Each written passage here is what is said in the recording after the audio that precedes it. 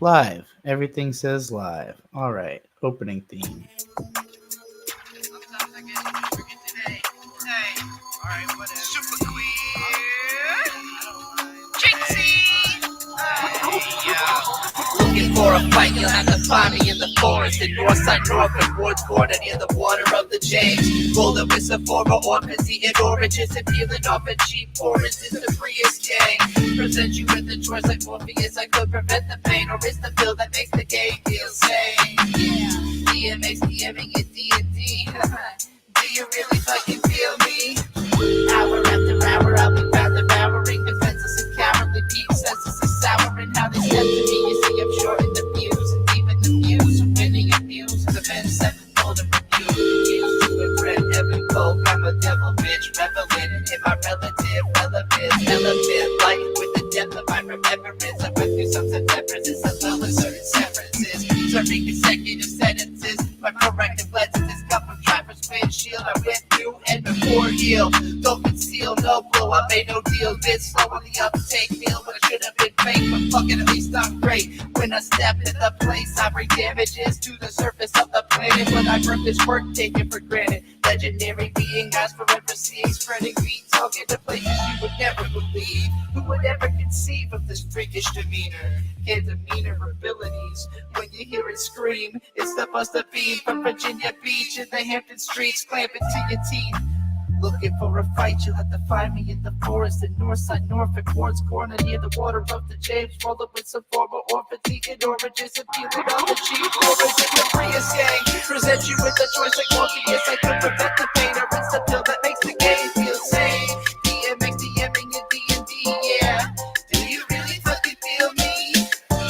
Are you sure you wanna feel me? Don't you sorta wanna feel me? Are you sure you wanna feel me? Don't you sorta wanna feel me? High-powered psychopath, I write no trash. My unreleased tracks are longer than discographies. My discography is longer than biographies. I am obviously your modern Diogenes. Lord of the flies and fleas and queen of the killer bees. And only ducking the bees and no pills I pound the leader. Smoke, faith, wait and shake, break it in. Oh. Down the earth and scream and play. This is the most important thing. And every day that you forget to do it is a fucking waste. Pound the earth and scream and play. This is the most important thing. And every day that you forget to do it is a fucking waste. Off baseline lifted, half cock shifted gear, super queer in the building. Sweet legs, eat lead. He said, she said. Oops, you scared me for a second. Now your friend is dead. On my second death, that's my third life. Searching for symbols in my face. We call them extra lives. You say what ups, maybe continues. Extra guys, if you know my YouTube influences. In the trenches with Ego Raptor. On the fences about the rapture. Pokemon baby, better go capture. Hey!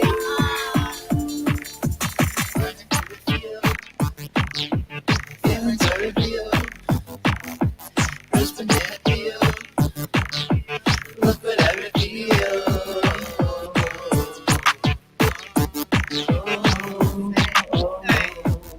Super queer. Trixie.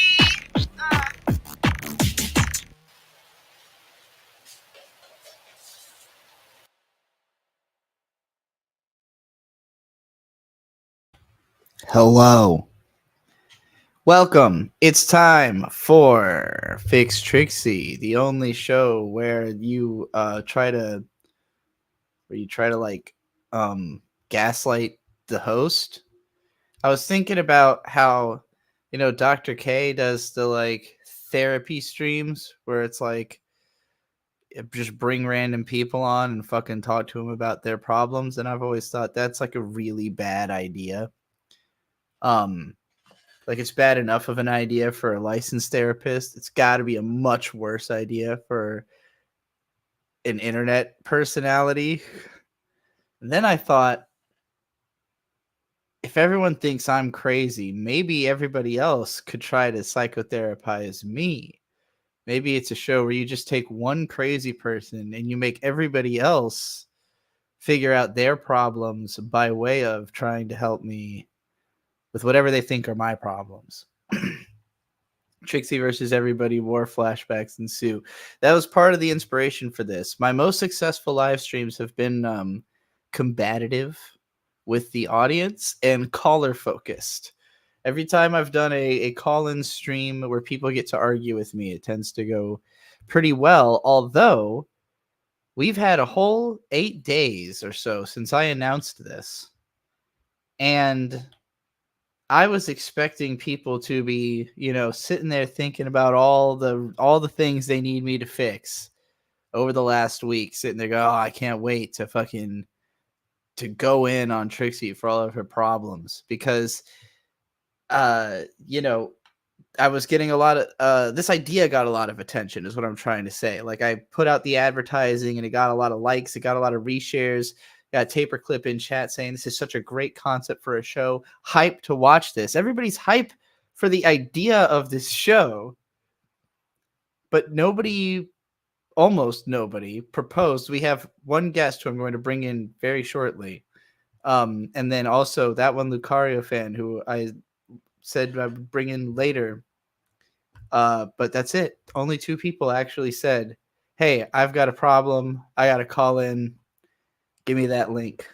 So I don't know if y'all just didn't really understand the assignment or what, but if you want to call in, DM me somewhere that I can see it, and I'll get you that link. But for now, I'm going to go ahead and bring in the only person who actually did say, hey, I've got an idea. And it is Mixie. Hello. Am I live? You are now live. Hello. Hello. Should I do a self-promo thing, or should I just go straight into the question? Yeah, no, go for it. Self-promo yourself. Who are you? What do you do? Hi, I'm Mixie Mixin at Mixie Mixin. It's Mixie, mix in. Like you're mixing in things into a batter, because I am terrible at names. I say, are you a baking streamer? That is, I'm a part of the fictional company, indie collective thing. Kind of thing. It's complicated. Flavor, and we already have 2 baking. We already have 2 baking YouTubers. I do bake, but I do not focus on baking. That is more Mina's thing. I see. What do you focus on then? Unrepentant nostalgia. Oh, okay. I play Flash games. I yell about old internet. I yell about how it's like, gosh darn it. My main thing is that I don't curse on this channel. Oh, okay. I won't ask you to curse on my channel, but forgive me if I do. No, it's fine. Other people can curse. I don't care. But it's more like, why is the internet boring now? Why is no one encouraged to do skunk and create and forge stuff? Yeah.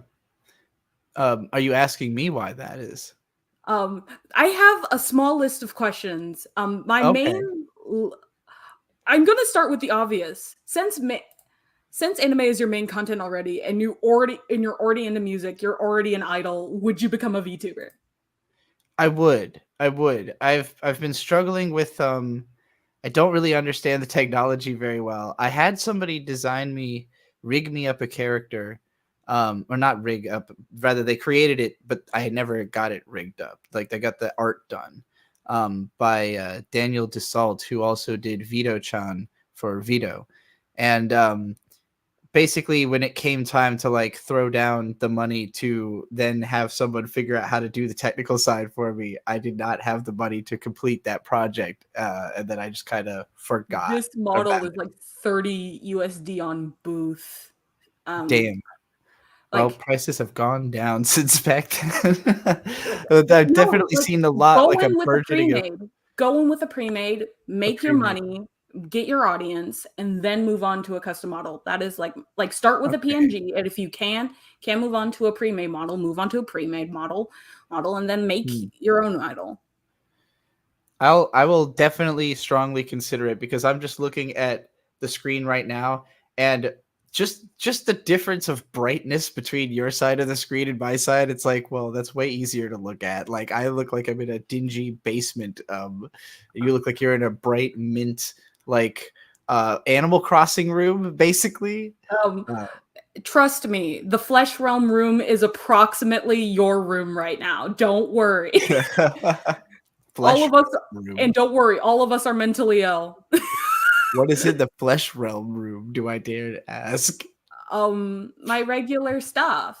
Okay. There's a plushie that I've been meaning Oh, to flesh realm. You mean like the human world? You mean like IRL? Yes. Sorry, I have never heard somebody. I thought you were describing like another backdrop you had for your channel that was No. like Sayano Uta or something where everything's fucked and horrifying. No. I'm a very terminally online person, and I don't like is like, oh yeah, the real world and the online world. It's like they're both real. They're both like substantial. I agree with that. Gary always in the chat said meat space is flesh realm now. That's kind of there's a lot of different ways people have referred to it over time where like meat space was one which kind of means the exact same thing, right? I call our physical body the meat mech. The meat mech. That's good. I like that. Because like the human brain is actually extremely fascinating because I do VR a lot, and it's just like the human mind is very good as like, okay, I'm piloting this. Okay, I must keep this safe. And that's why phantom sense is a phenomena. Actually. Are you familiar with Beef PC? The video Beef PC? Beef PC! Beef PC! And also my favorite internet video ever. To shout out to my aunt, Pipkin Pippa. I'm gonna shoot up a Walmart in Minecraft. I haven't heard that one, but I like it. That is basically Auntie Pipkin Pippa, which is like the colloquial term for like it's complicated. Basically, she's the person who made the fake company Flavor. It's like basically it's like, oh, we're gonna make a fake VTuber company, and like anyone can join it. It's like open. And I saw a video by False ID that was like open source VTuber, and I saw the words open source, and it's just like, oh, yay! And then I just did it immediately. So, all right. I have to get into what is it you want to what are you trying to fix about me? What do you think is wrong? What am I doing wrong? What do I need to change? This isn't obviously we've already gotten one step. Be a VTuber. That seems to be the first step, right? Just be a VTuber. Become mentally ill anime girl on the internet for money. You're already mentally ill girl on the internet for money, so just add anime. Be cute. No, it makes too much sense not to. So I think you're right. I think we've already had one victory here. I think I'm gonna put this on the docket. Fast track this as an aspect of need in my career.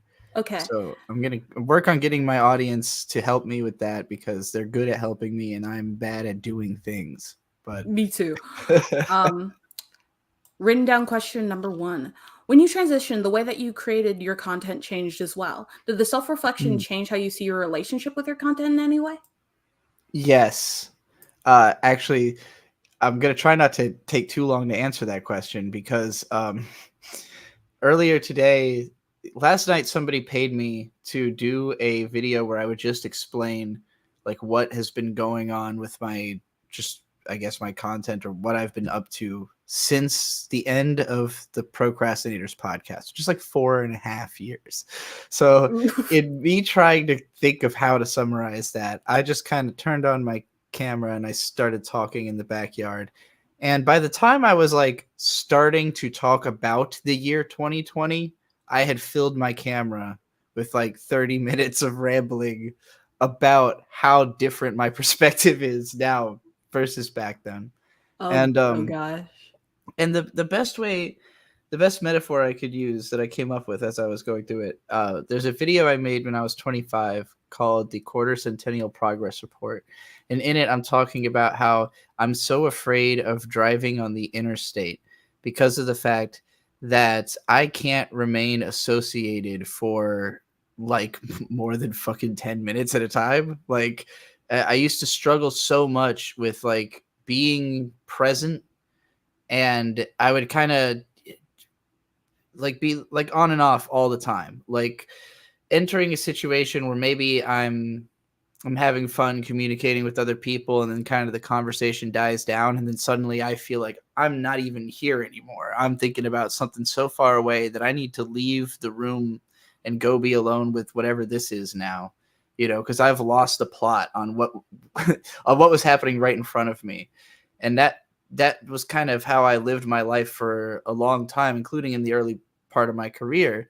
And so it's almost like in the time that I wasn't online, like wasn't making content or literally talking into a camera, I would talk about all of that stuff, like everything that happened off camera. I would then try to talk about on camera.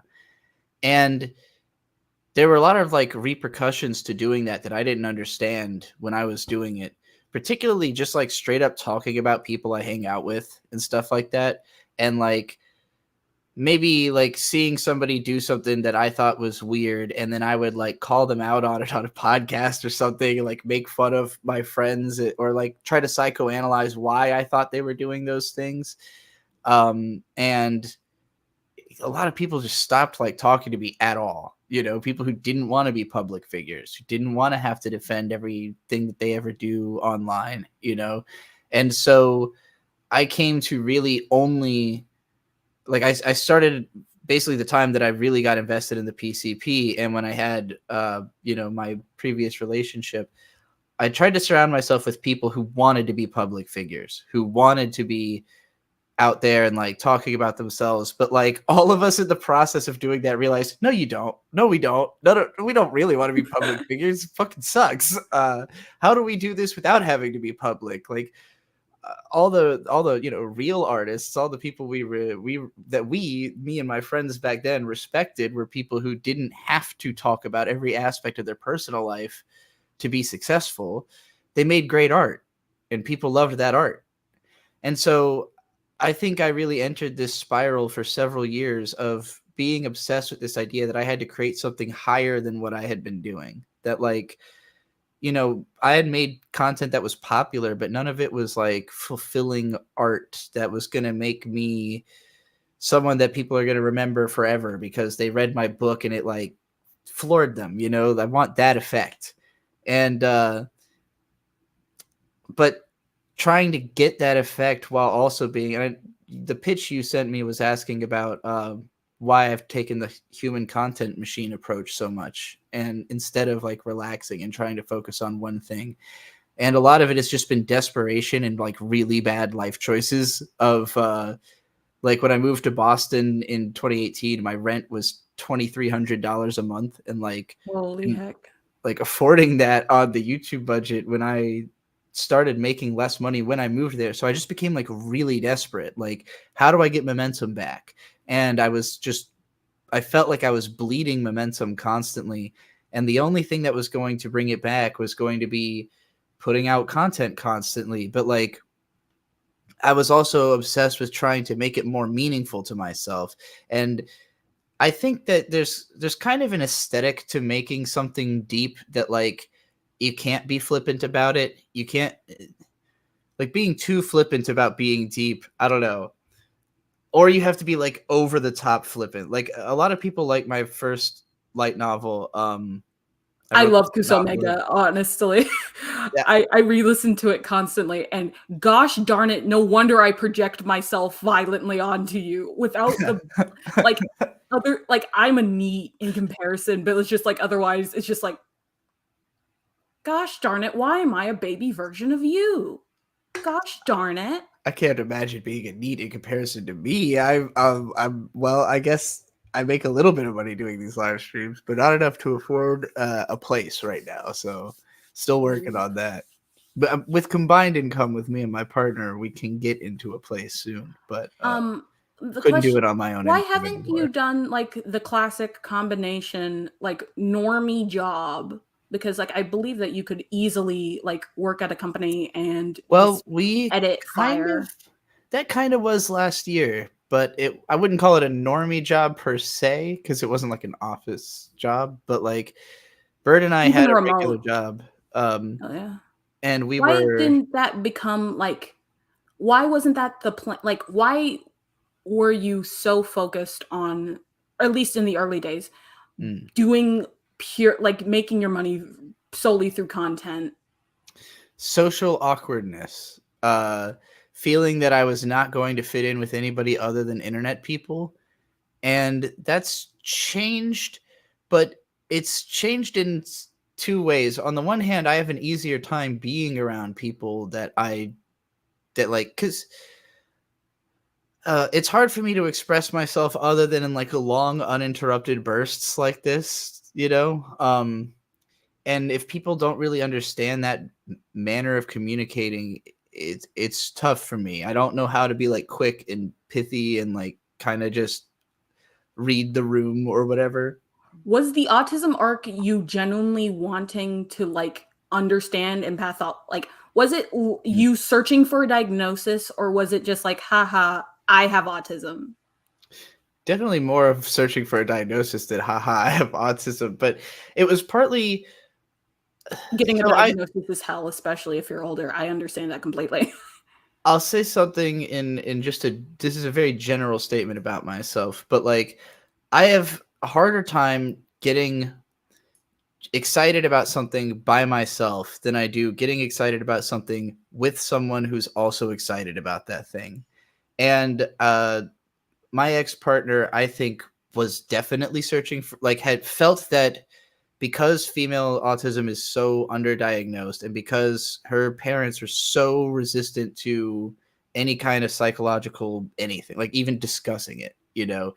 So she had like asked her dad to try to get her a diagnosis about this a few times, and he basically blew it off and was like, "You're not autistic because you can function." Debatable, you know. One of my therapists that I've had was actually the forefront of like women and women-shaped creatures can have autism, and it's like, women can have autism? Shock. Oh. I was misdiagnosed and then unmisdiagnosed and then re-misdiagnosed, and then it's like, oh yeah, you actually do have OCD. Like, intrusive thoughts are not supposed to be this weird. I get intrusive thoughts are not supposed to be this weird. Write that on my fucking tombstone. Jesus Christ. No, that's funny. So at the time with the autism in particular, I don't know. Where I'm at now, and I think I'm at the time trying to find a way to describe this without just singing the Blurred Lines song, but like I think it's really funny that the concept of a spectrum to me basically implies that like everyone is somewhere on it. And that's why I was so fixated on talking about this, like we're all on the spectrum, is because like, well, even if 90% of people were on the very far end, one end of the spectrum, that's still on the spectrum somewhere, you know, like you have to cross a certain line before they're going to start labeling it autism. But like for there to be a line, it means there must be a gradient up to normal also, right? Like everyone is somewhat more or less autistic than everybody else. One time I thought that too, but then I realized that neurotypical people especially like are like not only like I'm currently with a therapist who is amazing and epic and works with autism and trauma, and there are physical things in the autistic brain that for people like further in the spectrum is like, hey, like I think that you have a pathological demand avoidance profile. And it's literally just a thing that just makes anxiety happen when things are happening. It's like, oh, you have to go to this appointment, and your body physically cannot come down from it. It's not just like, oh, I need to go to this appointment. It's like physical, and like no matter how much you try to calm down, you can't get rid of it and the more you try to mask it, the worse it becomes, because that is your brain having a neurological response to it. And it was really fascinating learning the physiological things that are a part of autism. Also, slightly related, would you ever do the shirt that you were like the yellow shirt as merch? Because I want the yellow shirt. Do you mean the fuck off I'm autistic shirt? Yes. That is actually the Dick Show merch. Like you can buy that, but that's Dick Show merch. Darn it. I don't know that much about the Dick Show, so then people are going to see it and it's just like Do you know But yeah, about this? it's of course a parody of the of please be patient, I have autism. It's just fuck off, I'm autistic. Because there's just a lot of autism in the Dick Show fan base. So that was Gosh darn, I wish I could say that to so many you'll people. see a lot of people in that shirt at the at the Dick Show events. Um, okay, but what I was thinking, shit, yeah, the kind of why I stopped on the autism thing is because better terminology got popular, and I'm a little bit slow to adapt to new terminology because I'm not trying to like keep up with the youths and sound like hip and cool all the time, you know? Like I want to wait until I see that something actually has become like a thing people understand. Like if I use this phrase, am I gonna have to explain it to my mom? You know, to be like a word becomes a word when I reach a point where I'm like, Mom, do you know what woke means? You know, like, and then I have to. Obviously, at this point, she is well aware what woke means. Everybody knows what woke means, but that took a while. You know, there was I use period pog before in that. regular sentences with my mom, and now my mom says pog back to me, and then I realize that I am something. Definitely something. Fedboy Lauren asked, "Why no Trixie merch?" It's hard to do. It's just hard. Everything not about that being a hard. YouTuber is hard. Like you can do print on demand. Print on demand while having low returns is extremely effective. Like Redbubble, Teespring, etc., etc. I I've done know that a kind of lot stuff. They just about. I've never gotten like many sales, and I don't like to sell stuff that I don't think is high quality. You know, but at the same time, selling nothing maybe is worse. So Redbubble is fee wise garbage, but it has, I think, the most visibility. It's like, okay, getting into the weeds. I've been wanting to be internet famous since the age of 11, and it Hmm. is slightly your fault. Oh no. Oh no, the groomer accusations are coming.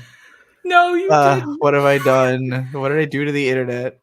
Um, I feel like I've a lot of my current career is trying to repent for having been on the internet for so long. I've been on the internet since I was 11 also. oh Uh, no. And and that was early. it's just a recursive, it's just the spiral of this. Well, like, and granted, I was very guarded on the internet as a kid because my parents were like, don't tell anyone anything. Like that was the only thing they understood about it. Like if you're going on the internet, don't give anyone any information, don't tell them your name, don't show them photos of yourself, like assume everyone's a pedophile. And like that didn't stop me from flirting with pedophiles, but it kept me Hey. from showing them my face or name at the very least. Um, So, you know, it was an odd period of time for sure, but there was not nearly the level of like quick communication. Well, also I stayed out of chat rooms. That was a big part of it too. I was just warned like generally chat rooms are dangerous. So I only was on forums and like places where you could communicate a little bit slower up until my late teens when I got into anime blogging. And then I had a lot of friends who were older than me, but it was all anime bloggers. And so it was all just people I was talking about anime with and, you know, watching shows, most of whom looked at the way that I was into like moe and stuff with a very like sidelong like it's we don't like that you're into that moe stuff, you know. hey, It's a cute girls doing cute things is the entirety of my marketing strategy. I make funny noises for people who like anime girls making funny noises. I understand. I gotta get in on that market. You're right. I don't know what I'm doing being a human face. My face has no business being on this contraption. Um Funny noises, Pog. Yes, truly. anyway, funny noise pod. Yeah, Thinking. well, I feel like you've already fixed a lot of my problems just by suggesting that I become a VTuber. So, Okay, what was with the N-word thing? oh God, what I do you mean understand. by that? Okay. How do I explain this? The way that you explained that growing up in a predominantly black space. As a black person, I grew up predominantly in predominantly white spaces. So I have the same thing as you, but in the inverse, but there are no slurs, disparaging terms that are on the wavelength of the N-word for white people, I think. But like, what emboldened you to like feel that in your, like, have that level of resonance, but also know that, also, how did you not get punched in the face? Well, it's funny you asked that, because I was making fun of, I do make fun of that particular notion that, like, I don't know, that like black people are going around violently attacking white people for saying the N-word. Like, who's going around punching white people in the face? Like, that's a terrible idea. You're going to get arrested. Like, well, it's like a threatening your own life. Like, if anything, that's the reason you should be mad at white people for saying the N-word, is that they're doing something that they know they should be hit for, but like, you know, you shouldn't. I've been in a lot of edgy spaces, and I have one rule: if you feel so emboldened to say the N-word around me in a disparaging way, you have to say noodle afterwards, because I personally find it extremely funny. So you have to entertain the black person in the room. Entertain me. That's a hilarious rule. I think this is weird, because now I feel like I'm in a position to like explain why something is racist to a black person, which is, I know I don't have to do, but I guess it's for the audience. Like the whole concept of like having the pass is really silly, because everything is what you are allowed to do, period, is just entirely contextual all the time, everywhere, right? Some people will let you say some words, some people won't let you say some words. Nobody can give you the pass for everyone else. Like, if you have a friend who's black who lets you say the N-word, that doesn't mean that you get to say it to the next black person you meet and expect them not to be offended because the other guy said you could. Like, that's just not the way that works. And I don't think I really understood how many more black people are offended by white people saying that word that are not. Like, because in the school, particularly where I went to high school, and it's not like I heard this word constantly all throughout my life. It was mostly the high schools I went to. Makes sense. They say it a lot in the public high schools. Yeah. And the first high school I had gone to was in Chesterfield, Virginia. I went there for like 2 weeks. I barely remember it. You know, the only friends I had there were a couple of unidentifiable mixed race guys who, you know, lived in my neighborhood, who were working on trying to become game devs. Would have been really cool to grow up with them, but we ended up moving to the inner city, Richmond, and I went to a almost all black school for a while. And I tried to make friends there because there were other kids who were like geeky and who were into anime and fucking gorillas. And I would talk to them during class, but nobody wanted to be like known for being my friend, because I was like horribly scraggly. I was just like, you know, puberty hit me really, really hard, really, really hard.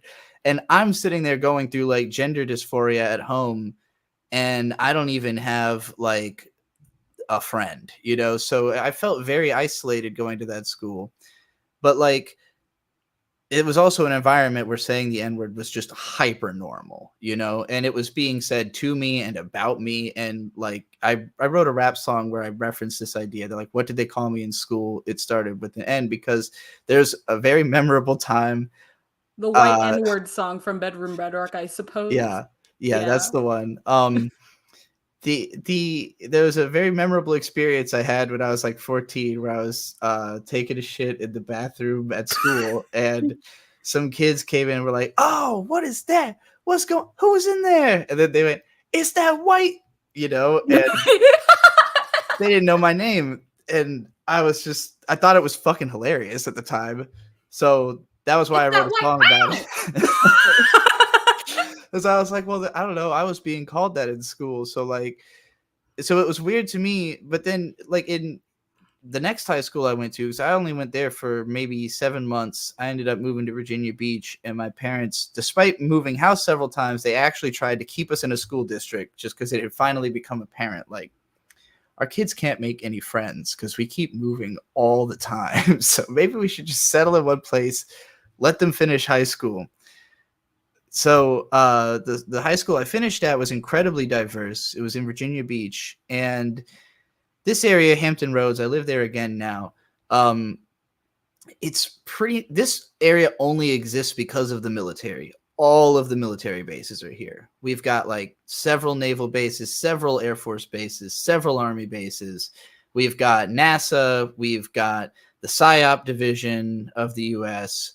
We've got like just all this stuff. And it's all because there are natural deep water ports here in Norfolk. They also exist down in Florida, which is a Quick much nicer place question. to live. Is Virginia Yeah. still south enough for restaurants to serve sweet tea regularly? If Yes. so, I need to go up there. I need to go visit Virginia. I need to see. Apparently, a lot of like you, a few other of my friends are in Virginia. Mm. And it's just Mm. like, I'm not going anywhere that doesn't serve sweet tea. I'm not going to California except for a far off guy, maybe. I gotta find this. There was a YouTube short that Bird watched earlier that was like tour of Virginia, and it was basically Hampton Roads, my area. Each city was basically either crime zone or middle of nowhere, and then upstate was all like yuppies and Karens, because that's where literally all the government is upstate. So Yeah. like Northern Virginia is just like very rich, very control focused, and then down here it literally only exists for the military, and we're not close to anything else. Like Hampton Roads, it's not close to another major metropolitan area. It's separated by like 100 miles of swamp from anything. So yeah, we're in the middle of nowhere. And but because there's so much military there, and other than military, it's all people from either New York or Georgia who are either moving up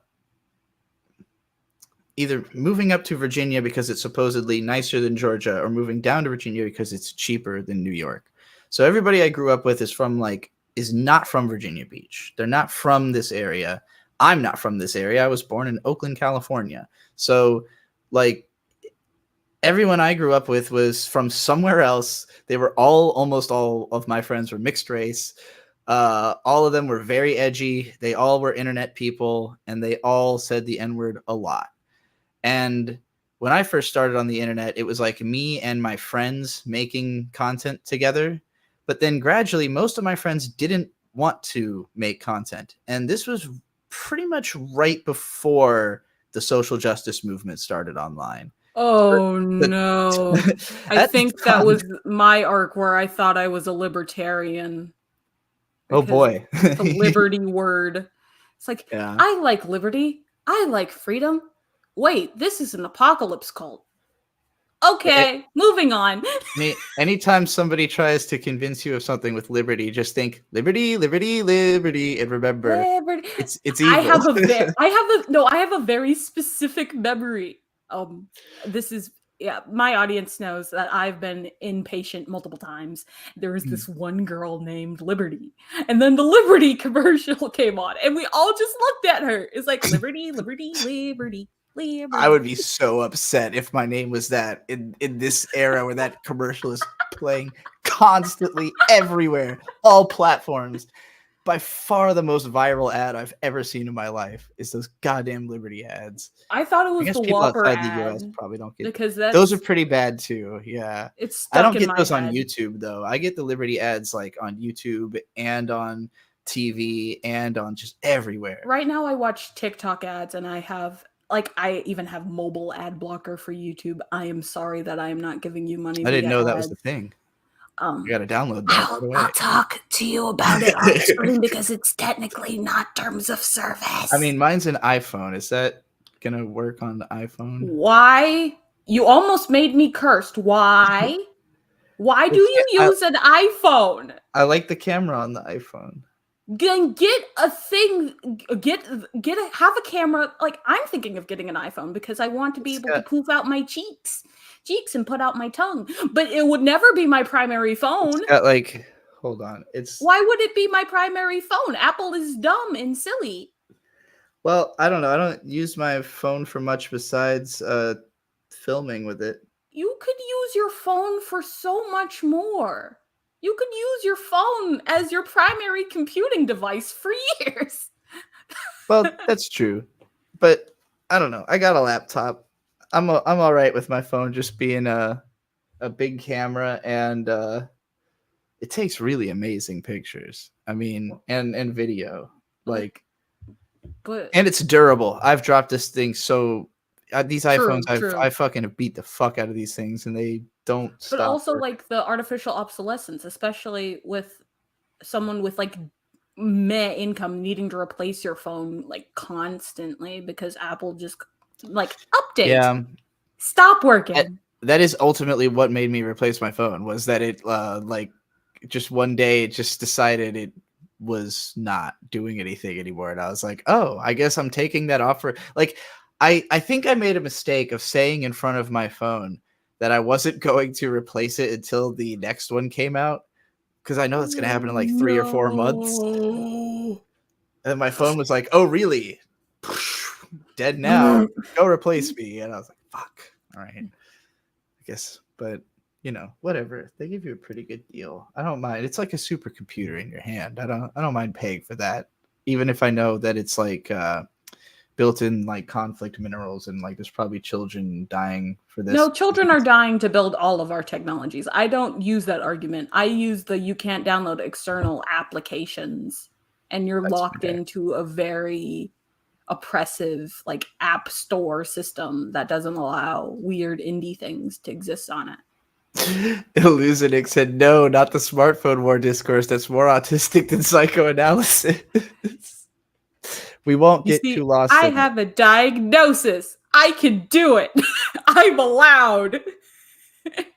I have forgotten what we were. Oh, I was talking about the N-word. Did I like apologize enough yet? Hold on. What? Did I explain myself? I remember my art guy specifically like saying, okay, what was up with Riley? What do you mean by that? By like, what was up with him? Like, what is up? What is up with Riley? Yeah. Well, right now, him and Mint make videos and porn, and I haven't kept up with them for the last like month or so, since he's kind of been on the down low from the internet after he went to jail. And wait, he went to jail? Yeah, it was sad because there's this, I don't know if I want to get into this entire story because it would take a while. Basically, he made fun of a guy on the internet a whole lot, and then he showed up to that guy's event, and that guy got him arrested for having like basically feeling threatened by the things he had said on the internet. So this is different than him beating up Ethan Ralph. Yeah, this is a totally different thing. Okay. But yeah, he just like popped into this dude's event, and the guy had already put a warrant out on him for the stuff he had said online, basically saying that, you know, if this guy came around, he would be considered as a threat.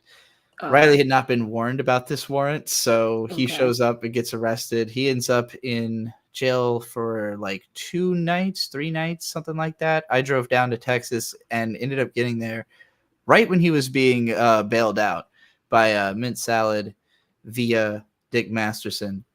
And since then, he's pretty much been like just racked with fear over trying to afford the legal fees if this actually goes to court. Makes sense. Yeah.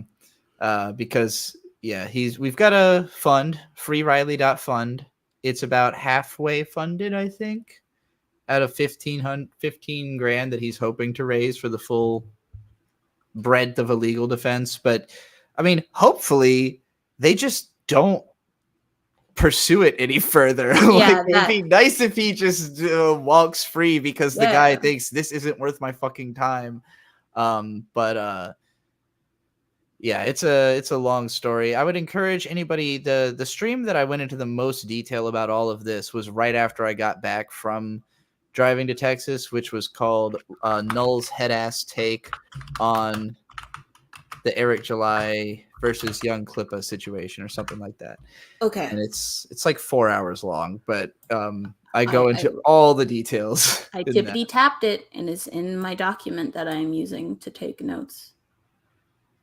But yeah, I mean, if I had to describe how me and Riley like became friends, is that what you're asking? A little bit, because my guy is still slightly salty. Is just like, yo, maybe don't. It's like, and then it's like, I think it was like free speech in my dude's direction, and he still is like, wow, internet person interacted with. Oh no. I think I understand what you're saying.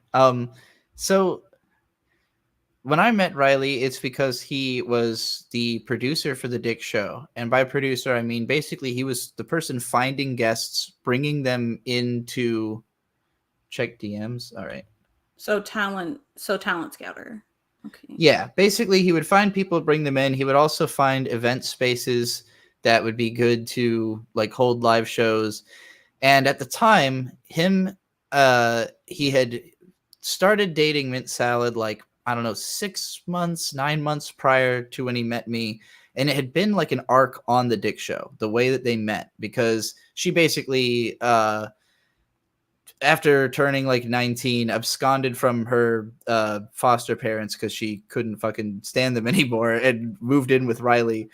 And she just like took their car, drove to Riley's place, and then abandoned the car somewhere. It was like, y'all abscond. Leave the vehicle. Move. So Mint moved in with Riley, who was at the time living with Bird, who is now my fiance.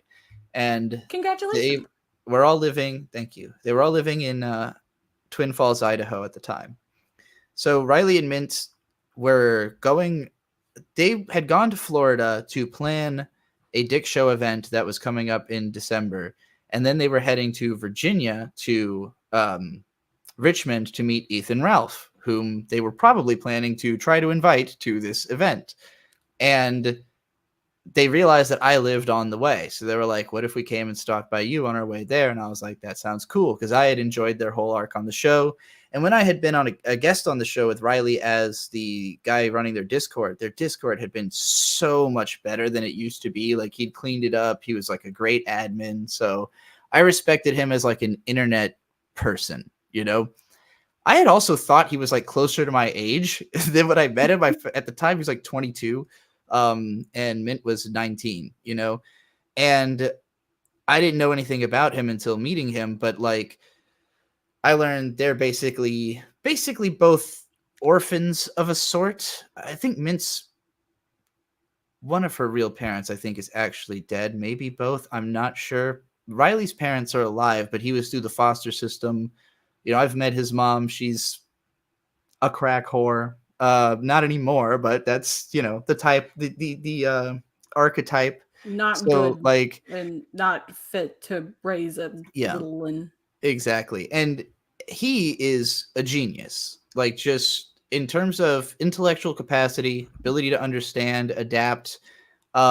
Basically somebody who, from my perspective, had almost no opportunity to actually like exhibit his talent until he discovered the internet. And he found Brad Carter, the guy who runs Phone Losers of America. So he first got his start on the internet as part of the Phone Losers, doing prank call shows and just all sorts of young miscreant behavior when he was like 12, 13, you know? Makes sense. You are a young miscreant. Yeah. So he found his way through these internet communities. He eventually became friends with John McAfee, was running his Discord. That guy's like, you know, major globetrotting criminal, like basically the character Sullivan from Uncharted in real life was John McAfee. And so the reason Riley became producer for Dick Show is because he got John McAfee onto the Dick Show. And eventually he would get like comedian Ryan Long and a few other people, people who were great guests. So I respected his work, especially meeting him and being like, wow, you're this young, and like you can read off to me like this long list of internet things you've been involved with. He had leaked Monkey's sex tape.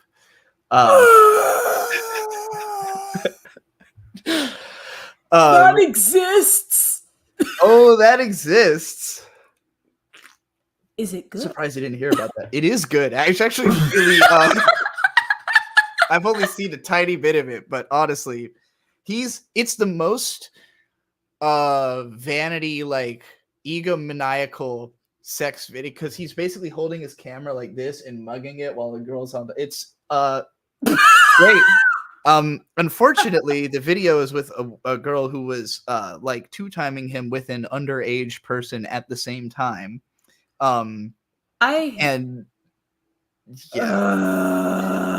His situation was fucked up, and basically Riley like say thing that is probably out of pocket.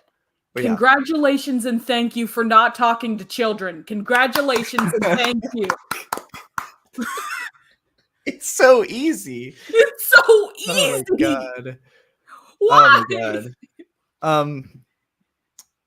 You didn't know the backstory of Clipperverse was that insane? Well, and the reason he knew Monkey is that Monkey and Asterios Kokkinos, who is one of the original like main guests on Dick Show, had started this show called Boomer versus Zoomer, and they were doing it as a live show. And after the first live show where Monkey met this girl and started doing acid and, being having a degenerate relationship with this girl he met, cheating on his then girlfriend, also, I might add. When Monkey started that, he stopped showing up to Boomer versus Zoomer, and Riley and Bird had like basically traveled all the way across country just to like help out with this. So they were like running merch tables and like helping out with booking the events and stuff. And it ended up being that Riley was putting on the Monkey mask and filling in for Monkey because Monkey wasn't showing up. So Monkey's on this downward spiral, and he's saying like people are like Riley told him people are saying they have your sex tape, and he's like, no, they don't. And Riley's like, I have your sex tape, and he's like, nobody's gonna release it. And Riley's like, all right, buddy, releases it. Boop. So I at this time was with my ex.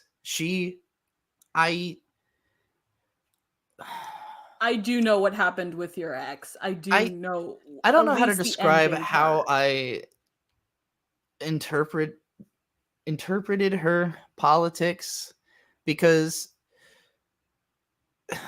it's hard to talk to somebody who's a people pleaser, and especially when the person they're trying to please is you, and then you see them in other contexts trying to please other people, and you think, well, okay, which one is your opinion though? Like, is it your dad's opinion or is it my opinion? It can't be both, You could. I think that it is very easy to be a people pleaser while still having your own opinions. You just shut up about the opinions that other people don't like. That's how I do it. Well, that's how she handled most interaction most of the time, was just kind of being quiet and then afterwards telling me all of the negative opinions that she had about that she hadn't expressed. But I didn't understand how much she hated the Jews until afterwards. Yeah. And it was it was kind of the phrase mask off was invented for the way I felt when I heard about how she was talking around people in the next relationship, where I was like, oh, so all that stuff that she did kind of said playfully, she was actually really serious about all that, or she's now lying to fit in with this group. But either way, how do I don't know. I don't know how to interpret somebody who just becomes a different person with different values depending on who they're around. This model does not show mouth slightly agape in pure horror well. So I want you to imagine that very vividly. What the heck? In the time that we were together, I follow the Dick Show is the most right-wing thing I've ever been a fan of, and it is not sincerely right-wing. Like, not to say the quiet part out loud too much. I mean, right now Dick is like very actively against the conservative base and basically like, y'all are fucked and you're definitely gonna lose. The current American Conservative Party is like, I'm a VTuber, I do not have any political opinions. I'm a VTuber, I have no political opinions. I am a VTuber, I have no political opinions. I am a VTuber, I have no political opinions. Please move on. The brainwashing worked. Good job. Anyway, the Dig Show is like the most right-wing thing I follow, but part of what I like about it is that he brings in right-wing extremists to talk to them, to reveal how insane they are.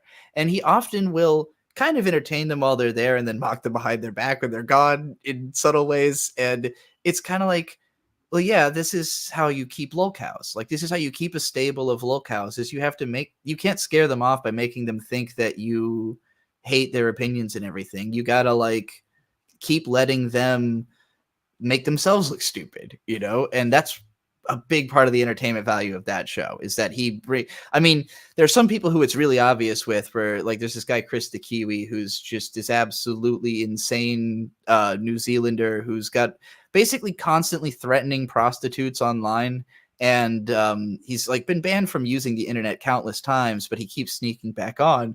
And he keeps calling into the Dick Show, even though like we all make fun of him relentlessly for being a terrible person. But like, you can kind of get away with it with somebody who's that far gone that they can't even really comprehend how fucking far gone they are, But like a lot of the people he's got, people like Ethan Ralph. Question like Ellen Horai, are PNG tubers not allowed to have political opinions?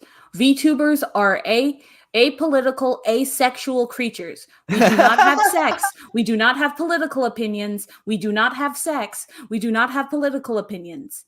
I've never been more sold on becoming a VTuber than just unless your thing is having sex or having political opinions. Then you can have sex and political opinions. No, fuck that. I am not having any sex or any political. I want to be a VTuber. I'm getting out of the sex and politics worlds. Those are the two spaces I don't want to occupy on the internet at all. Seriously, I'm over them. Mixie, are you asexual? Except for when I am president. Let's say that I am. Wink. Okay. What was I ranting about just now? I lost my train of thought. Dick Show, right wing. Yeah, okay. So what I'm realizing what narrative I'm trying to build to now, because I get so lost in the weeds sometimes. I'm trying to build to why I was associated with Ethan Ralph at all, because that to me is the more mysterious thing than being associated with Riley. Riley, by my interpretation, is basically me if I was way angrier and less like in control of myself, for good reasons. Well, not good reasons, but I understand. I understand why he's so angry, Being angry is always generally understandable in most contexts, because like there's a reason why you're angry. You can't be angry for no reason. Yeah. And when I met him, I could tell he was an angry person, and that I wanted to help direct that anger, because so again, to step back into like the frame of mind where I was at in 2020, I had just started gender transition like really seriously. I was maybe 4 months in when I met Riley and Mint, and I was giving a lot of philosophizing about myself and who I am and what I am trying to do. Like, what is the message of my art? What would make my art good is knowing what the message is, knowing what I'm trying to say and being able to say it really well. I think there was a time where I felt more confident about what I was saying because of the Dunning-Kruger effect, like just not understanding how far I was from being really having perspective.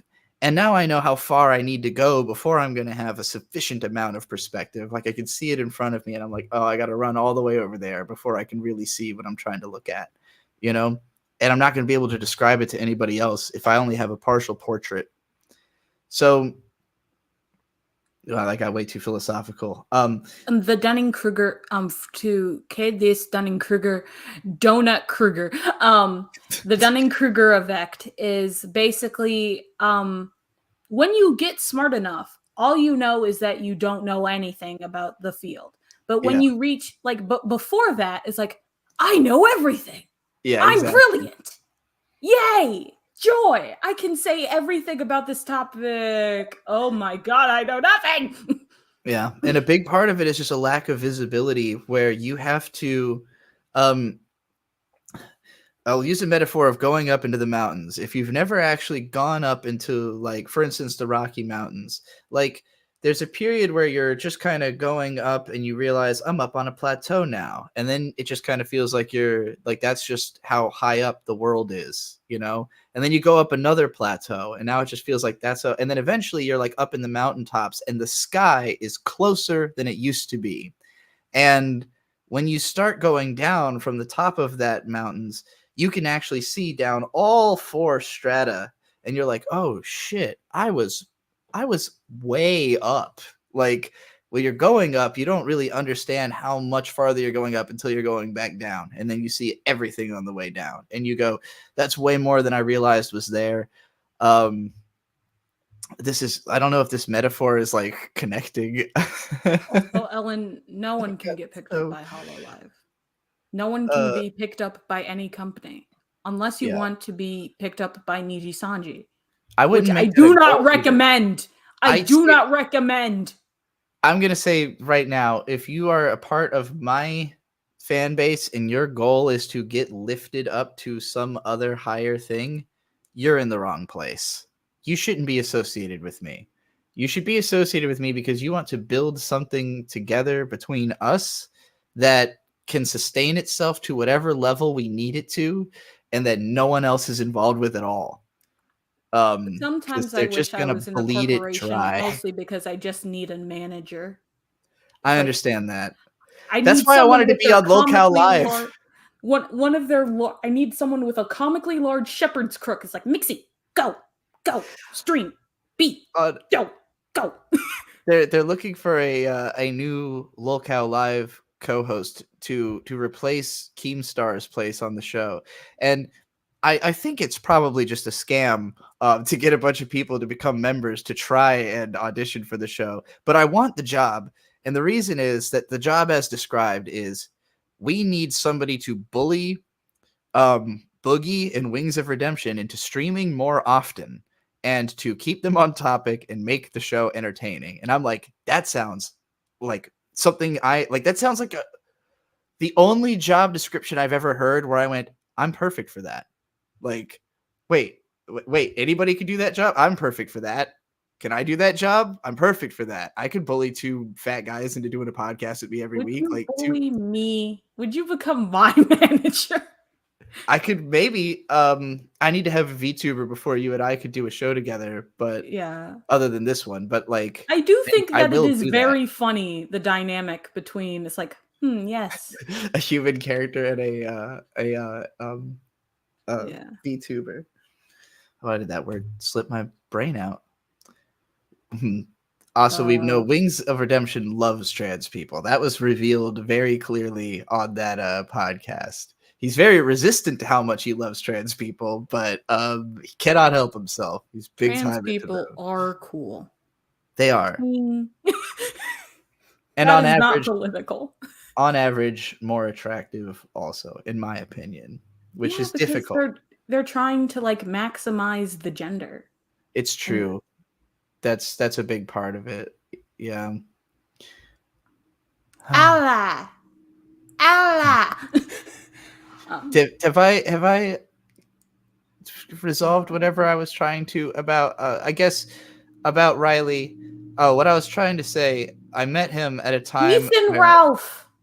Yeah, and Ethan Ralph. And then Well, the new show that you want to work with. um, new show that I want to work with. The one that you are auditioning for?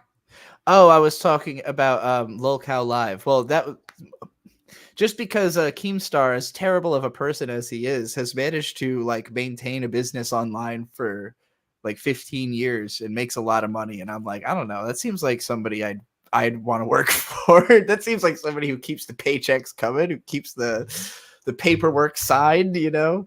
Um, but anyway, yeah, like I met Riley on his way to go meet Ethan Ralph. And at the time, my ex was a fan of Ethan Ralph. She was watching his show all the time. And I would kind of sit her in front of it so I could go get work done. I'd be like, hey, Ralph's on. You should go watch Ralph. You know, I'm going to go work.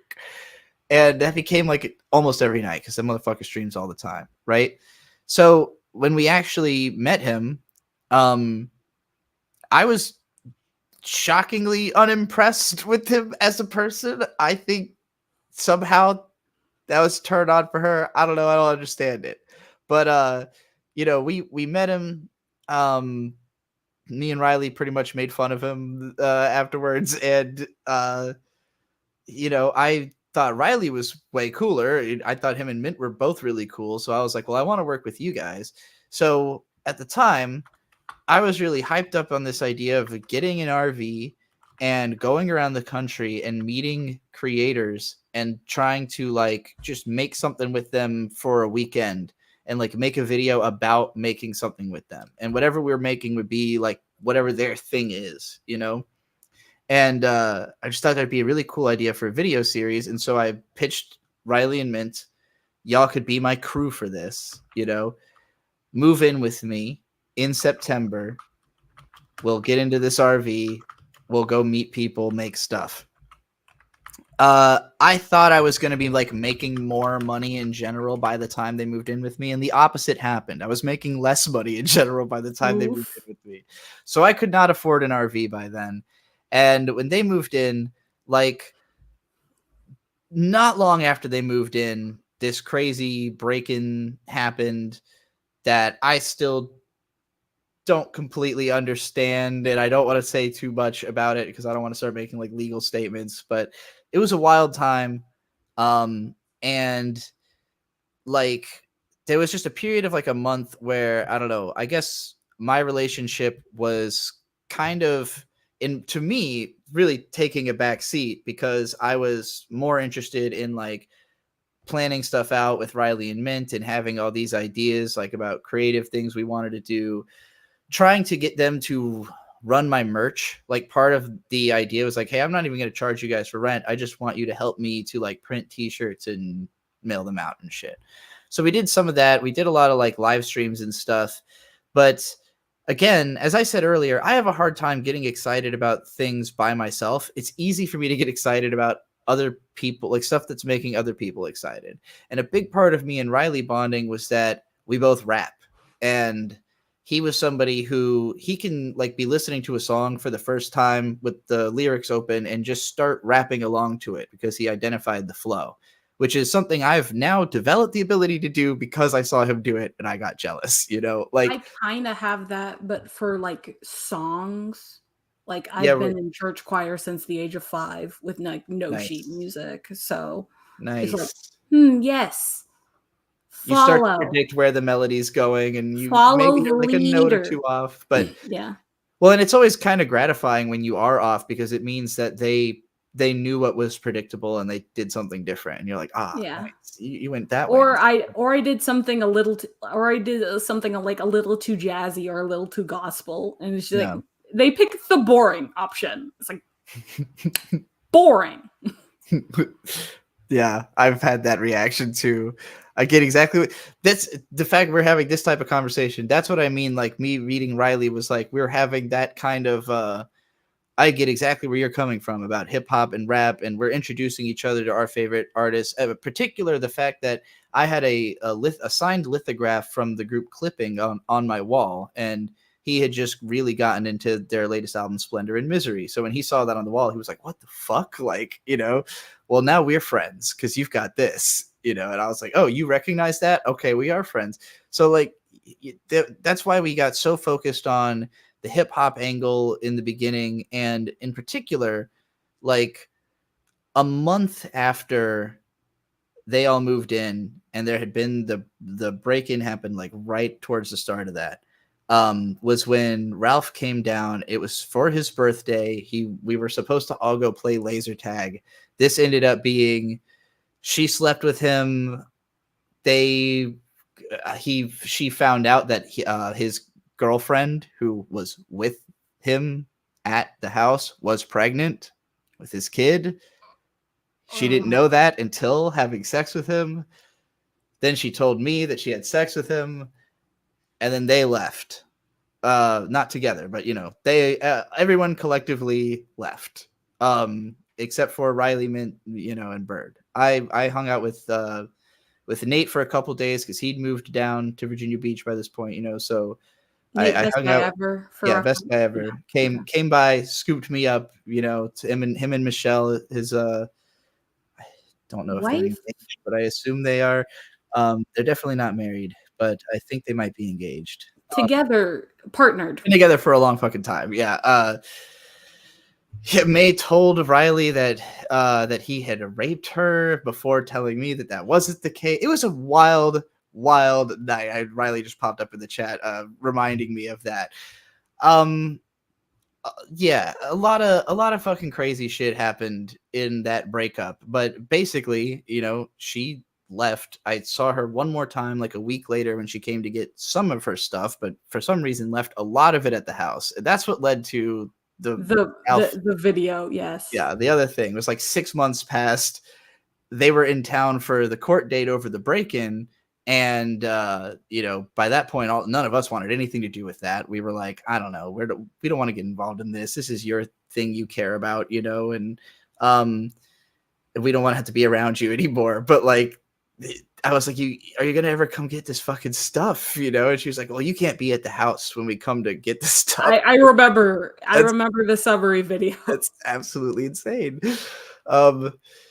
So yeah, that was like pretty much the last interaction I've ever had with her was that night when they broke into the house. So, you know, for me, that was like, obviously this is a very burned bridge and I don't want anything to do with these people anymore. You know, the fact that they could escalate things to this point means I would rather not ever have this. I would rather not have this influence in my life anymore. You know, something that would rather not have this be a possibility that exists in my life. Is that these people are going to show up at my house and try to break in and fucking, you know, I had to call the police because my friends got blood is all over the fucking floor or whatever. It was a wild time. But in that time frame between that, you know, basically because she was gone, I've lost track of like, well, what is like my life was planned around that relationship. You know, I didn't really have another ambition of like, here's what I'm going to do otherwise, except that on a creative level, I was really obsessed with this idea that I have to take responsibility for the influence I've had on the internet, where young people like you who grew up watching my content, and even if I said, don't admire me or don't be like me, however many times I said it, it doesn't matter. It doesn't work that way. I listen to Paradise and think of a parody as like, no matter what, I ignored the carry and intort, I admire you. Yeah.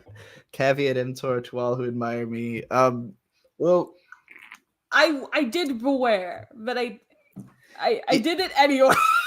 Well, and you can't stop it, right? Like some people are just gonna keep sticking around because they think, well, I made a stream recently that was called like being bullied is worse than, or is not as bad as being ignored. Being ignored is worse than being bullied. I think that's what it was called, because like at least when you're bullied, it's like you're being like told what you could do to fit in. If you're being ignored, you're like, how do I even get in there? Like, how do I even get into the conversation? You know, and I'm working on that part in therapy, but I digress. Well, this is my version of therapy. And I still haven't, you know, I mean, my methodology now is basically I've come to realize you can just kind of be too boring for like young people or like too obscure. Like my videos aren't really easy to get into, and I don't want them to be because I don't want people to treat it like easy entertainment that they can just like grab a few bites of knowledge from. It's like, no, you got to understand the perspective this is coming from, because if you don't, you're later going to find out about the perspective it was coming from somebody else, and you're going to go, oh, I disbar every opinion I ever agreed with from that person because I didn't know they also said this other thing somewhere else. And it's like, I'd rather you had the full picture from the start. It's hard to do. The full picture is very large, but it is a very big picture because you have developed a lot on the internet. Yeah. I think despite my time on the internet, my image is relatively small. Like, considering all of my points, especially Mixie is particularly tiny. Mixie is just silly burb. Silly burb. Sometimes it's good to be. I mean, I as a VTuber will probably be significantly smaller than my real life self because my mental image of myself is smaller than my real life self. Which is why it's so weird that my like image is so large on the internet that it's so different from my self image, that like my self image and the image of me almost don't look like each other. And that was way more true before I started gender transition, which is for me it has been a big help, like back then Have you felt like, started E, or yeah, is I that take a like a rubbing alcohol estrogen mix concoction, like I spray it onto my leg and like rub it in, and yeah, I've been doing that for like congratulations. I 8 know or that 9 getting E is months. hard. What is hard? Getting E, access to Oh, any E at all is hard. yeah, especially because I've moved so many times, Oh no, then like that means general practitioners, and that means moving practices, and then it's just like, yeah, are you really a trans? Are you especially. really? Well, the weirdest thing was I was when I first started transition, I easily got in to clinics in Virginia, and then when I moved to California, Planned Parenthood was like, you have to have insurance, and I was like, what? I thought you guys existed for the sake of people who don't, but apparently not. And like to get insurance, I had to live in the state, and I wouldn't have been able to pay for it anyways at the time. So yeah, that caused a major disruption. And Have so you ever thought of like getting a job just for the insurance? I have considered it because there are certain jobs that have like a lot of LGBT protections. Like, I don't know. I think if I could find a job opportunity where it was like literally a bunch of trans people, then it would be different for me because I would just be like, well, I know this is like an innately accepting environment. Like, I have a really tough time talking to normies, like people who don't. Uh, the I gap is have so large, I have the like in the flesh realm. I am a black person, and like since I don't look like a baddie, I do look Mm, like I don't wear any makeup, and that mm, inherently just like docks my age, so people think I look like 16, and it mm. doesn't help that I'm mentally stuck at the age of 16 anyway. um People thought I looked way younger than I was until I started getting really gray hair. And if you meet me in person, it's way more apparent because in the sunlight, like my hair is like shiny gray. And so shimmer. people, if I ask somebody what's my age, the way they phrase it is always like, well, because of the gray hair, you must be at least 30. Like, okay, cool. That means I look younger than I am, I guess. But But I I can like the always gray hair. pull like the I'm cute. I can pull the manic pixie dream girl act and be endearing long enough to get through the conversation. Okay, I've had you on for like a whole hour.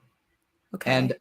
I do have, I think, at least one other. Wait, Also, we've sent me a message, but I don't know if this is something you wanted to call in to talk about or if you're just asking me this, Asaweeb. It says, you've made media analysis for all your time on the internet. Is this hypothetical? Your fiance bird, something bad has happened and is out of the picture. So fuck, marry, kill. What fictional characters are you ending up with and why? So disappointed I wasn't the first 2D character you've talked to.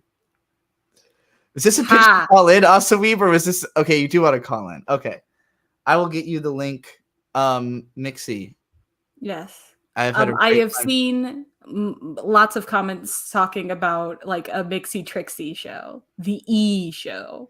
The moment I've had a VTuber, you're the first person I'm going to come talk to because you're now the first VTuber I've actually talked to. Like, the Z as a VTuber. The Z show, which is just XIE, because we both have the XIE, which is very funny. Right. The Z show. No, we had to come up with an acronym that XIE can stand for. It'll be like excellent, interesting, interpretation. Eloquent. I got called eloquent way too much. I am Mixie Mixin on YouTube, and that is the main place I stream. I stream whenever and randomly.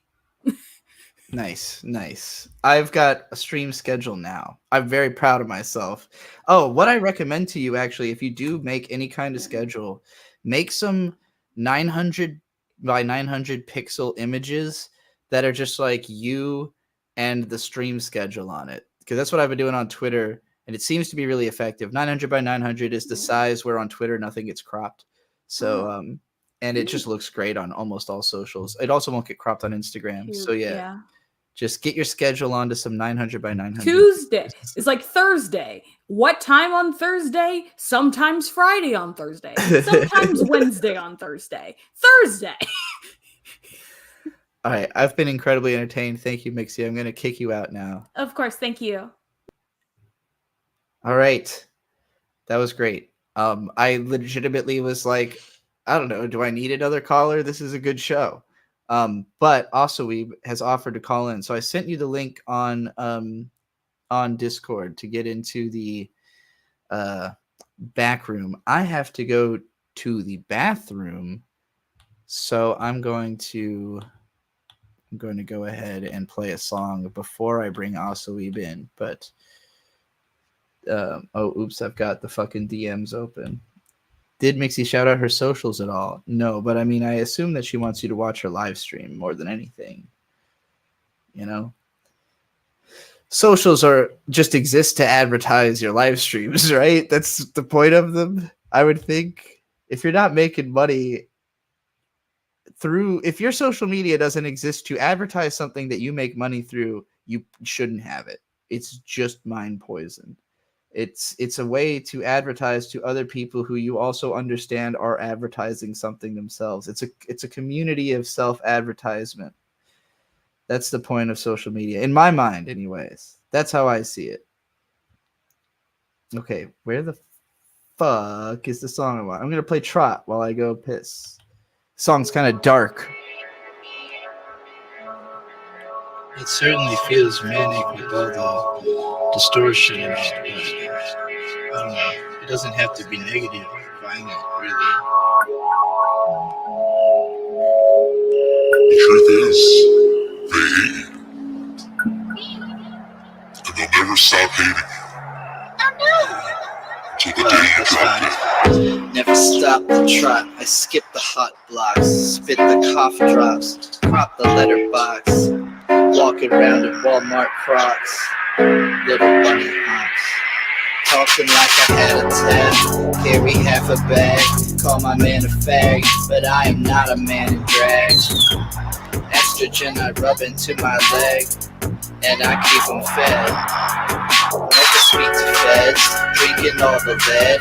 Tend to hit my head, eat me sleepy bed. What did you forget to get? Wanna make a bet? Paper up the 3%. When I'm off the red horse, you gotta look again. Now suddenly open next. How'd you like to eat your friends? Wanna beat a dead horse till it revives again? Or shall we let it end?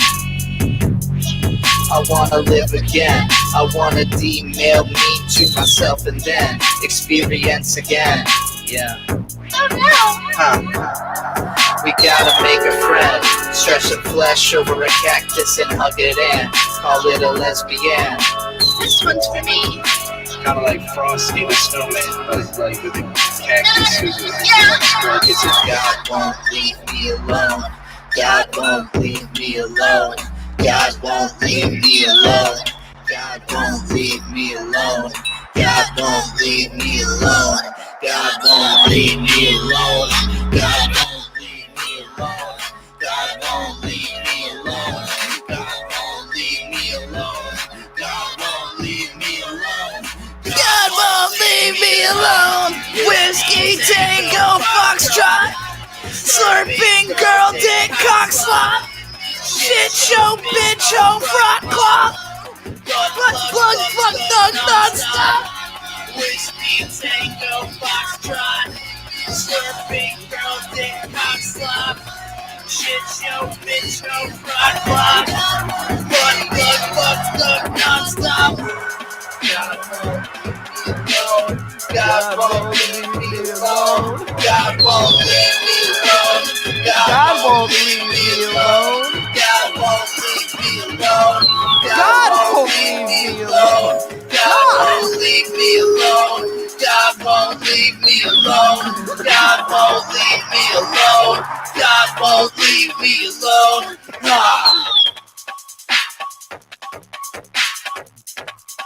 That's Trot from my upcoming album, Ridiculously Adequate Performance. There are only, I think, 3 songs left to be finished. No, 4 songs left to be finished before it comes out. So there's 7 complete songs. Trot's one of them, but I haven't released. The only one I've released is By Daybreak. I'm waiting. I want the second proper single to be the song Frolic. And that one's still in development. But when that is done, all right, I'm going to bring in Asoeeb, who it turns out is also a VTuber. This is a clear sign. I'm receiving a clear sign here, right? That I need. Am I here? Am I here? Am I live right now? You are live right now. Can you hear me? Yes, I can hear you, Trixie. Amazing. I'm so disappointed you did not message me first.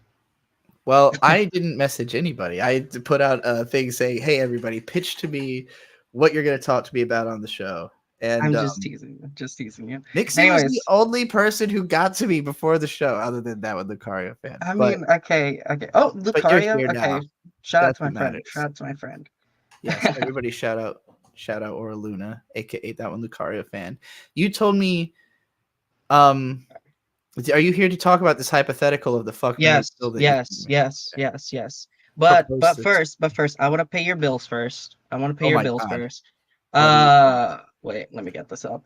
All right. Don't forget. Hey. Support Riley. Support his legal fund. Yes. Fuck.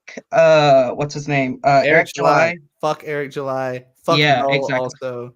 Exactly. Fuck him. Go support Riley. Fuck legal Yellow fund. Flash. All that stuff. Bird's doing it. Fuck Jeremy the Quartering in the mouth. That's true. Oh my god. And I'm so sorry that Bird has not joined the stream, which this will involve for Bird. Also, you're backed out by it's reloading. Okay, you're backed out by let's not forget you're backed out by my god, your rewatch anime.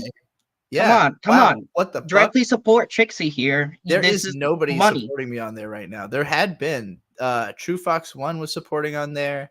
I think he might have just run out of money. I'm so disappointed. If I get the chance, I will. But let's not forget her classic Patreon also. I'll be honest. The reason I haven't pushed Back.by more is that it is very much under development and it's under slow development. So I don't want to It's Dick Masterson doing it, right? It's Dick Masterson created it. He has a team of programmers who work on it, but it doesn't have enough features that have been built into the other platforms, and I think that's fine. I hope they take their time really deciding which ones are important, because fucking Substack and Patreon just constantly load new bullshit in that I have no use for. I'll get an email every fucking month that's like Patreon just added the drop feature thing. Just like I don't get it. I don't get it. Yeah, I've never done a drop. I don't know who's doing drops through page. I mean, I don't know. Patreon's used in a lot of unique ways. So I'm sure that there's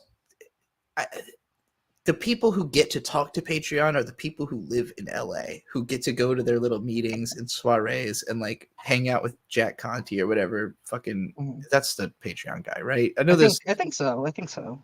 The old Twitter guy before Elon had a similar name, like Jack something. Anyway, yeah, like I've never been able to get close enough to Patreon because like they're really only interested in talking in people who already kind of have money and are using even more money, not so much people whose only source of income is Patreon.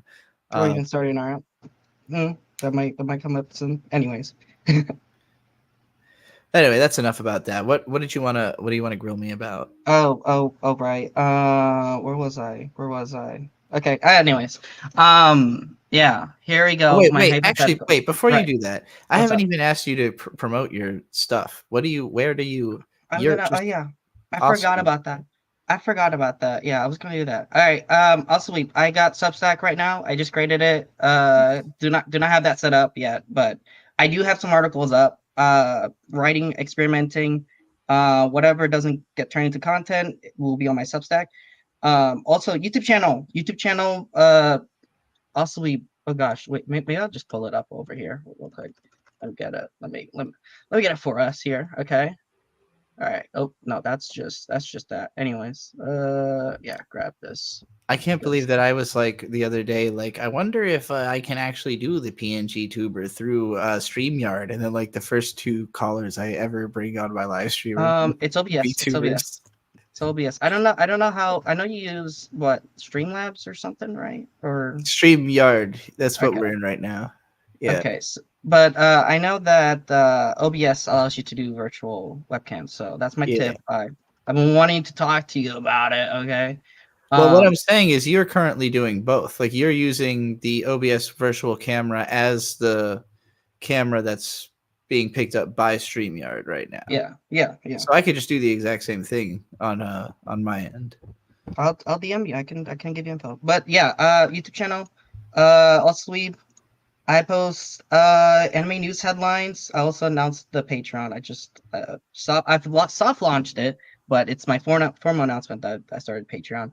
I currently have Kamen Rider V3 reaction. You guys should go support Kamen Rider. I want more Kamen Rider. I want y'all. I mean, alongside the Riley thing and my everything. Support everything. Support everything we're doing. I should have known. I was like, you're coming in hot as a Riley fan. You got to be a tokusatsu person. Like it goes hand in hand, right? I'm watching the Hack the Movies episode. I love it. I love Riley. I did not know Riley's love for tokusatsu.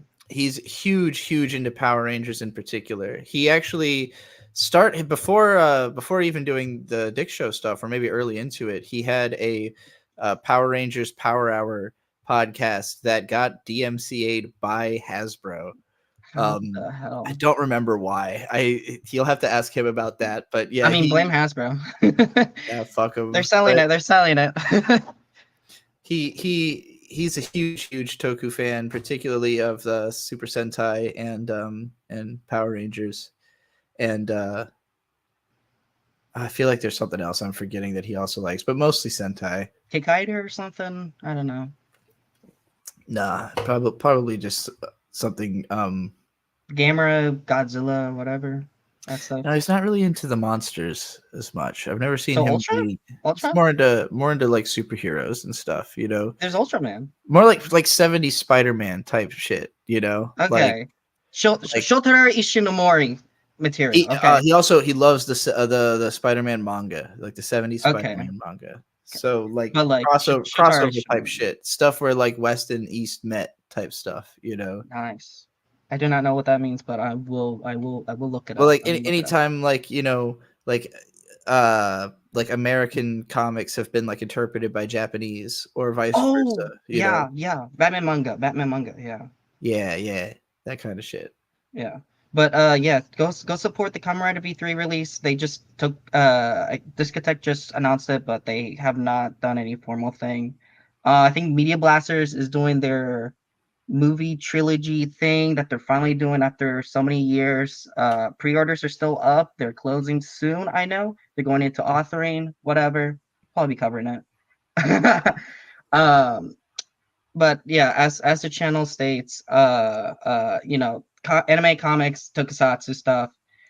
Check out the Substack for more content and things that I might turn into videos. Check out the I Patreon for early content.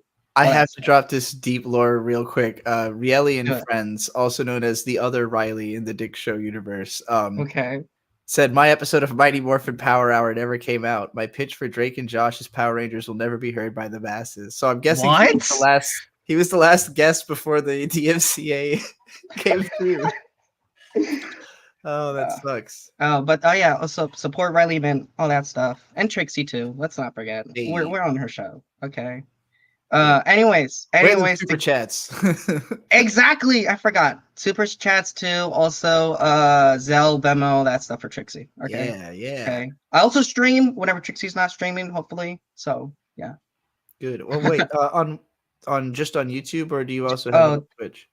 I have a Twitch, but I don't use Twitch. It's just YouTube. Okay. Just YouTube. Just If YouTube you if you weekly. do if you do hook your OBS up to StreamYard, you can stream to 3 different services at the same time, like I've been doing. And Hmm. then you can get the I've sweet views everywhere. I do that. I do that. I've been noticing. I've been noticing it. Yes. I should probably use it. I know was the other one. It's like Simulstream or something like that. I saw that with TikTok or whatever. I don't know that one. I don't know. I just Alright, know it's Femboy not Lauren good. is screaming at us to get to the point. So now you Okay. Okay. gotta We're getting to the point, guys. Okay. Okay. We're done paying the bills. talk too Okay. much shop. Okay, here we go. Here we go. Okay, you've been doing media analyses for all these years and time. You have been 20. What was it, 2001? 20 like Yeah. Digital Boy or 2001. whatever. Yeah. Well, I started that name in 06. So 2006 Okay. Digital Boy would have been Okay. when I started like being like I'm a reviewer online. Yeah. Yes, and you got that what was the swords thing, the one with the Eve Online. I think it was the Terra, character the Terra Terra Online. Online. Yeah. Terralon, that page too. Okay, so you know media literacy. Okay, you have media literacy here. You're better than Jeremy the Quartering and Critical Drinker here. For sure, for sure. Okay, okay. So in this type of Low bar, but low bar. In this hypothetical, your fiance Bird. Okay, shout out to Bird. I'm sorry he's yeah, not joining us. he's Something passed bad out. has happened. He's out of the picture. He's out of the picture here. Okay, So fuck, Bird's Mary, dead. kill. What fictional characters are you ending up with, and why? Objectively, okay. Here, Okay. I want you to go off.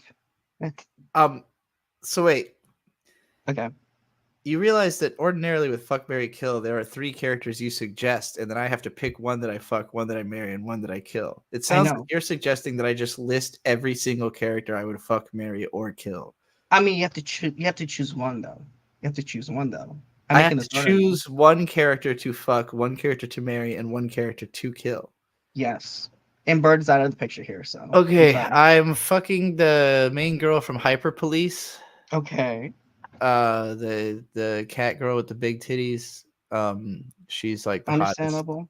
and she's Understandable. like fairly horny in the manga also. So Let's go. Okay. I We know love that. I know she's down. I know there's it's not gonna be a tough one to You're not passing those like make her. the purity test with Mixie though. As a VTuber. Oh, yeah, that's true. Well, once I'm a VTuber, I'll never have sex again, obviously. But That's so true. It's Japanese purity. and then okay, Mary Takasu Ryuji from Toradora. Okay. Um, have you seen Toradora? I have seen a little bit of Toradora. I have a friend who's very into Toradora, but I've not ventured enough to it to where I can really name off the characters off my head. I just know the main girl, main guy, and that like I think blue-haired or red-haired girl. Like not the small one, but the other one, the best friend. So the main guy, Takasu Ryuji, he's like obsessed with cleaning and just Yeah. keeping everything nice. and he's basically like a sensitive, nice boy who everybody's afraid of because he looks tough, but like obviously that just makes him hotter. So I don't know. Okay, He's so he's Bird pretty here. much he's pretty much the ideal husband. I don't. There's nothing I could knock.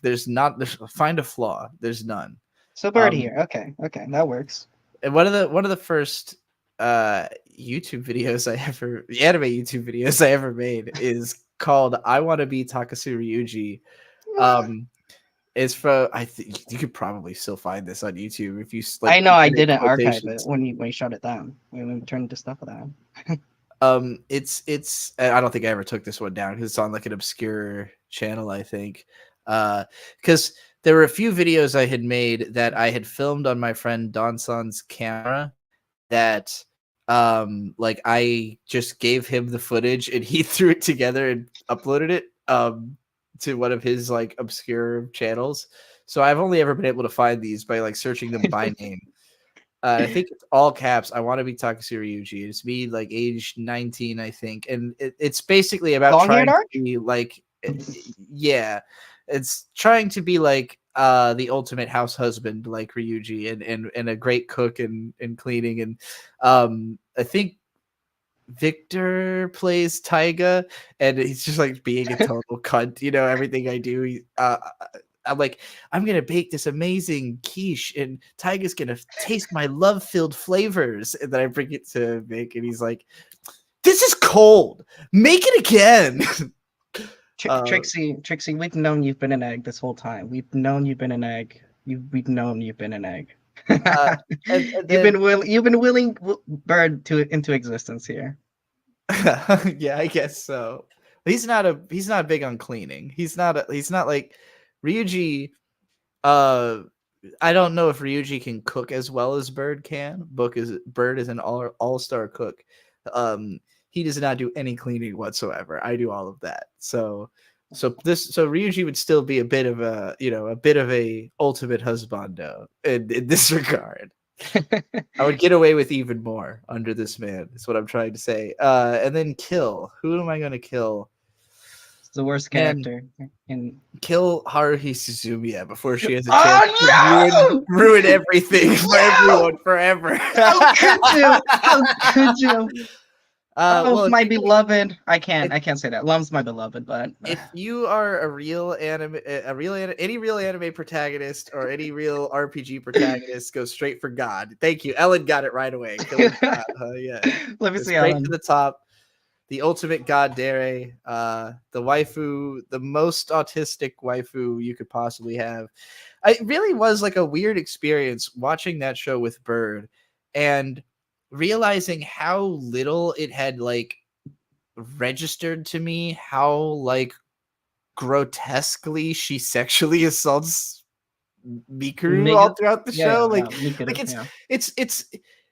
It's in a weird space in the show because it's simultaneously played for laughs, but it also makes Kyon uncomfortable. And like, so Kyon is sitting there being uncomfortable and not doing anything about it, and it just makes him look like a fucking massive pussy in retrospect. And like, that was all me and Bird were focused on rewatching the show. It's just like, wow, Kyon, you sit around and think about how you should say something and you say nothing because you want to stay around the hot chick, but she's a terrible fucking person.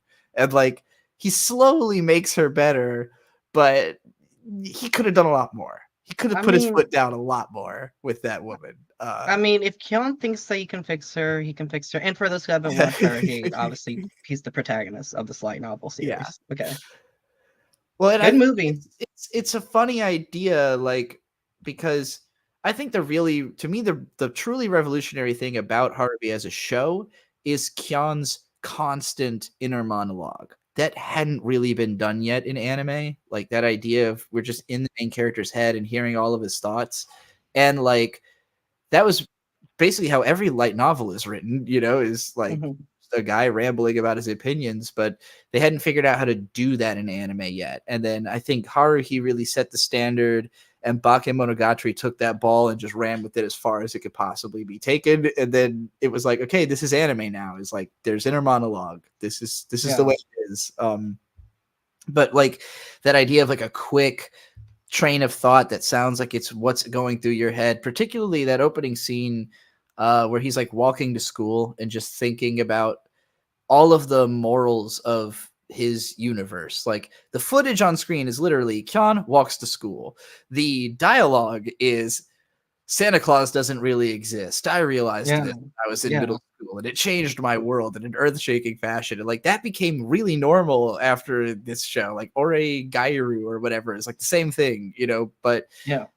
that didn't exist before Haruhi. So like it felt revolutionary. And then I think everybody who came to one of those shows afterwards, like Oregairu could still feel revolutionary to somebody who's never seen a show that took this approach, like just never saw Haruhi. And frankly, probably a healthier show to be a fan of because the main character's not a fucking molester. Is constantly assaulting their friends and kind of like just a degenerate, terrible person. Like the characters are a little bit more proactive in trying to make themselves better people in that show, even if I can't really relate as well to their personalities, you know. But like you may toss whatever to Haruhi Suzumiya, but Haruhi Suzumiya will still end up still being a keystone anime of the 2000s, though. That's You true. cannot take that away. You You cannot cannot take that take away. away what it did. I definitely think it's kind of like I don't know if there's something that I could call the like Dragon Ball to Haruhi's Astro Boy. There must be something that's kind of like that. Like But in like the I'm same thinking, period? well, I'm thinking about so Astro Boy came out it started in the late 50s, ran I through the like this. Thank 60s, you. and it was like the big hype shonen manga. You know, like the first ever big Yeah, hype long form, Tezuka tons and of all that stuff. arcs, We love that. power levels. You know, like all of that started there. That was one of uh Toriyama's favorite manga. You know, Was so it? Was it? I heard rumors that he wasn't that he didn't know. I mean, I think you mentioned it. It was like he wasn't like a manga like he didn't know the history of manga or something like hmm. that. I think it was. I've only heard as much as that he is a Tezuka fan. That was his favorite manga author. Okay. Um, I don't know to what extent that goes, like how much of a fan was he, but he would have grown up in a world where that was what manga was. Like to have become a manga artist, to have been somebody who was like drawing manga since you were young, you know, True. would almost necessitate that you were a fan of Tezuka because he was like the first god of manga. He published 1,000 fucking manga, you know, like Yeah. some of them being 30 something volumes long and stuff. And even Manga, outside, shows, movies, everything. yeah, even outside of Astro Boy, Kimba, fucking, uh, uh, I almost said Dr. Stone, Blackjack. God Yeah. damn it. His That face is unicorn not made one. of stone. Yeah, Yeah, that unicorn one. Unico. It's getting a readaptation again. Like it Oh, by nice. I think well, Scholastic is doing a readaptation. I didn't know Scholastic was still around, but that sounds like fun. Yeah, Weird. for Yeah, American Unico, audiences. fucking Princess Knights. Those are just the popular ones. Like again, he wrote like Yeah. 1,000 different manga, You and a even lot of them forgot are like Kimba. You forgot Kimba. I mentioned Kimba. Uh, But a lot of them are like dark and political too. Like he just did all kinds of stuff, you know. But like as influential and popular as Astro Boy is in and of itself, like I kind of think like you on the one hand you can't have Dragon Ball without Astro Boy having existed first, but Obviously. the amount of things that couldn't have existed without Dragon Ball existing first is just even larger. And Yeah. so like you can kind of look at it like, well, okay, that just gives even more credence to Astro Boy, that like things that were influenced by it were then even more influential. But at the same time, I want like I feel like you have to give credit to something that could even surpass the original in that level. Now, Yeah. granted, also the original creates a taste for it. So like the idea that we would even want to see like a little boy character beating up bad guys, like, you know, was already kind of set in motion by the first one. So there was the opportunity for, you know, an even bigger one to exist because the first one existed before that. Yeah. So I have a really hard time deciding when I say like what's the most influential. Is it Astro Boy because you couldn't even have Dragon Ball, or is it Dragon Ball because even still that hasn't been topped on like that level of, well, nothing else would exist without this, you know, like there hasn't been another thing that's come along since that has been more totalizing. And Oh, so I was drawing that comparison to Haruhi. Haruhi.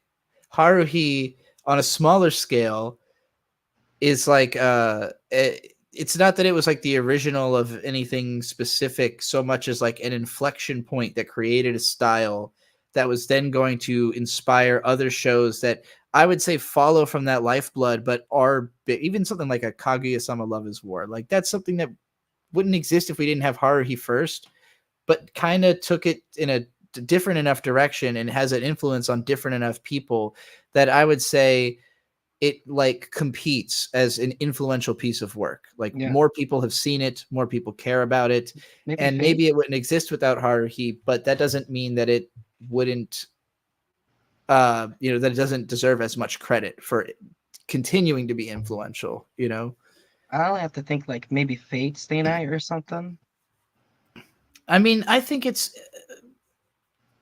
easy to forget that anime just was smaller back then. So like the shows that were the biggest ones back then are inevitably smaller than the ones that are the biggest ones afterwards. I And mean, that's like, okay, like yeah. anime was so big back then that, and I'm talking about just Haruhi here. That you have the Haruhi dance, you have panels with the likes of, and going back to Power Rangers, what's his name? Oh my God, I forgot his second Black Ranger, Mighty Morphin, and Green Ranger for Zeo. He is can probably put in chat, but like he, the whole thing of them dubbing Endless Eight, that was a whole thing that they went back and forth. I think whoever was dubbing it, I forgot who was it. Funimation back then. I know Bandai. I think. I'm not entirely sure what you're trying to argue right now. Are you trying to argue for why Okay. Haruhi is very influential? Yeah. No. Like how big Haruhi was for the 2000s. And let's not forget, and I don't know how gross it's gonna get, but like there is also the Otakon situation with the word trap. Okay. The word trap in that whole situation with I believe like she would become to be Bailey J, okay, famous actress. You might, I actually some have people no might know. idea what you're talking about with the Okay, and Otakon she trap cosplayed situation. Haruhi, and it was the first instance of the word trap being used in public discourse. That's how big Haruhi is. Okay. Huh. I did not know that at all. I was certainly That's a using the word pedantic trap romantic. before Haruhi, but I'm also It's like the first public recorded very instance deep on the internet. I mean, like video. Like there's a Crunchy video. Wow. It's a whole thing with I think it was her name. It's half new type, something like that. It's pedantic romantic, which I'm so sad that she's I not mean, doing anything with it. I agree that Haruhi is incredibly influential. I mean, I'm comparing it to Astro Boy after all, Yeah, but I yeah. do think it's possible something has come out that's been influenced by it that has had even more influence, and I haven't been able to put my finger on if that does exist yet. I think it. I mean, because I'm kind of thinking the Idol Master, right? Like, but or Love Live, like are bigger at this point. But I don't know if they're more influential or if they've done enough different from what Haruhi did that I don't still like. When I see stuff influenced by Love Live, I'm still seeing the Haruhi concert scene. You know, like pretty much any time I see a concert scene, I'm just seeing the Haruhi concert scene again. I mean, for So it's K-On for that. yeah, well, and I mean, that was how I felt when I watched K-On! Was like, this is just a Haruhi concert, you know. True. Even before that, Manabi Straight, because that was like the fucking like 6 months later, you know. And- that was the first one to copy the we're gonna do a big band performance for the emotional climax of our show, you know. And also what's the name? Kill Annie. They adapted Hyoka, and it was like, I mean, I kind of feel like I watched Hyoka. I kind of dropped it. I mean, I quote unquote completed it, but I more or less dropped it. I couldn't care less about it. But like I mean, to me, it's like a Haruhi like Haruhi, but a little bit worse and a little bit more boring. And I could care less. Why are you bringing up Hyoka? Okay, I'm bringing up Hyoka here because it's just Kill Annie is like failed attempt to do another Haruhi, but I see under what you're their saying. publication. I kind of get what you mean in the sense that I think after the success of Haruhi, there did become like an expectation that they had to deliver like another, just gigantic banger thing. Um so I could see that like maybe they put a lot like into Hyoka thinking like we have to raise the stakes even farther. Like, well, we showed you what a novel adaptation with a lot of dialogue in it would look like before, but look what we could do now 5 years later. Like, look how Yeah. much farther we've taken the technology. And I think just by that time, because by no means am I going to sit here and say that like Hyoka's not a good show. It's Yeah. very well beloved. Lots of people like That's it. true. I have friends. I struggle to get into it, but again, right now I don't like Haruhi anymore. Maybe I'd have an easier Okay. time with Hyoka. It's hard to say, Maybe. but like the I just don't think it hit the same way because of Haruhi already existed, and so it wasn't going to be like a revelation to just. It's kind of like the PS4 graphics versus PS3, where it's like, okay, well, I guess it's better, but Did is I it hear one? that much better? Like, Mm. how perceivable is the difference in this? It, as the graphics keep improving, but in like subtle ways. Whereas, like in the Well, 90s, when you were making the jump from N64 to GameCube, it was like a massive shift of like this. Yeah. Oh my god! So I think Haruhi being kind of the first moe anime that really had that like it's just gonna be the best looking show it can possibly be. Oh We're my not gonna god. take any shortcuts with it. Like, Oh yeah, and let's not forget the whole media mix thing. I think there I want to say yeah, Buddy on it, but there's what's his I want to say Joe from Pause and Select. Oh no, not Pause and Select. What am I saying? But I think if you guys follow any two, you guys know Joe. Um but he did a media mix with Haruhi Suzumiya. He goes in depth about it, but it's just like Haruhi was, I mean, it's specific in Japan, but like it was so big and it added like so much money to the anime, like I think economy or whatever. I mean, it was a downturn, I think, whenever Haruhi came out. Like it was that 2008 downturn, and I mean, it doesn't compare to the one that's going on right now, but for Japan, but the economic downturn of the death of the home media, like the whole apparatus right now with figures and buying manga, buying light novels, pushing that, people getting those figure collections outside of model kits. Like that was created by Haruhi. I think for me personally, and I think that was his point in the video, I think.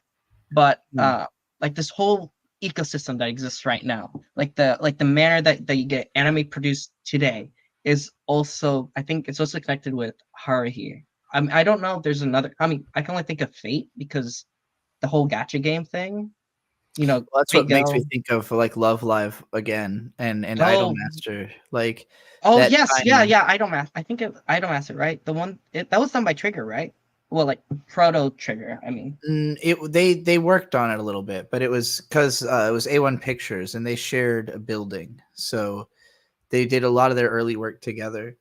Um, but the Idolmaster, and I don't just mean the anime either, because like in the late 2000s, otaku culture was largely unified by like Nico Nico Doga video, like mhm. people making memes and clips and stuff, and like a lot of the same people who are into anime and visual novel memes are also playing Idolmaster, which was an arcade slash Xbox 360 game throughout the 2000s. Let's not And forget that's why Berserk was delayed for a bit. yes, Berserk would get delayed because it takes like 3 months to complete a full campaign in Idolmaster. So What? it's Okay.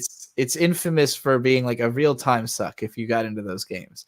So but the music was good and the girls are super fucking cute. The character models were awesome in those games, and a lot of the songs became memes on the internet. And so eventually, uh, you know, because of Haruhi having so much success through viral marketing, and through a lot of the viral marketing ideas were because of Yutaka Yamamoto, who then tried to take those. He got kicked off of Lucky Star probably for just being a prick. He's Probably, yeah. very like Kanye West type figure.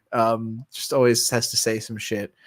And he worked for A1 for a little bit. He made Studio Ordet, which was also in the same building as A1 and Trigger. So he was kind of like, around that stuff. And they're all in that Aniplex building with Sony, all that stuff, I think. Yeah, that would make sense. And they were very heavily focused on trying to get into this viral aspect of otaku culture, like paying attention to what's happening on these sites, what are the fans into.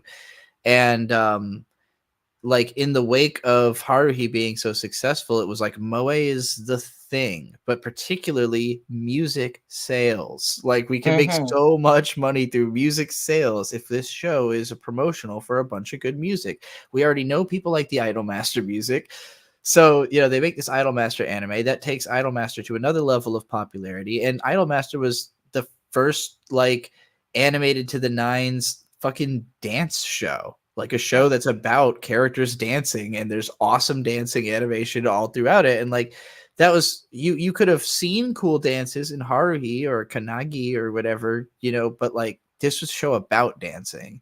Yeah. And from there, we kind of unlocked on multiple levels, not only the otaku stuff like Love Live, which is a gacha thing, basically, a phone game that became a very successful anime as well. But then also all the little girls shows became about idols. All the kids shows, all the iPure and fucking Aikatsu and so like to me that's all kind of Haruhi influence at the core, but I don't think Haruhi itself was maybe as influential as like Love Live was in the end, because it made so much money. It just made like even more money than Idolmaster, even more money than anything else, to the point that everybody's copying that. And like they didn't keep copying the Haruhi format nearly as much as they kept copying the Idol format. We're still deep in the Idol format. I mean, that whole Idol format was created by the big three trilogy that was created from the early 80s and late 70s with Yamato, Gundam, and then Macross. Like, do you remember Love is all about that music, all that True. stuff. Yeah. Incorporating and it's interesting too, because back then it was like, well, the otaku want to see the mecha. But we'll give them the music they want to hear also, and then it's like hitting you from both sides, like getting them into this music. Maybe people who aren't really into music in the first place, but now they're realizing a love for music because it appears in the anime. Exactly. They culture like the show. Yeah, exactly.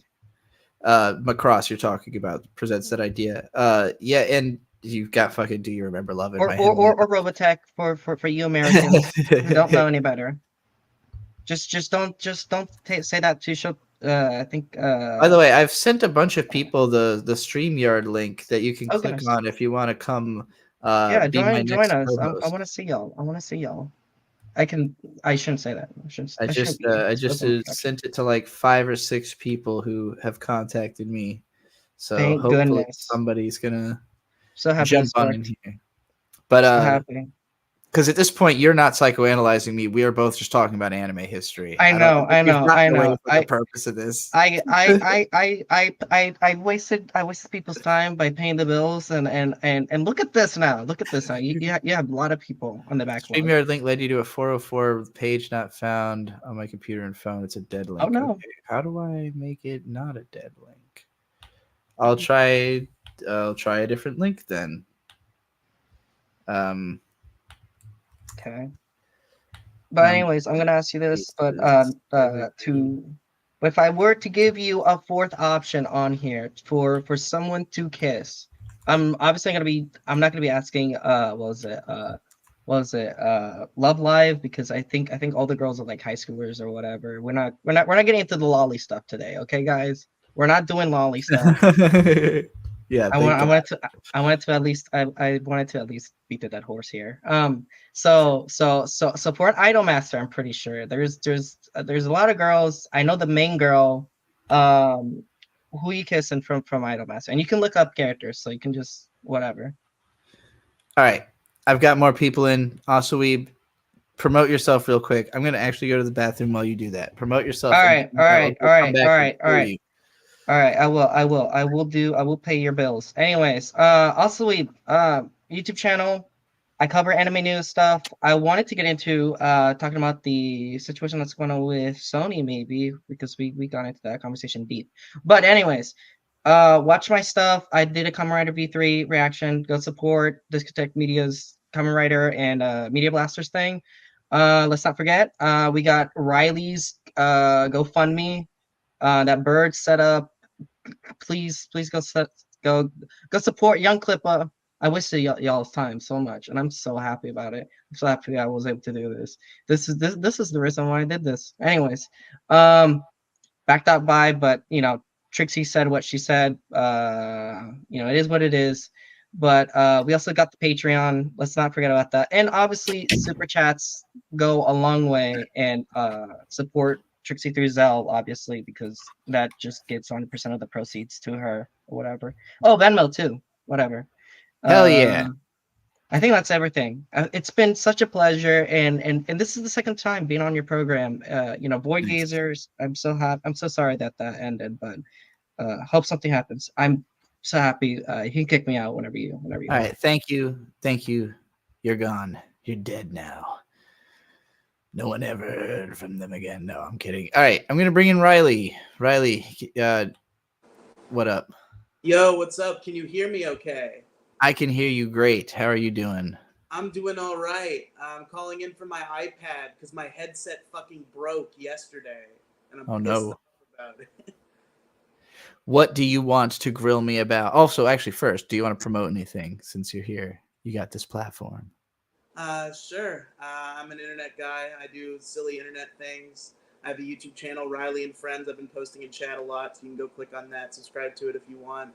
I also do 50 bajillion different podcasts, and those can all be found and conveniently collected at this little link you see in my StreamYard, a link Oh, yeah. /Riley Cinematic Universe. Rielli Cinematic Universe. Rielli Cinematic Universe. Yes. Gotta be careful how you spell it. Riley 2, as I've been dubbed on the Dick Show now. Well, they're saying you're very quiet. Let me make you loud. That should help. Wait, actually, let me do that in another way too. Do you have a way of making yourself louder? I could bring the iPad closer. It's just unfortunate the camera's attached to it. No, you'll probably be fine. I think there's a way I can, like, in StreamYard, increase an individual person's volume. Maybe not, though. Uh-oh. Well, is this the other Riley? This is indeed the other Riley. Not the Riley you know, but the Riley you also know. Yes, I'm the other Riley, of course. All right, that sounds better. What do you want to grill me about? Trixie, Yeah. you see, I have a unique relationship with your content than I feel like most of your audience. Okay. In that your anime analysis videos I have seen almost none of, even though I've been a massive fan of you for years. Because I'm into anime kind of, but in the most normie sense. Like, I like Dragon Ball and Death Note and Naruto. I'm a very normie anime fan, so I'm not into all the crazy stuff that you're making videos about. But how I've always been into you is as a podcaster. I discovered you through the Procrastinators. I've been following you ever since and listening to all the podcasts that you make. But in the past few years, Trixie, what I've noticed is you'll start a podcast. It'll go for a single-digit amount of episodes. And it'll get barely into the double digits, and it will die terribly. And I'm starting to get jaded about it, Trixie. Why are you doing this to me? Okay, so I'm gonna say this. Comments on comments is not dead. Okay. I'll show. Hold on. Let me show you something real quick. I got this folder. Wait, I gotta change my presentation layout real quick. I have this folder on my desktop called comments. It's always sitting there, and it's full of comments I collected at some point for the next episode that never used. How many chromosomes do you have? More than you, that's for sure. Stop responding and I'll do the same. That was a classic. Some of these surely are ones I've already used before, but I don't know. I've got a bunch of comments here. I was planning to do more episodes. The reason I stopped was when I first moved into this place, I didn't know when I'd be able to consistently record. And by the time I figured that out, I discovered that people will pay me to watch stuff and almost for nothing else. Like, yeah. So like I keep thinking like maybe I'll do a comments on comments, but how am I gonna fucking monetize it? Like people will only pay me to watch stuff. But I've also I don't know, people seem to like this type of show, like call-in shows as well. So I wanted to experiment, see what people like. I'm glad to see this show. I wonder what single digit this show. It'll literally I honestly didn't think it was even going to make it through this episode because before the show I said like yesterday, hey everybody, send me a pitch for why you should call in. And I got one pitch from Mixie and then like another one from Lucario after I like said multiple times like nobody has sent a pitch yet. And I was like, maybe nobody's gonna call in. Like I might just go live and everyone's like, actually I'm afraid to try to psychoanalyze Trixie. I'm afraid of what this could lead to. So I try to therapize yourself, and who wants to do that? Oh God, that's already what most of my life is. It's not working. Somebody else has to. So far, the advice of become a VTuber seems pretty prescient. Like it seems like the most obvious. Nobody has told me no. That sounds like a bad idea. Like not one single person has ever been like you shouldn't be a VTuber. That doesn't make any sense. It's usually the opposite. So it's on brand. It's very on brand. It is. It is. Your audio is getting a little bit fucky. You're starting to. I hope mine hasn't still been fucky. Has my audio been shitty this podcast? Usually, I've got like this horrible mic noise that happens. Let me try one thing. I might be able to fix the noise. One sec. I remember Trixie mentioned a Whirling Dervish podcast again. That one had more than single-digit number of episodes. That was like 14. My audio's been fine the whole time. Oh, maybe unplugging it. Some of them were double digit. My favorite podcast of all time, I think I've told you this before, but my favorite podcast of all time, although maybe I've given the crown the biggest problem at this point, but close to my favorite podcast of all time, Insufferable Social Media Argument, the podcast. Yeah, that one is a classic. I think that had 22 episodes. Yeah, it was 18 episodes and then 4 bonus episodes that you did. All right, well, really, I'm going to have to kick you because everybody's saying that your audio is quiet, and on my end, it just kind of sounds like crackly shit and noise. But next time I'll have a new headset and I'll call it. Nice. But you're absolutely right. I need to keep consistent. I need to not fucking lose my Trixie. shows. I'm a man who just lives constantly on podcasts. I need podcasts. All right, I'm excited about everybody in this line. Later, Riley. Lucario fan looks the most prepared to come on. He looks like he's like ready. So, hi everybody. Hello. How are you doing? You're the CEO of Kissing Anime Mascots today. That was actually my tag for the entire Brigadoon stream, and I was waiting for you to point it out. I didn't even notice. That's incredible. I guess because I had you small and I had it big. How you doing? What's going on?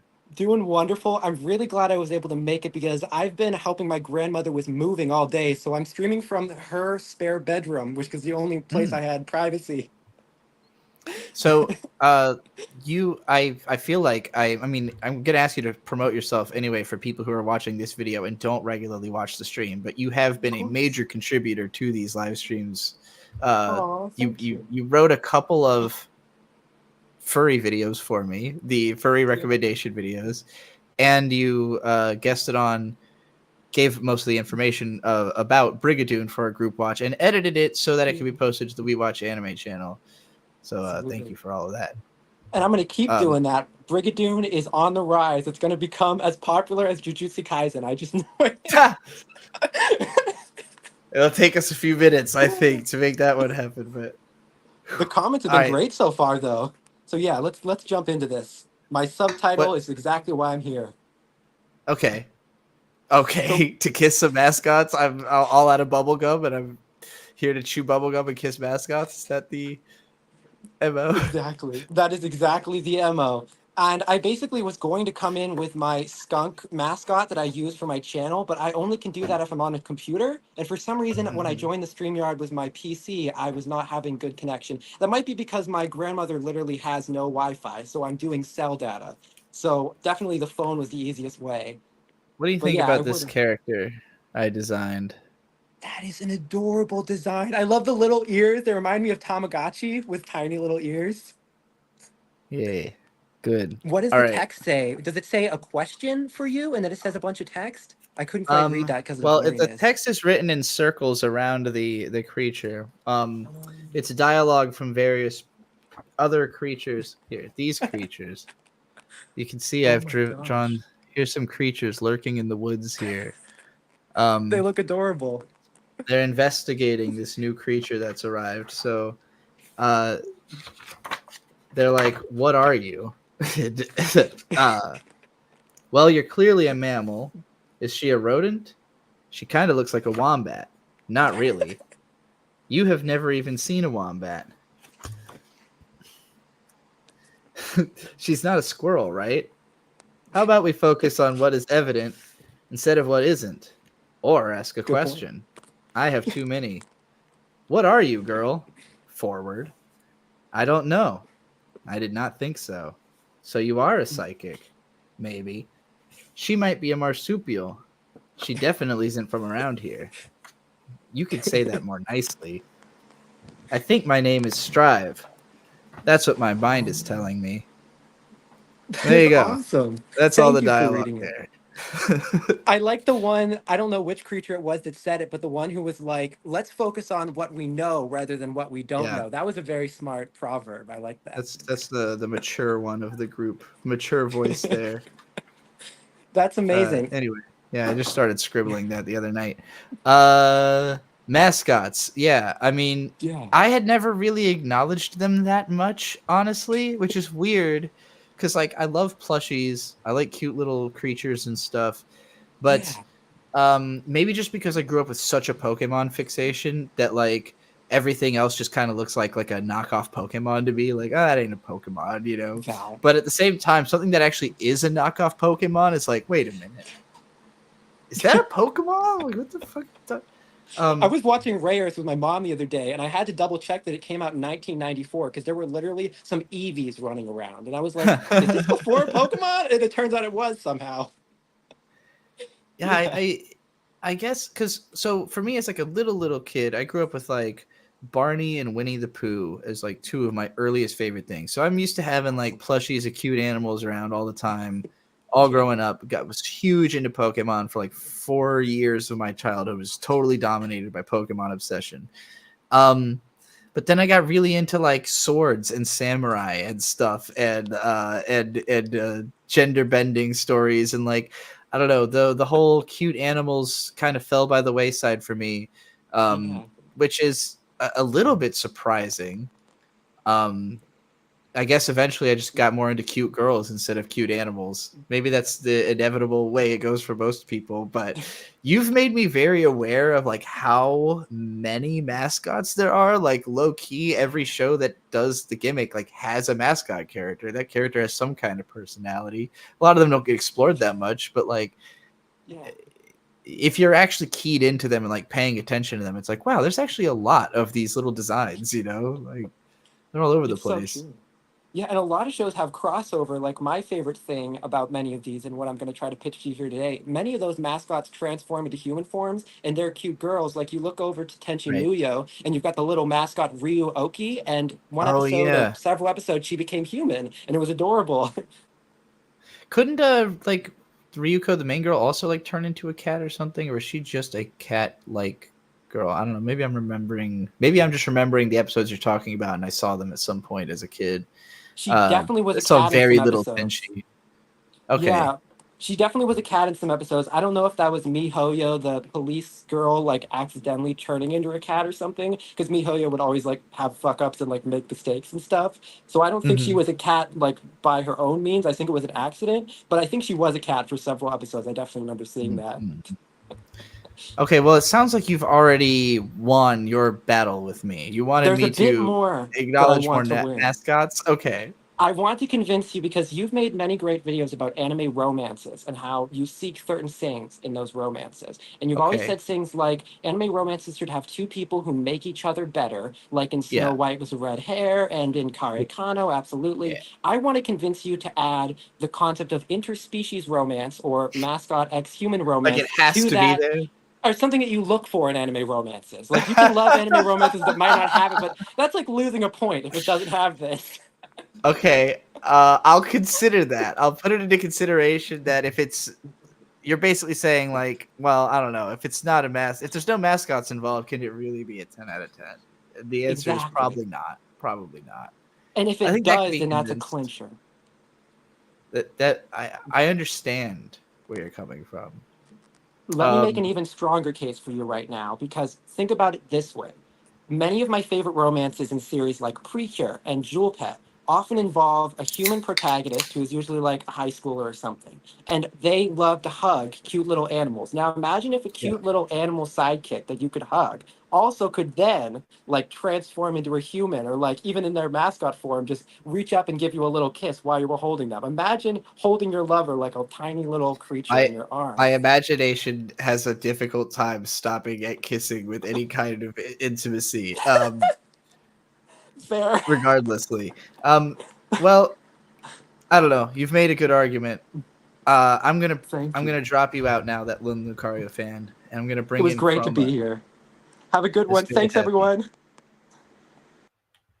Okay, Chroma, I'm gonna bring you in if you're ready. Hello. I am, therefore I am powerful. What's up? Can you Oh hear me? boy. Welcome in. Yes, I can. Yeah. Happy How's to it be going? here. So yeah, the question. Well, it's going. It is going.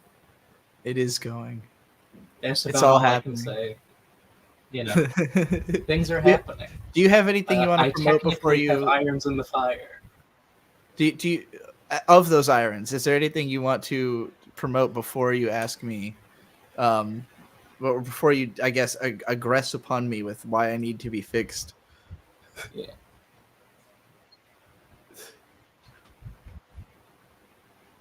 I mean, that is the thing. I have several irons in the fire, but none of them are ready to be taken out yet.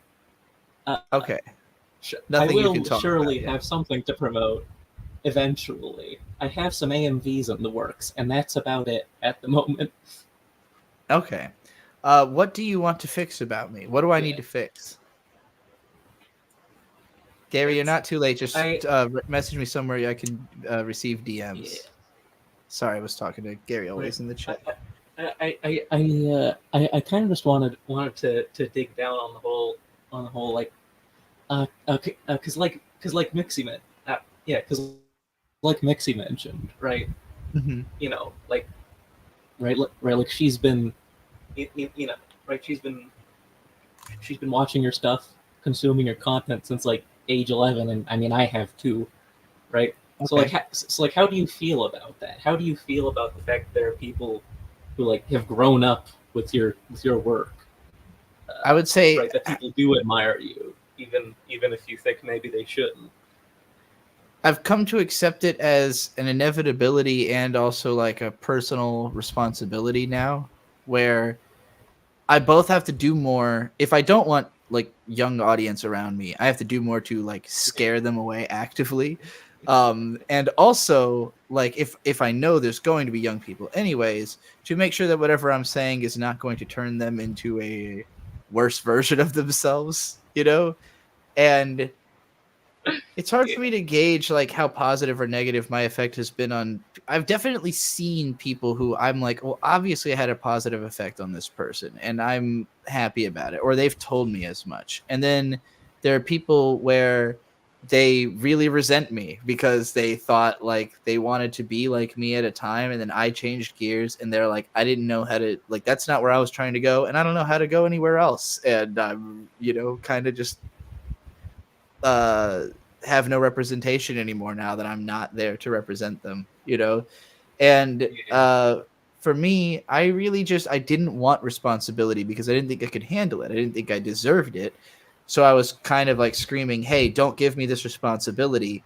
But again, it's kind of inevitable. It's like, well, what else is there for those people? You know, if you were a young person who only connects with my content and nothing else resonates with you, like, where are you supposed to go if I tell you you're not allowed to watch this? You know, and right now I've kind of made it like it's not that I don't think anyone who's under the age of 18 is watching my content at all. That seems preposterous. Like there's no way I could make that happen. But I can make it so those people keep their mouths shut until they're 18 and they don't try to get more involved. They don't try to seek some kind of, because to me the social aspect of all this internet stuff is kind of the most inviting and the most dangerous part of it. It's where you're going to get the greatest thrills and the deepest traumas is going to be from however much you connect with the other people that you talk to online. And like I guess I want people to feel like better equipped for it. Like if somebody newly became a fan of me now, they would hear me saying stuff like this and probably be a lot more cautious about how they approach everything they do than they would have listening to me back then, who was like, be crazy, be wild, be everything, say every thought that's in your mind. I want to hear everybody say everything that's on their mind all the time. And it's like, it's not, that's not good for them though. It's good for me to hear everyone say what they're thinking all the time. It's not always good for them. Well, anyway, I hope that somewhat answers your question, but if you have more to ask. It does a little bit. It's right. It is interesting to get that perspective. Just because, right? It's not something you hear about often, honestly. Well, I think a lot of people also are. The reality is, a lot of people are seeking power, and they are trying to do something wrong. You know, where like I look back through a lot of my internet existence, and I'm like, I kind of feel like part of the reason I've always been more underground is that I'm not trying to accomplish a lot of the things that the people who are trying to get famous are trying to accomplish. We're like, yeah, they are hoping to like bang a bunch of fans and, you know, like be able to talk to underage people or whatever their goals are. Like that's why these people are so ruthless in trying to become in these positions. And I'm looking at it, I'm like, well, if you don't want all of that, like you could be satisfied with just having conversations with people on the internet, and then you don't really need to be like in a ruthless pursuit of power and fame. I'm particularly thinking about, I'm stuck on this Mr. Beast, Ava Chris Tyson thing because I'm it sucks. It's like I don't even know what's going on there, and I'm happy about that. I'll spare you from learning more, but it's an unfortunate. I was excited that there was a trans person who was like in the public eye in a mainstream capacity, and so for that to have been like, oh well, of course they're just another like rich person abusing their power is like sad, but it also just reminds me like, well, yeah, don't trust any rich people. Like they're all gonna try to wear the clothes of like being your friend so they can get close to you, but like you know, don't trust it. As soon as you notice that this is like a person who's using their power as a way to control, like, you know, your relationships, I don't know.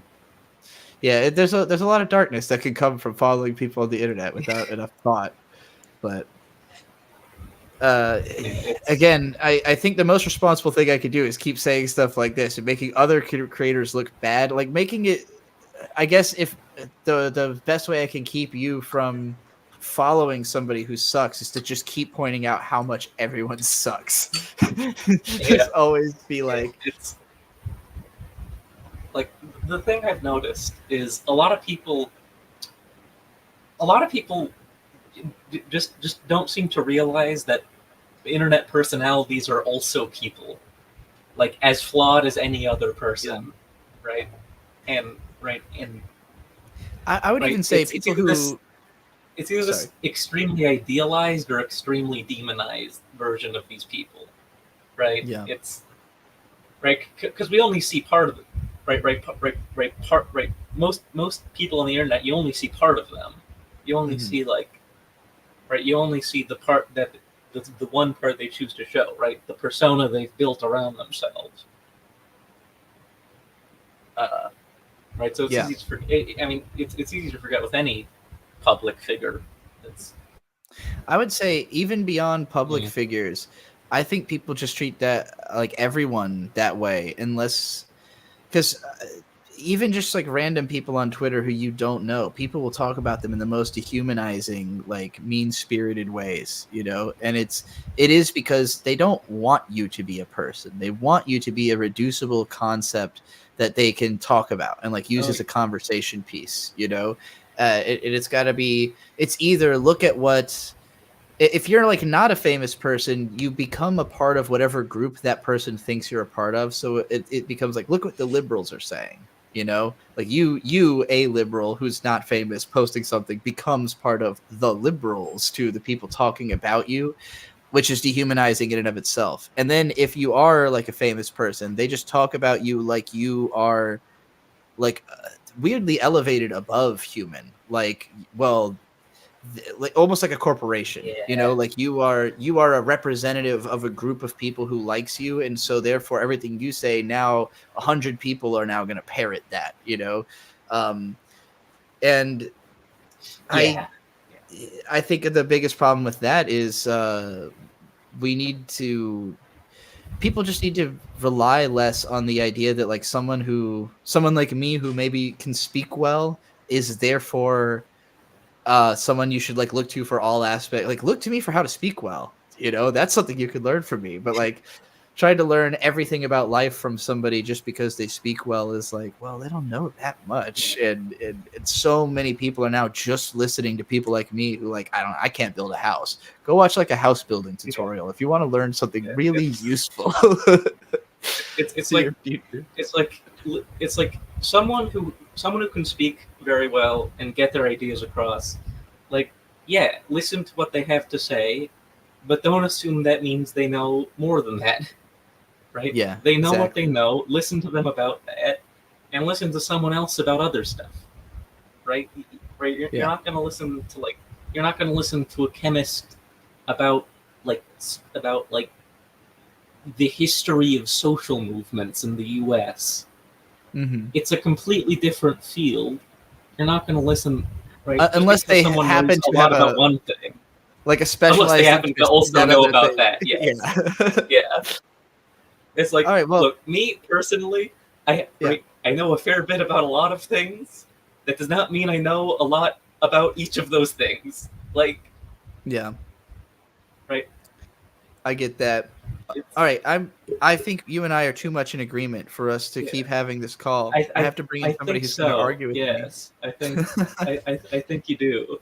But I thank you, Chroma, and let me know when you've got an iron out of your fire that we could. I will. All right. Next up, I'm going to bring in No Thank You. You look ready. Well, you did look ready, but now everything is. Wait. Maybe you're just a frozen image. Oh, well, okay. Never mind. I guess No Thank You wasn't ready. Jacob, you look ready. Am I hearable? Yes. Okay, I'm calling. Oh, No Thank You fixed his thing, but I already lapped him. Brought in Jacob. Well, you're here now. Sorry. Yeah, no, from a cave with a box of scraps. So hopefully this works. Nice. How you been doing? Been doing good. I still live in Iowa, and I'm moving to Kansas in like a month and a half. Oh shit. Yeah. So come find me, everyone. Looking for a fight. Find me in Iowa. Yeah. I guess I'm gonna continue what Riley was saying earlier about how you never do the same thing for long enough. And like I said in that DM, I say you're addicted to change. That's my idea. You can't keep doing the same thing for anything. Which, well, that seems like it comes from your history of having moved so many times when you were young. It's okay. We're psychoanalyzing you, right? Yeah. Okay, good. That's the idea. No, I'm giving it thought. I'm thinking about how I'm going to respond to this because I think you're probably right.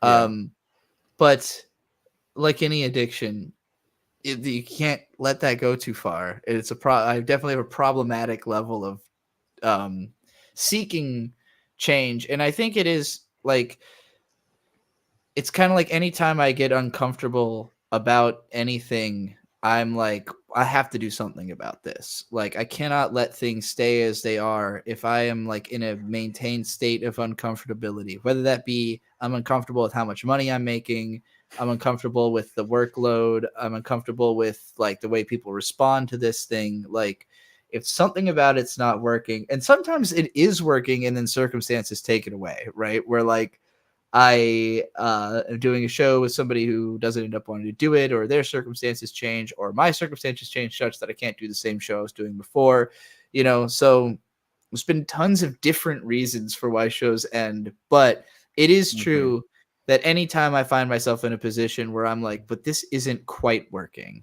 then I think, well, what can I tweak? Like, what's going to make this start working, you know? And oftentimes doing too much experimentation, like sometimes there's some stuff that could work, you just got to really work at it for a while, but then it becomes a cost benefit analysis. Like, is this going to be worth working at it for a while, or is there another even better idea? And I often get tempted by the grass being greener on the other side. I think, well, this one's not working, that one might be working, and that one looks possible, let's jump over there. So I've been trying to work on that by way of, like, right now Bird has a normal job, and it has been difficult for both of us because both of us, our natural inclination is, I want to be traveling, I want to be going places, I want to be camping, I want to be seeing new shit all the time. And the area we live, it has some fun stuff to go do, but like the wanderlust is there to be like, but what if there's a better place we could settle down? What if we don't want to live here for the next 5 years and do this same job and build a lifestyle around that? But at the end of the day, like, he really likes that job. I like this area, and the more I explore it, the more things I find to like about it, where it's like some things are worth returning to, some things are like, you know, make me think, okay, well, maybe I'd be okay with this situation staying this way because this is here, or that's here, this person's here, these opportunities are here. I've felt pretty disconnected from most of even any of that consideration for most of my life. Like, I've never thought, oh, I'm going to end up in this place forever. You know, I've never been anywhere that I stopped and I went, this is going to be my forever home. So, and I don't know that that exists. But at the same time, I'm used to living in Hampton Roads, where we are right now. I'm used to being an internet streamer. So, like, if those things can make me money, if I have opportunity in that place, it might be worth sitting down and doing one thing for a while.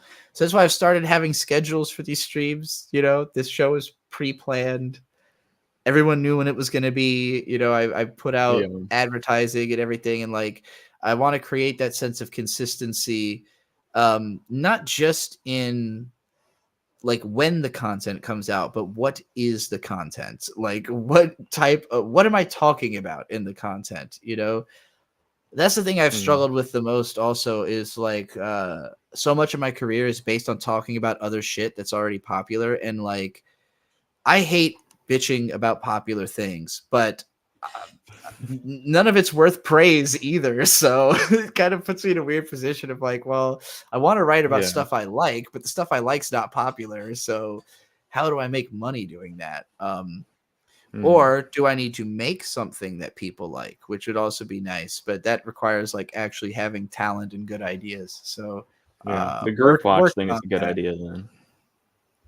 You're liking the group watch idea? Yeah, I haven't actually watched any of them, but I have been meaning to finish Brigadoon for like 2 years or something. Nice. So I might actually do that. I just finished Free Run today. Oh, excellent. That's cool. That manga, I read the whole manga up to, I don't know, 128, and it's very, very, very good. Okay, cool. Well, so that made me wonder, I guess, do you have any goals with your online presence right now, or are you just going to keep doing whatever you feel like? The main thing that I've been kind of beating myself up over over the last 5 years is that I never figured out how to turn myself into a con presence while I was really like relevant, because I love going to conventions. I love doing panels at conventions. Yeah, I like, meeting people, hanging out, being in an environment where it's there's kind of chaos going on and it's very easy to just move through it, knowing that the average person I stop and have a conversation with probably knows what I'm talking about a little bit, I like that environment. And there was a period of time where I got to a level of being like invited to cons, Right. where Toricon paid me to be there. I was invited to Crunchyroll Expo. I was invited to Anime Expo. Anime Expo kind of sucked, but it was fun being a guest at Crunchyroll. It was fun being a guest at Toricon, and I was good at it. All of my panels went over extremely well. They've always been packed houses. They've always been I always filmed them. I always released them. They always went over well in the comments. So it seems like an obvious route for me because my skill set, talking to a room full of people, just works really well for me. But I could never figure out what my panel would be because I was like, what do I really stand for as an otaku? And like, I've come to a point now where I'm like, well, the obvious panels are like transgender anime. And if I was going to do panels at video game conventions, I want to like make one about shmups, cute 'em ups specifically, a cute 'em up panel. Like Toho and everything going back to Parodius and Cotton and all that kind of shit. But yeah, like just any shoot 'em up game where you have cute characters. We should probably do some kind of like giant retrospective of Wandering Sun then. That would also be a good idea. I did start writing a Wandering Sun script a few weeks ago, and I actually forgot about it. I'm glad you reminded me. I got like a few pages into that and then forgot. It was like a very tongue-in-cheek, like funny take on a in-depth analysis of Horomusuko. But yeah, I created this list called like About It of like everything that I consider myself about. Like anime I still want to promote because they're not like part of just like massive advertising conglomerate campaigns. Like anime people have forgotten about basically. Independent art, particularly animation and games. I should probably play more indie games on stream, but I need to know about more of them. I need to know like what I also like. I like finding out what my audience likes and checking out that. That's why I've enjoyed doing the whole pay me to watch stuff shit, because it's always interesting to find out what everyone's taste is and like why they want me to watch the stuff. Obviously Ruby is fucking painful, but like it's pretty funny to watch me bitch about it, so I get that. Yeah.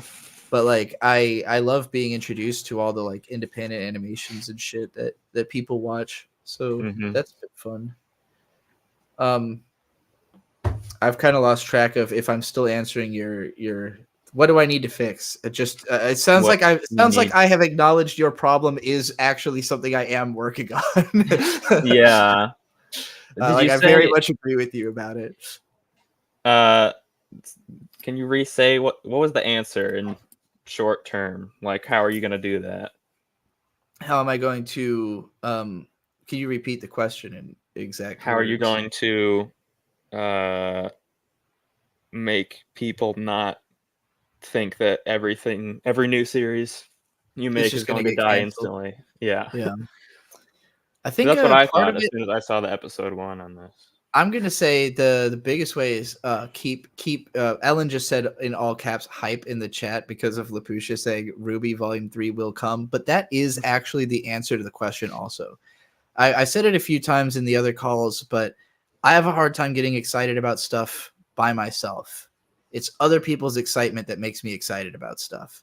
I get excited to work on something with somebody. So, for instance, the first group watch we did was of Shimoon, because that was me thinking like, what is like the most obvious pick for my audience is like a really obscure anime about trans issues. But as we were watching it, and Aura Luna just kept going on about Brigadoon and how excited they were that I even had heard of Brigadoon, had given any shot to Brigadoon, and how much they wanted everyone to see Brigadoon. And I'm like, well, if nothing else, if we cover Brigadoon, I know Aura Luna is going to be fucking ecstatic. Like, it's gonna make this one person incredibly happy, and maybe through them will make other people happy as well, you know? So that ended up being my next choice. And after that, we're gonna do Rosin Maiden because that's what Ellen wants. You know, Ellen is my my administrator. So that's I guess I would say that if you want to ensure that I keep doing a series, remind me that I should be, like, pressure me into it. Amy say completing the Umineko playthrough is definitely going to help build confidence in the audience. That's launching the Umineko playthrough is a show of personal faith in myself that will only reflect an audience faith once enough time has passed. Unfortunately, for instance, Anime Alphabet was also of this nature. Anime Alphabet was like, I guarantee I'm going to get a video at every month. And I did it for like more than a year, I think, every month. You went to L, so that's like 12 or 13. Yeah, something like a year, and it reached a point because it's a natural 2-year cycle. And my idea was like, if this is successful, if this is like my thing, I'm just going to keep repeating the alphabet. So I'll just keep going through the alphabet over and over again. And I actually planned out like fucking 12 rounds of Anime Alphabet, like every conceivable anime I would ever talk about during that series. I have it listed. And it just reached a point where I overburdened myself with the Eureka 7 episode, and I started working on a lot of different stuff. You know, I was once again like trying to, because it wasn't succeeding. It never made a lot of money. It never got a lot of views. Ironically, a bunch of those videos are now taking off.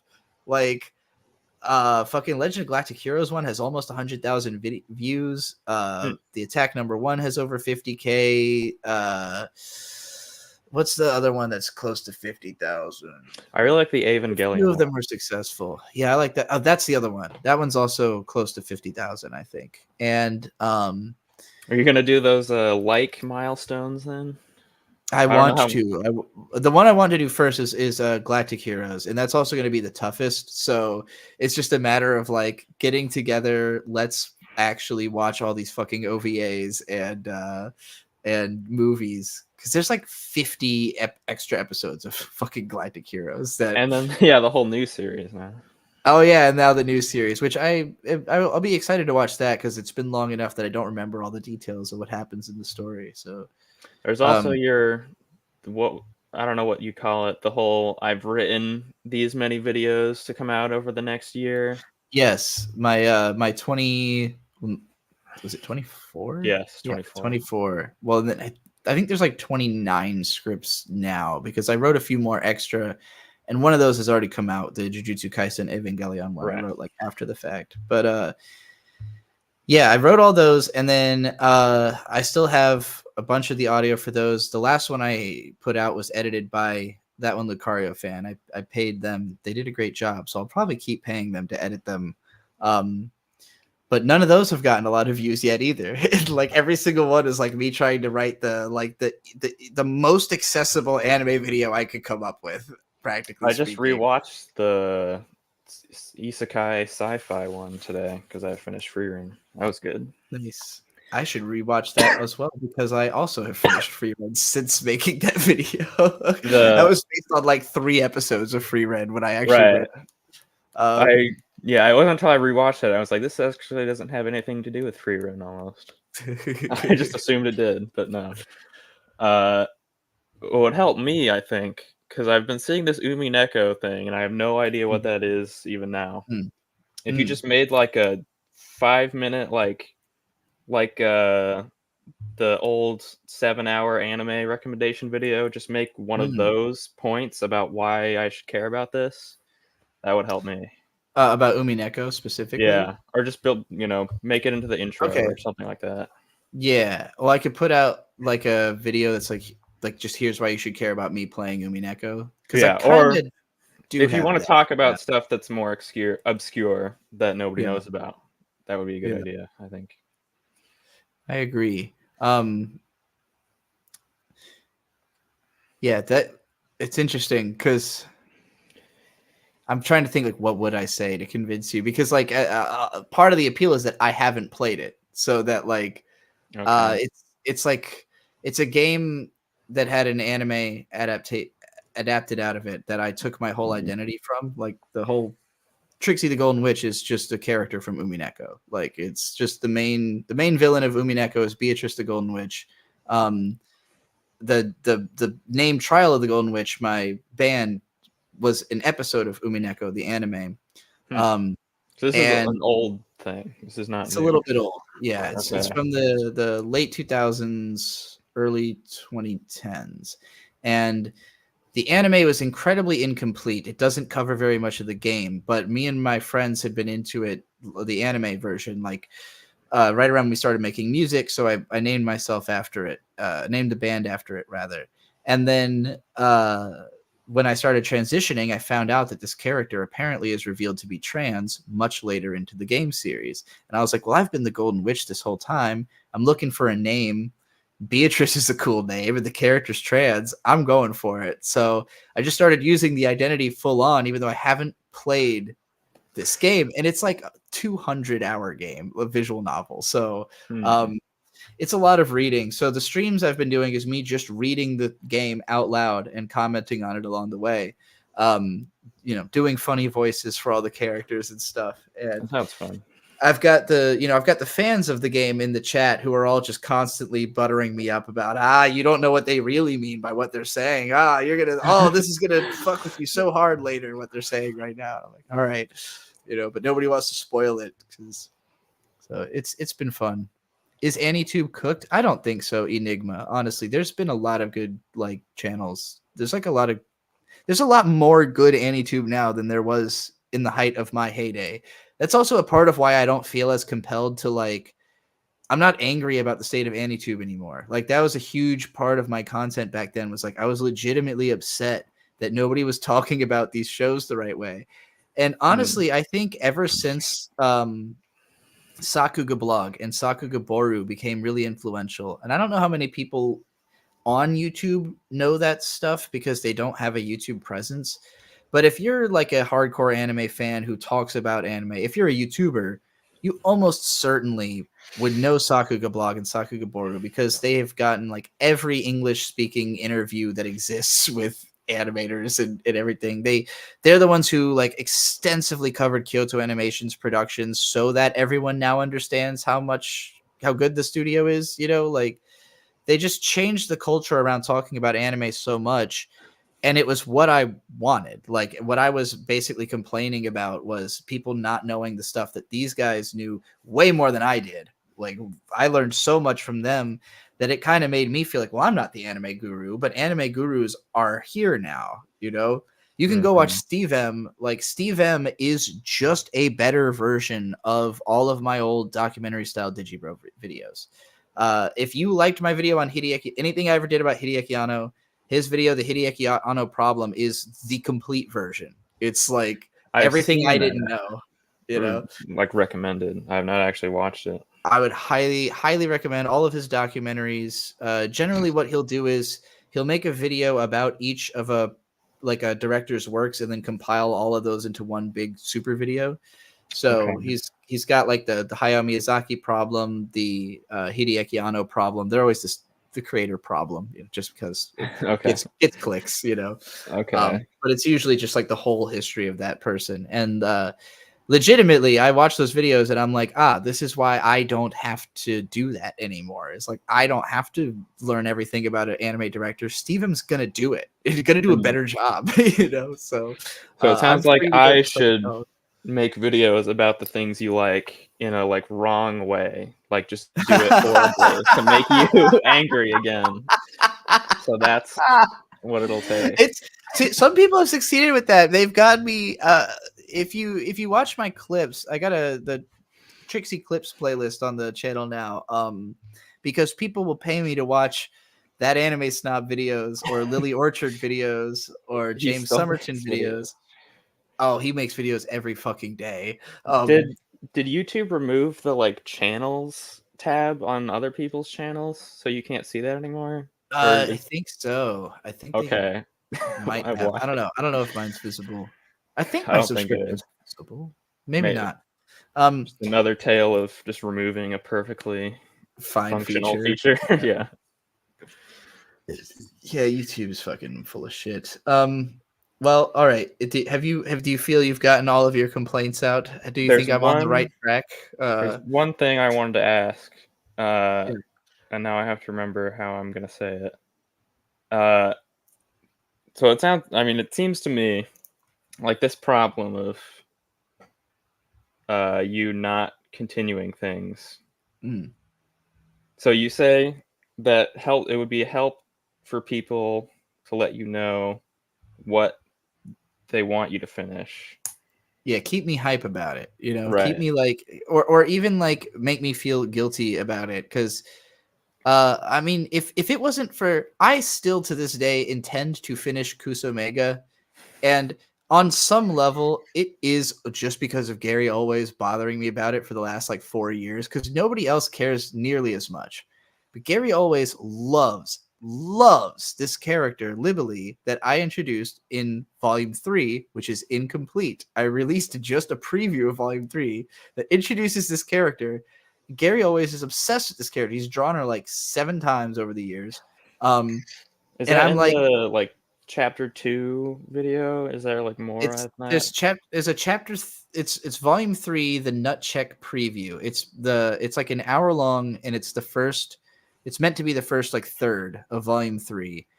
I wrote it back in like early 2020, I think, and it's the last thing I have. It like ends on a horrible cliffhanger too, with like one of the main characters like half dead, and like I've just been struggling. I know a lot of what's supposed to happen by the end of the story, but I don't know exactly what I want to happen next. And so it's like this incredibly frustrating roadblock of like, I know where this is going, but I don't know how to get there, and I don't want to make like the wrong decision about it, you know, too flippantly, because there's like a specific message I want the story to have. I mean, you could write it backwards if you already know the Ooh. ending. Or outline. That's tempting. That's a good idea. tempting. There's reasons that the ending could even flash forward and just happen next. Like it would not actually make no sense for that to happen. Interesting proposal. I'll consider it. Well, what I was trying to say was, so you could, if that sounds like it might work, but are you like satisfied with that? Like, because it sounds like that's just a symptom of this like way you are that's in your bones. So are you interested in fixing that on a deeper level? So it's interesting. I feel like I've been desperate to fix this for a long time, because it's never been my intent to like when I create one of these series, my intention is never that it's going to end before it's incomplete. The intention is that it's going to be completed, and there's usually a system of logic for why I think it will be that ends up being subverted in the process, where it's like, turns out you couldn't do this part, or you thought you had all these ideas, but you don't. And the best results I've gotten are from things like with this series I'm doing with all the pre-written scripts, where I just do so much of the work at once that it pads out a really long time before I have to do more of the work. Now, in this case, I didn't do all the editing up front, so it's still taking a while for these videos to come out. I have not been on this consistent every 2 week schedule I originally planned, and that's because these videos weren't making me any money. I got really desperate for money, and live streaming started making me money. And I went, like on the one hand, long term, keeping this video series might lead to money, but live streaming currently right now leads to money, And so the fact that convenience is there, and kind of honestly it's like, it's both convenient and incredibly gratifying, because I never thought I would like being a live streamer, and it turns out I do. So that's given me a lot of hope in the idea that I can be more consistent, is that like the thing people are paying me to do is actually fun, and I've like been compelled to do it pretty much every night. Like I don't think about doing much else. Like if I could be live streaming through more of the day, I would be, but my house situation doesn't really allow for it. So I think that I can get to a point of consistency by way of sheer volume, if that makes sense. Like just being available so much that it creates a sense of consistency because, like, well, you always know what Trixie's doing. She's online. She's on stream. She's right there, you know. Right. And I think bringing people like in like this to interact with me, I don't know, hopefully bridges some of that gap as well, where it's even more obvious because like we're literally talking to each other, you know. Well, anyway, does that answer? Hath we wrought? I think so. I'll go back and listen to this later, probably. Plug my friend. You were talking about indie animation, and I reminded that my friend is making a animated series by himself and some of our friends. It's the same guy who made the Sweet Baby Ray's barbecue sauce thing. If you remember that. I don't. On a stream, I've put it on the Discord. It's where her head is a bottle of barbecue sauce, and it says "Sweet Baby Ray," as in Ray from Evangelion. Yes, I do remember that edit. Okay, yes. It's that guy. I have no idea when it'll come out. Maybe never. He's been working on it for like 3 years. It's been like 3 years. Whenever it's done, I'll definitely have you come promote it. Yeah, he has a YouTube channel already called Standard Party, where he makes various things. He just made a Breaking Bad 4Kids dub. Jacob, I have to piss, but you keep talking, and I'll be right back. Much it. I don't have anything else to say. Okay, bye guys.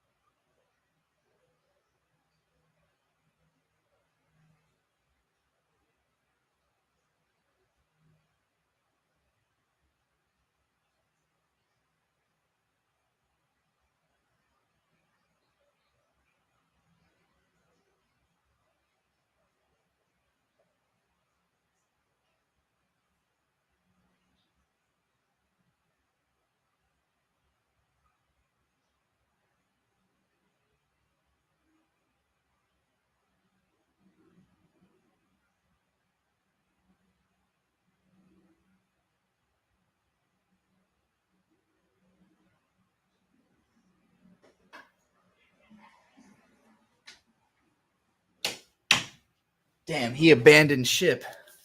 Son of a bitch. I knew he would too. I was like, he's not gonna do it. He's gonna jump. He's gonna jump ship. All right, we got one more. One more caller. No, thank you. Hello. What is up? Hello, how are you doing? Yo, it's been a long time. Yeah, I haven't heard from you since like the Void Gazers podcast, I feel like. Yeah, honestly, I completely fell off watching you. Amazing. What do I need to fix? I see how do I change this? I don't know when that happened. Not well, I'm trying to like the secret it, you know, like I'm trying to just speak it into existence. I can't become president until next round. You have to be 35 to run for US president. And I'm turning 33 in a couple days, but everyone can elect me in 2028 and I see no reason not to. This low key, this is part of my political campaign. This live stream of this show, Fix Trixie, is like, what are your argument for why I shouldn't be president? Basically, you know, what's wrong with me? You think you're going to be the first third party president? We had, I think Teddy Roosevelt was third party on one of his or maybe he didn't win though. I don't remember. I know he ran third party once. I think I'll be the first trans president, the first well, I probably won't be the first woman president because I think Kamala's going to win, but I'll be the first trans president and first otaku president. That's deep. That's probably the most important, actually. Get an otaku in the White House, somebody who understands anime. You elect me, and phone calls with Kendrick Lamar are coming back to the White House, people. I'm telling you. I could definitely grow you on politics stuff. It's up to you. Whatever you think I need to fix. You were talking about not finishing things, right? I still remember when you said you were going to review every Akiyuki Shinbo anime. Yeah, that didn't happen. That's the most difficult. One of the biggest problems that my projects tend to have is a feature bloat, where I get too excited about everything that could be in it. This is also why the Eureka 7 anime alphabet never got finished. Is like I basically just like realized I had the opportunity to be as exhaustive as humanly possible, and so I went for it. And then in the process of doing that, I realized it takes way longer than I thought it would, and eventually, like, oh, I don't have like the time to do like a video that takes this long. I probably should have anyways, but I always get paranoid about the money, Right. when I'm not getting like views in a certain window. When it comes to the Shinbo one, it was specifically what I was hoping to do with that series is identify what is Shinbo's influence versus everyone else at the studio, like at Shaft. Yeah, what did I know. I want to know. What did everyone else do? The problem is that requires me to watch all of the shows to really know. And the next phase of that project was going to be that I was going to marathon all of Shin Onuma's anime so that I could identify all of his quirks. And then when I watch each show, I'll know exactly what's Shin Onuma, exactly what's Akiyuki Shinbo. The problem is Shin Onuma's anime fucking suck. Almost all of them are terrible. So when I realized, like, to do the project I really want to do, I have to watch like 300 episodes of Shin Onuma anime that I'm sure are bad. And I chickened out. I became afraid. And then I considered, like, okay, maybe I don't have to do that. Maybe I could just talk about the Shaft shows from the 2000s and it won't be that difficult. But again, like, I was legitimately excited to watch all of Shinbo's 90s anime and his early 2000s anime. I was not legitimately excited to watch all of Shaft's anime. So yeah, that makes sense. Yeah, the passion just kind of didn't match the scope of the project at that point, I think. I believe you also said you were going to review every GameCube game ever made. I said in the next 30 years. So there's still time you for still that. got plenty of time. And I said that way because it was like to make fun of the fact that, like, no, there's probably no chance. Well, and that was a weird one as well because I didn't realize, like, most GameCube games are actually dog shit. Like, the overwhelming majority of the library is fucking just like garbage sports shovelware. Like, I thought I was going to discover all these like hidden GameCube gems I never heard of. No, I know about every GameCube gem. So if I actually did cover all the GameCube games, it might not even take as long as I would think, as long as I just like boxed all the Maddens into one and all the, NHLs into one. And then just like one video of just shitty games. Just like, here's all the shitty games I couldn't make it 10 minutes into. Anthemic Lullaby with $2 says, "Yo, surprise, no thank you." Indeed. Yo, Anthemic Lullaby is here. What is up? No thank you, viewer. Oh, I should plug myself. You should. Your music is very, very good. I make music. My newest album is called Virulent Nihilism, available on all good streaming platforms. It is as described. And some not so good ones. Also make YouTube videos if you spell my name backwards. Yeah. Most recently, I made a 4-hour-long video about post-humanist philosophy, and then a video about the realities of medieval warfare. So if those sorts of things sound interesting to you, they do. I might watch my videos. I need more 4-hour content in my life. Jacob Wagner with $2 says, "Bring back handfuls of Zen." I've been tempted many times. Yes. And I think I went back and watched those and I just didn't like them as much as I thought I did. So, like, I don't know. I feel like I'd have to recover the same games again. But Yeah, that was a two videos about GameCube games that I made. It was Sword of Mana and Hamtaro Ham Ham Heartbreak are the only 2 episodes of that. Honestly, like if we started trying to name every single one of my unfinished series, we It would will be a be lot. here all day. And that's just the ones you know about. Like the funniest thing to me is when people name all these and I'm like, what about all the ones that I wrote like 10 videos and never released any of them, like that the world will never see? I've got Somewhere a deep on my computer, I still have the file with the how they marketed ARG. better question for you. Listed No, out. thank you. Do you remember when we started working on an album I together? do, We have, like, and also you did the same thing simultaneously with like 2 other people, and none of them turned out to. none of them panned out. Yeah, And in our case, I wrote out like a 6-track description of an album like concept.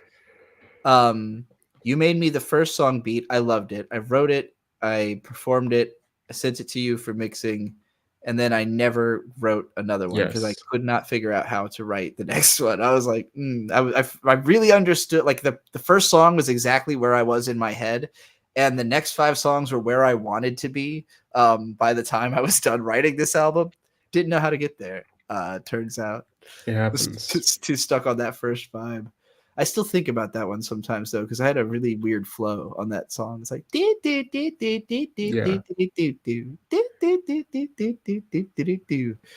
gotta use that again. Yeah, no, again, unfinished projects for days, especially collaborations. I have a bunch too. I have we're of the same Any type. musician, I count on you having a lot of them. Yeah. Like we all just there's a lot of sending people as a musician, a lot of sending files to people and being like, I don't know what to do with this. Do you? And they're like, yeah, I'll do this with it. And then that's the last anyone ever mentions it again. I Yeah. always assume they put it into the audio, realized it is dog shit, don't want to tell you it is dog shit, and then they move on with their lives. Right. Okay, and now for something completely different. Yeah. You're reading Umineko, I hear. Yes, I am. I'm curious, what other visual novels have you played / read / whatever? Not a lot. I have the only one I've completed is Sayano Uta because it is only like 6 hours long. So it was just like a stay up all night, play this. And I liked Urabuchi again because of anime. So, you know. I feel like that's the ultimate tourist VN. Like, yep. The one you've played if you haven't played any other VN. And then Wanko Tokuraso, which is a very dog fucking girl. random one to have played. It's got really cute dog girls, and there's a lot of sex in it. And the I know sex that one. scenes are pretty good. So I didn't finish it. I think I got like halfway in.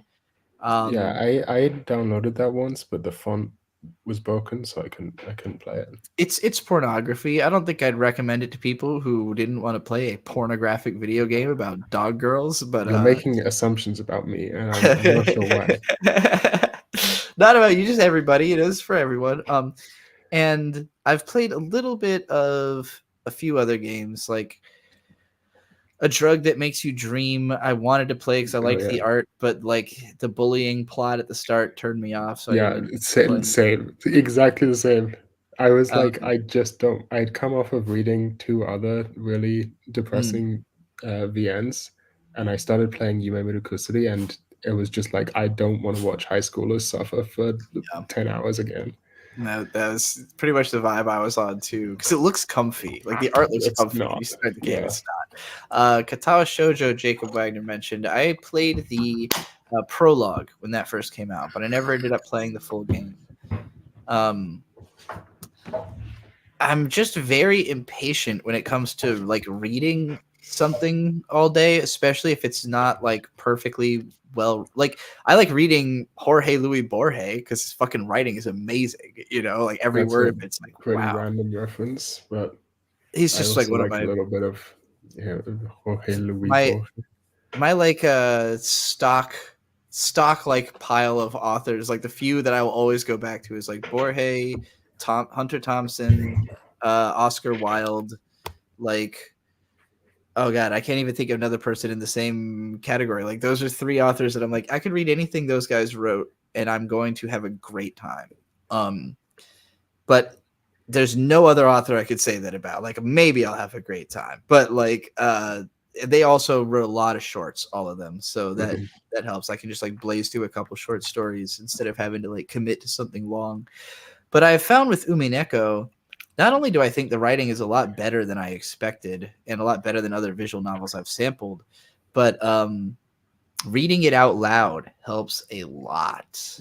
Like because I'll dissociate if I'm like just trying to read text on a screen. I'll stop paying attention. Like my eyes are still doing the movement, but I'm thinking about something else. Like if I have to actually engage with what's being said because I have to make it sound right when I say it, you know, like I have to understand what's being said to match the inflections, and like just draws me in and gets me a lot more into the scene. I care more about the characters if I have to do their voices, you know.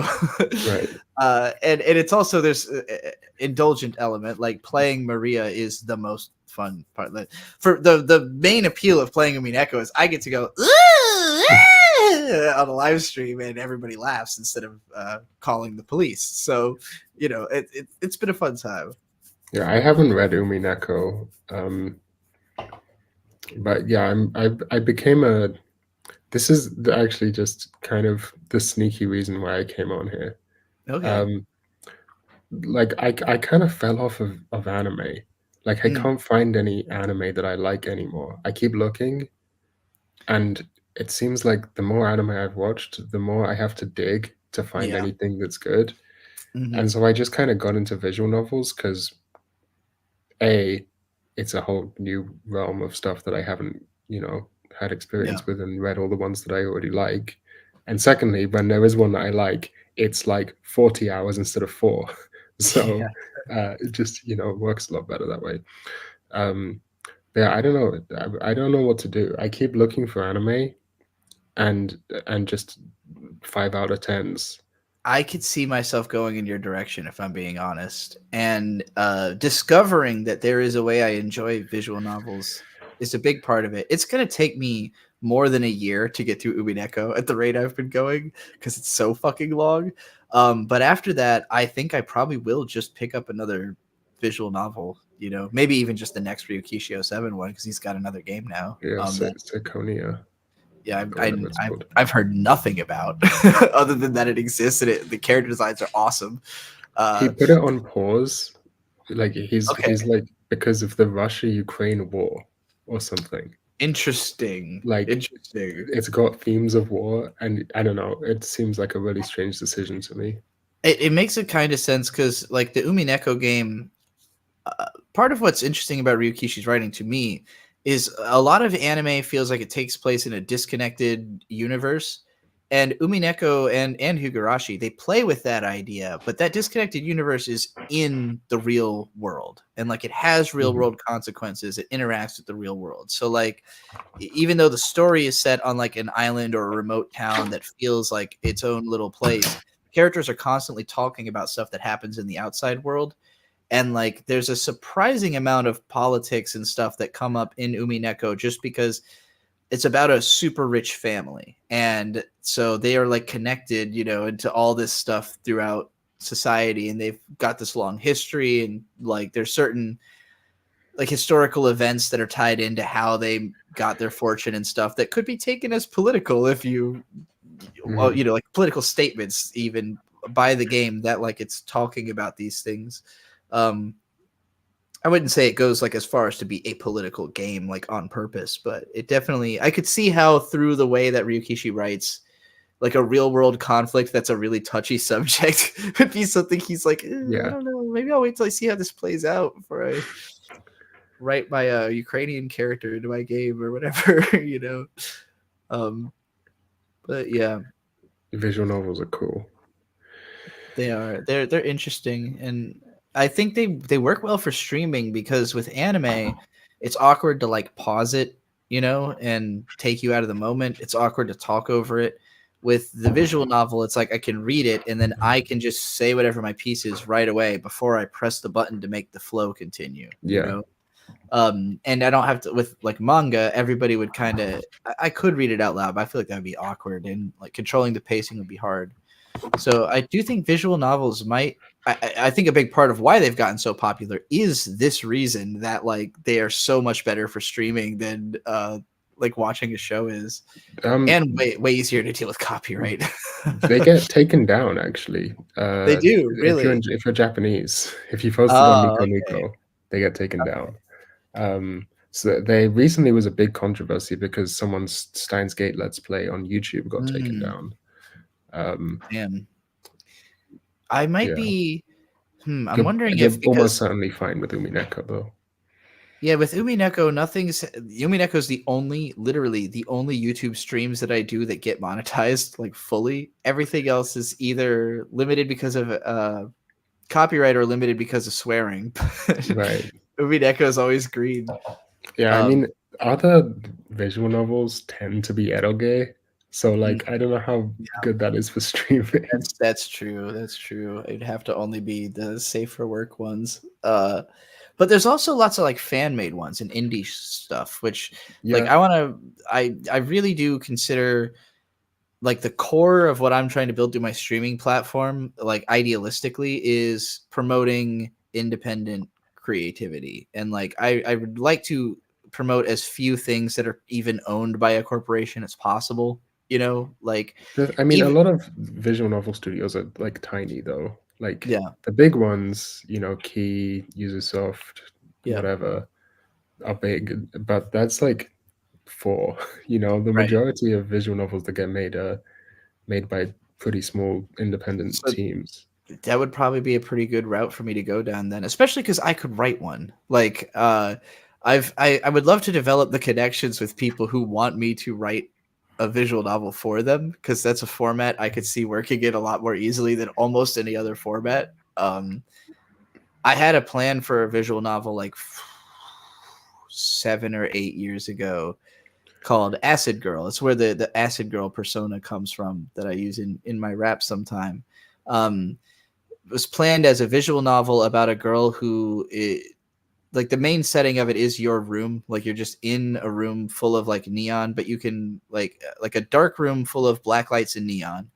And like this girl kind of spends all her time in this dark room, and you could click on anything in the room and interact with it and stuff. And there would be so like kind of like the Homestuck games where it's a little bit of walk around and talk to stuff, but it's mostly a visual novel. Hello, Sumio Mundo. Who are you talking to? Or someone in the chat. Oh, okay. Hello, Sumio Mundo. I don't know Sumio Mundo. But it's cool. It's just my friend. Nice. But yeah, like just I've had ideas for visual novels, but when it comes to imagining like how am I actually going to make that like a thing, I have no clue. I don't know anything about coding or any of that. You download RenPy. It's not difficult. Well, it's got a very easy scripting language. I think it's mostly a problem of the experimental ideas I have in my head, like the non-traditional parts that I'm like, well, I don't know how I would do that part, you know.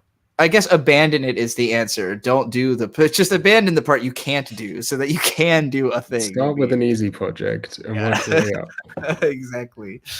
But I'm definitely curious about it because it fits my skill set well, especially if I could write a visual novel and then just voice it myself. You know, drag in some audience members or something to play the character. Right.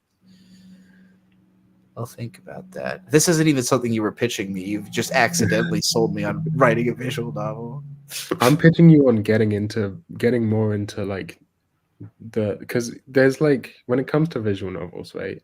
There's like the well-known ones, you know, that are sort of special, like the Ryukusho 7 stuff, the Fate stuff. Fate is kind of more some typical, but like the actual typical, like if you go on VNDB, there's sort of a big drop-off between the popular visual novels and then the rest of them, which is sort of like the more eroge, moe type degenerate shit that I'm into. Like I think you should read the degenerate shit is what I'm saying. The Wankoto Kuraso type. Yeah. Well, I really enjoyed Wankoto Kuraso for what I did read of it. I did like it quite a bit. It's just that it's so pornographic that like reading it in a maybe a little less. It's like hard to read because you're like, well, I don't know. If I'm Yeah. not like actively fapping to this, then like, what's the fucking point? Same with Sono Hanabira ni Kuchizuke. Oh yeah, yeah, those ones.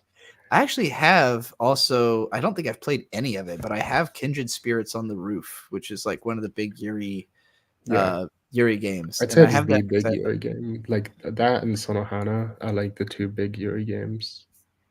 At least but I think so. Kindred Spirits is not pornographic though, right? Like I could potentially play that on stream sometime if people wanted me to. I don't know how popular like it would be with my audience though. It seems a little teenagey for their taste. Think you should. I've never been good with recommendations, but I think Grisaya would be out. It's Grisaya, okay. It's illustrated I know by Poyoyon Rock, whatever his name is. Yeah, Watanabe. Akio Watanabe. Yeah. So it looks amazing. It's I personally really liked the common route, wasn't so into the character routes, but I don't know. I think it's a pretty good introduction to a slightly more typical visual novel. I've definitely seen that one recommended a lot of times. I know there's the channel Amelie Doré. Oh, yeah. I haven't watched a lot of her videos, but she seems to recommend all the like real deep tier VN. She's good, but she's again like this is where I think I just differ from like I'm you know when people talk disparagingly about like oh this is some sort of otaku bait isekai, it's people just like I'm that guy. You're the one I'm who the likes otaku that gets baited. Like I mean I like to read good stuff, but I'm generally I think you're more. I think you're kind of in the majority. It's just that like not a lot of people in that category know how to express like what is good about that, or maybe just what's good about it is obvious, and that makes it harder to like sound cool liking it. You know, like I like the bad parts. Like part of when I'm reading, so like when I've watched a lot of really bad isekai and enjoyed it. Like I don't know, Death March or whatever. Yeah. And part of what I enjoy about it is like thinking about the sort of person that would make something like this, and like that is probably that's what's so good about anime to me. Actually, that's like the core appeal. The fetish is the point. Yeah, exactly. Yeah. And I mean that not just in the sexual sense of the word. Yeah. You know. And that's one of the good things about VNDB as a website is you can filter visual novels by like I only want to see games with blonde little sister characters with this particular get really database about it. Yeah.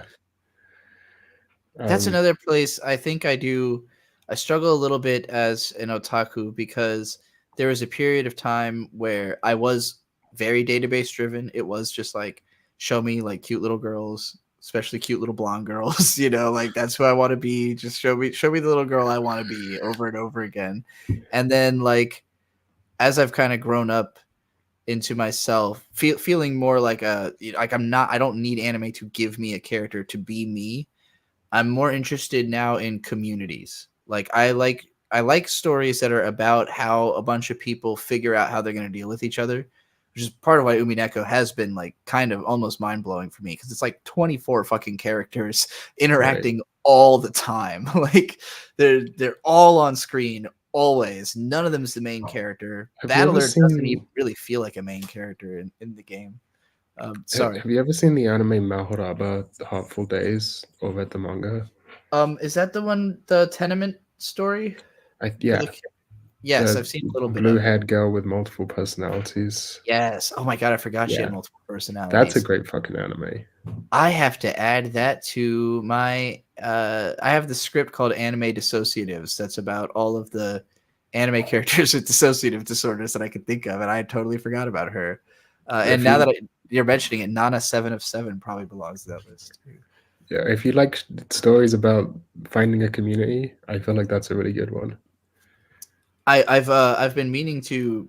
We just talked about this a couple of streams ago because we're watching Brigadoon, and it's also set in a tenement and I've been trying to codify like a tenement-based anime genre because you got stuff like Nia Under 7, Bokuro wa Mina Kawaiso, Pet Girl of Sakura, so like just a whole bunch of anime that are kurenai about like just all the weirdos who live in this one, like a bunch of broke weirdos in a tenement. You know, it's like there's actually probably 20 to 30 anime that are like just about that, and nobody's codified it as a genre as far as I know. So I'm gonna work on that. I'm gonna work on. I'll consult the top men in the industry of making up terms. By which I mean I will call, pause, and select, and we'll have a long conversation about how we're gonna. Actually, the visual novel that I'm reading right now, it's about a bunch of people living in a tenement. Was sort of. Oh, it's, nice. Iroseka, Irotoridori no Sekai, which is very good, and I recommend it. All right, I'll check that out. It's pretty long, but that's visual novels for you. Indeed. So your main thing that you want to fix about me is that I should read more visual novels and get more into that. Well, I mean, if you like go, and maybe you don't care about this, but if you go on the internet and you look up pictures of Japanese otaku rooms, itabeya, yeah, and you actually look at the posters they have on their walls, it's visual novels. It's all visual novel stuff. And these days, maybe VTubers, but truthfully, that was true of my walls too. Like, if you actually paid attention to those posters I used to have on my walls, mostly from games I've never played or heard of, like, and it's because the way that they get those posters so often is magazines that just have a fuckload of them. You know, like, of course, with anime, well, also they often come with like if you buy a visual novel CD, it comes with a poster.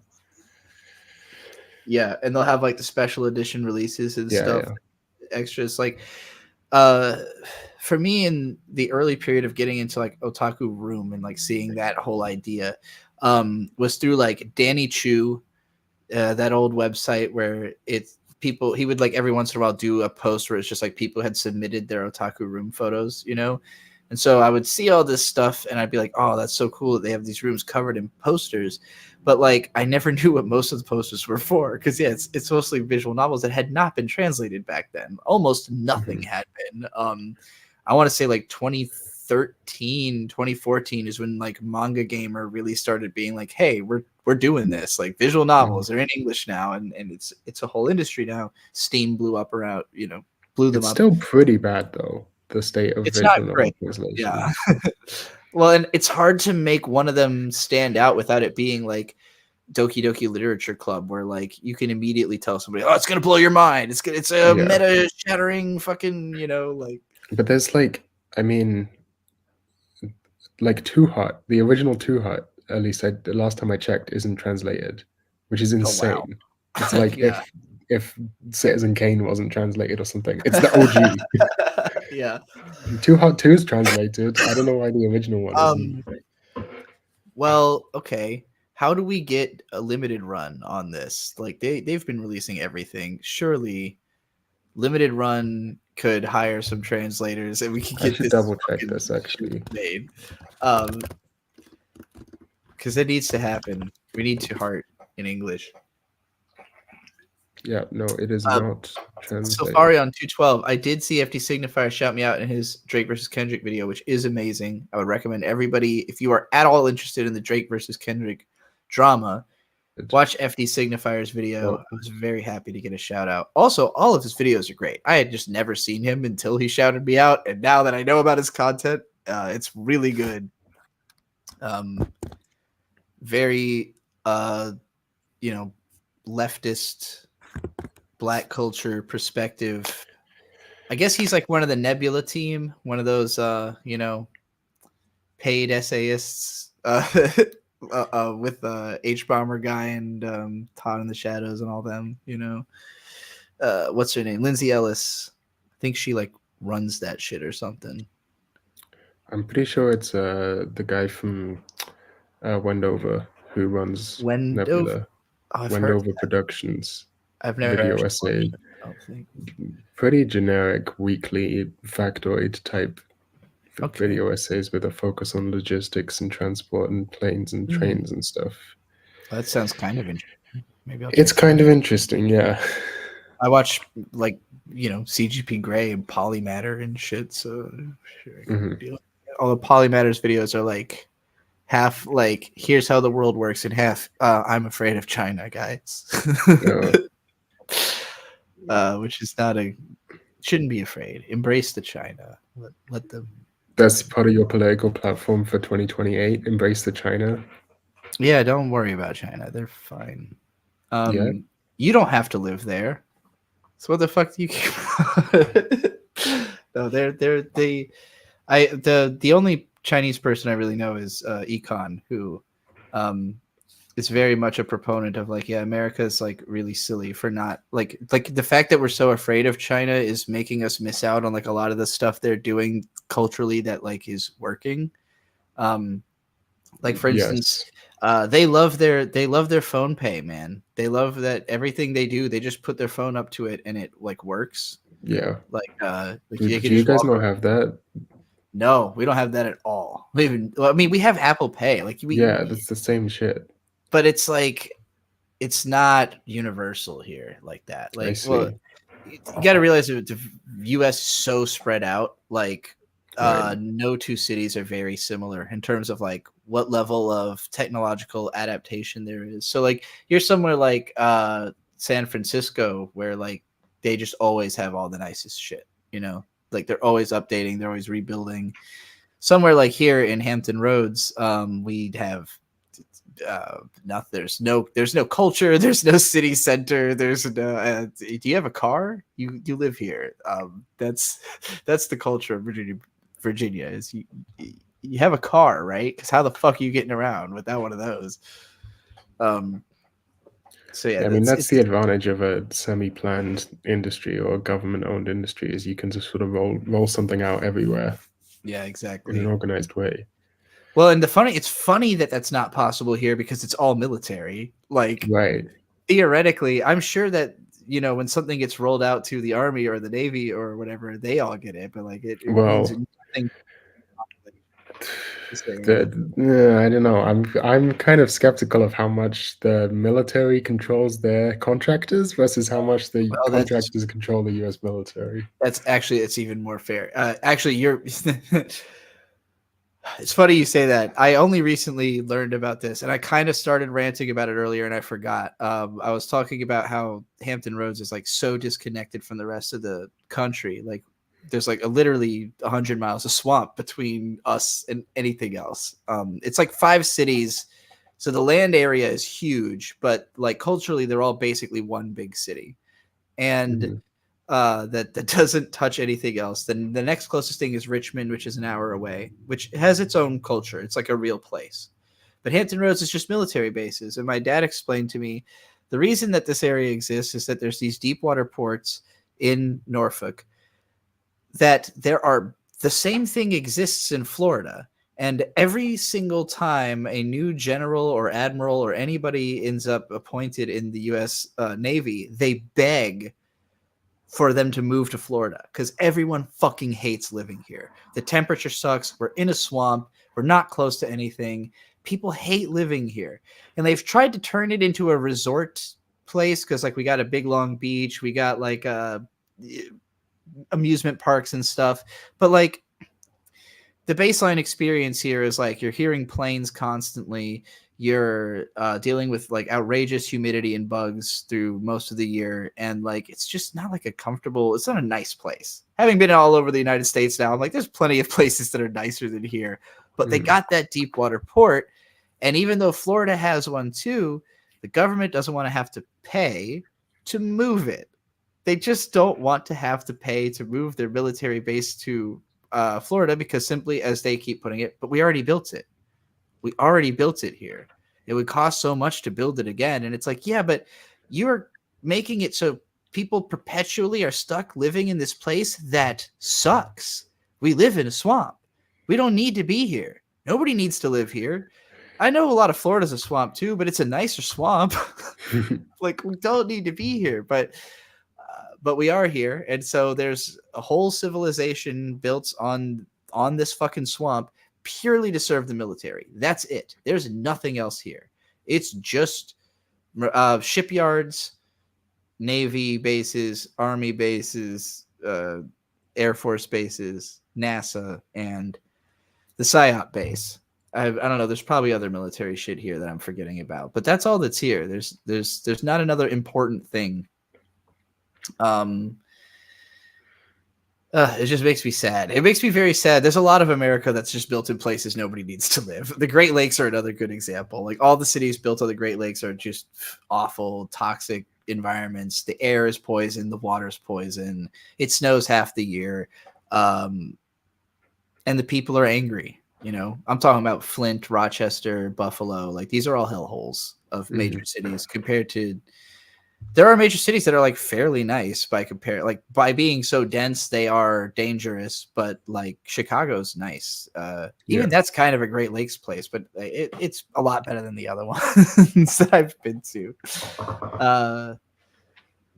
Anyway, I don't know why I ended up ranting about all that. Oh yeah, that you were saying the government probably wouldn't spend the money the way the military might actually make a decision that would help the people in the military, but they're not the ones making the financial decisions in the first place. So, well, I mean, we were talking about the Trixie political platform with in particular foreign policy with regards to China. Yeah. I don't know. I could also. I'm debating whether or not to ask you political questions. I don't know if you want to talk about it. Go for it. I'm down. This is like. I have to be. If I want to be president, I have to be able to answer all of these questions. Okay. What is your platform? If you elect me president, I will be president. Okay. That's the main. That's true. That will happen. That's my main point. Is that I is will. How it works. And not only will I be president, I will actually I'll do the job. That's my main. I'm not gonna go golf for half the year. I'm gonna sit in the White House and do president stuff. What sort of stuff? Presiding. I'm gonna.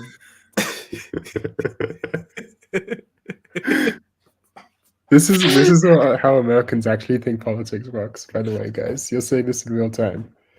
Well, look. The president's job is to preside. That is true. It's what the word means. So, here's the thing about being the U.S. president: there is no actual training for it. It's not a regular job where you get brought in for a grace period and they tell you what is the nobody knows what the president does until they are the president, and it's kind of people just keep. I assume people walk into your office and tell you hey. This guy is doing this, and then you go okay, he should stop, and then they go right, and then they go tell somebody else you said that, and you're like, did I just preside? Was that presidenting? That's how I imagine it is. It's just telling people whether they should or shouldn't have done whatever they just did. I think there's probably about 50 aides surrounding you, whispering in your ear with suggestions at all times, probably. For sure. I have this idea. Another one of my unfinished concepts is for a story called Waypoint Witch. That's about this witch that floats around on a yig tree, just a big floating tree that floats around the world. And basically, when you are in the right place and you need to go somewhere else, you just will board this tree, this floating tree. And then when you figure out where you need to go, it will simply deposit you there. But the witch that runs the tree, she has all these people who work for her called waypointers, whose job is to figure out when people come to the tree, what are they looking for? How do we get them there? So that she doesn't have to be bothered by it. Basically, for something to reach the witch, it would have to be a top level issue. But the witch has also developed this magic system that basically allows you to dilate time on different tracks of thought in your mind. And within those dilated time frames, you can psychically communicate with people who are also on the same time frame. So basically, at any given time, she's experiencing reality in halftime on one train of thought and also talking to other people who are on that train of thought. This is extremely autistic. Yeah. In a good way. And it's kind of my idea of a metaphor for like being on Twitter / like being politically involved is like do a means of sort of like psychic subterfuge. You're communicating with people like all over the globe on this like separate channel of reality apart from the one that's actively happening. And so like the reason that all the waypointers exist is the witch is doing so much shit on all these like wave channels that she's like mentally not really there, you know, even if she's physically there. So when people are physically approaching, there's like other people to kind of figure out what they need. And if nobody can meet that need, eventually it'll make it to the witch, you know, like this means like if all these powerful people who are standing right around her couldn't figure out what you needed, like it must be a pretty bad issue, you know. Basically, this format wise, this story would work like Star Trek, like just episodic stories about people coming to this tree, meeting the waypointers or whatever, maybe a glimpse of the witch here and there. Eventually you learn deeper political machinations of the world, whatever. I just felt like explaining all of that because that's my idea of being president. It's basically getting information and then passing that information on. When someone becomes president, they bring in a whole team. You're not just voting for one guy, you're voting for their whole stuff. And I have to be super careful about that because initially part of what inspired me to start this presidential run was Mr. Beast being like, I'm going to run, or I would run if I could, if I was young enough. And that was so funny. I was like, hey, you know, maybe Mr. Beast has a shot. He's incredibly famous. He hasn't been canceled yet. Of course, as soon as he has been canceled. Been canceled. Yeah. And I feel like, so I watched that. I watched him say he was going to run, and I was like, I'm going to back the Beast, and I'm going to also run myself because I can become president, and I could just tell him, hey, I'll put you in my cabinet if I become president, and then I get all of his voters. Now I don't want his voters. Now that the Mr. Beast fans are too young to vote anyway. That's true. That's true. Yeah. I got to be really careful about who's in my cabinet. Do you want to be in my cabinet? Am I allowed? I'm not a U.S. citizen. Don't think you have to be. I don't know. I only know that you have to be a U.S. citizen to be president, but I don't know if that applies to I have no idea. Position. And I also realized that like I had always thought like the cabinet was like a bespoke position, but it's actually just like the way you refer to the people who are in all of the top positions like collectively. Yes. So that means I'm not just being careful about who are my advisors, but I'm being careful about like who am I appointing as the secretary of the fucking state. Definitely not that crazy bitch who wants to be secretary of state in Missouri and keeps talking about she's going to kill all the faggots. That lady scares me. She should really be run out of politics as soon as possible. Probably none of y'all know who I'm talking about, and I don't want to get into it on this stream, but remind me at some point to complain about this like 25-year-old chick from Missouri who thinks she's going to be Secretary of State by holding guns in pictures and talking about how the faggots need to get out of the Olympics. I don't think it's worth talking. I think the more attention you draw to them, that's what they want, right? Maybe, but I think it's best to just ignore and deplatform. That's an interesting conversation to get into as well, though. Because I used to block people a lot. I had a really long blocked list, and I recently unblocked everybody. And I decided that the tack I'm taking now is instead of blocking people, I just bully them until they go away. And it has been working because people they're expecting that they can just keep spewing venom all day and it's never going to come back to them. When they actually get pushback, they tend to really not expect it. Especially if you're good and you're relentless, because usually they're thinking maybe for you because you're more of a public figure. I don't think this works for most people though. Like probably not. You probably experience this. Do you ever get like a hate comment and then you respond to it and they sort of back off and are like, oh, I like the video actually, you know. I get a lot of those. That never happens to me with my 1,000 subscribers. That never happens. Yeah, because they're not worried about like the social cloud of being, the popular person doesn't like me. No, I agree with you that it definitely. I would encourage anybody to block all the time. Like I do think it's a good idea, but it doesn't make those people go away. And I do think if you're smaller and you're just dealing with somebody who's like kind of just noticing you and deciding to attack you because they noticed you, then blocking them probably will make them go away. But like if you keep coming into their feed because you're popular and like they have to deal with you, they're not going to give up. They're not going to be like, oh, you blocked me, so I'm never speaking to you again. They're going to make another account. They're going to really ratchet up how much they talk about you behind your back, you know? And like a significant number of like my like people I would describe as like ops, like people who actually have it out for me, people who like want to fuck with me. It's usually because I blocked them. It's usually because like I cut off the opportunity for them to interact and they're really upset about it and they don't forget. Because like if they're still on the internet 8 years later and they're still blocked by you, they're still mad about it, you know? Yeah. But like if you create a scenario where they don't want to be around you, it's a little bit different where it becomes harder for them to, you know, like if you block them, then it's like tantalizing, like, I know I'm not allowed to, so that makes me want it even more. But like if they just don't want to because like the social consequences are so dire, like, you know, I keep talking about Trixie, but she will vlog. I will, if somebody, you know, I would like live stream about somebody for 12 hours and just talk shit about them. Like I would reach that level of ruthlessness if I thought I had to, like to make somebody uncomfortable with. I feel like this is continuing to just bully asking me, for you know? trolls to come at you though, like people who just want attention. If you start doing that, I think it does, but at the same time, there's a level on which it's hard to deal with like massive social rejection, right? Like so probably the most rejected I've ever been like on a huge scale is when I debated Destiny.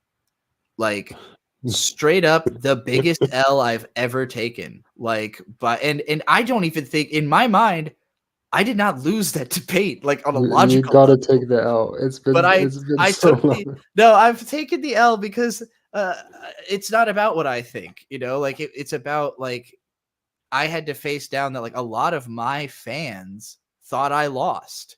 You know, a lot of my fans were like, wow, you did a really bad job arguing with Destiny. You know, I lost subscribers. You know, that video had like a fucking 250,000 Yeah, it's views, insane. and most of it is people shitting on me. You know, and it's most of them didn't know who I was. They didn't want me to be correct. They want Destiny to blow people out of the water all day. That's the point of his show. I didn't know that at the time. I hadn't actually watched his stream. I had only seen him debate Dick.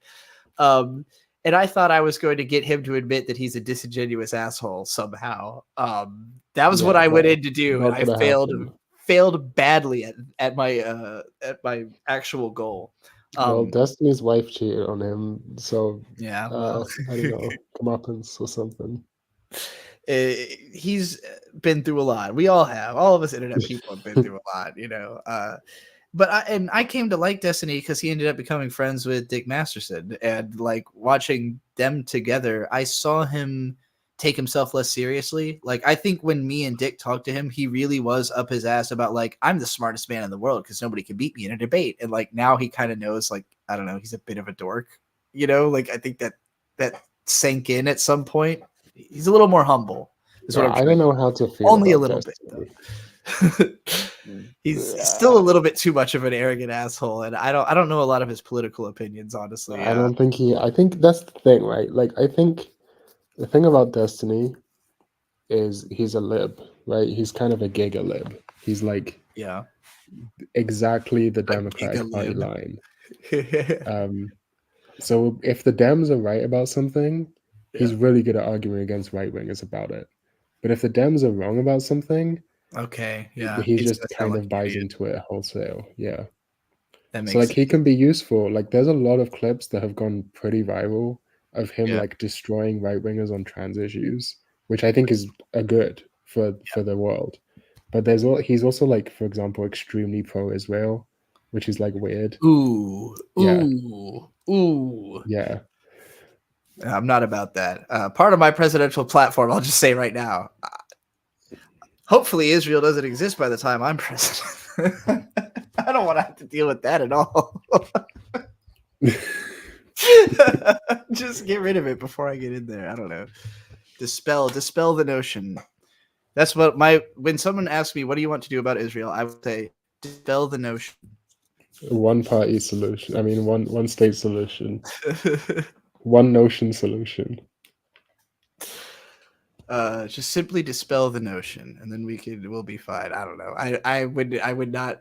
I've always assumed when you get into presidency, then like they start telling you all kinds of like shit that they're like, okay, here's what we're not allowed to do because they'll just kill us or something. You know, like I have to assume that our government is held hostage by someone, or several someones.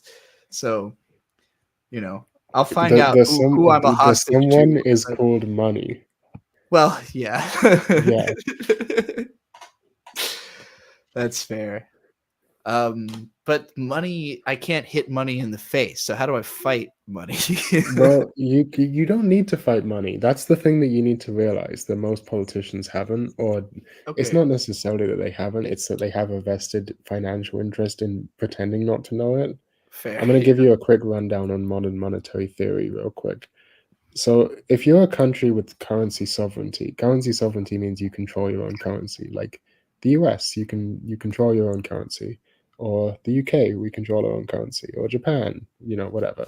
Yeah. You can't run out of money, because you control the money, you make the money, right? You roll the nickels, Yeah. You deal the cards.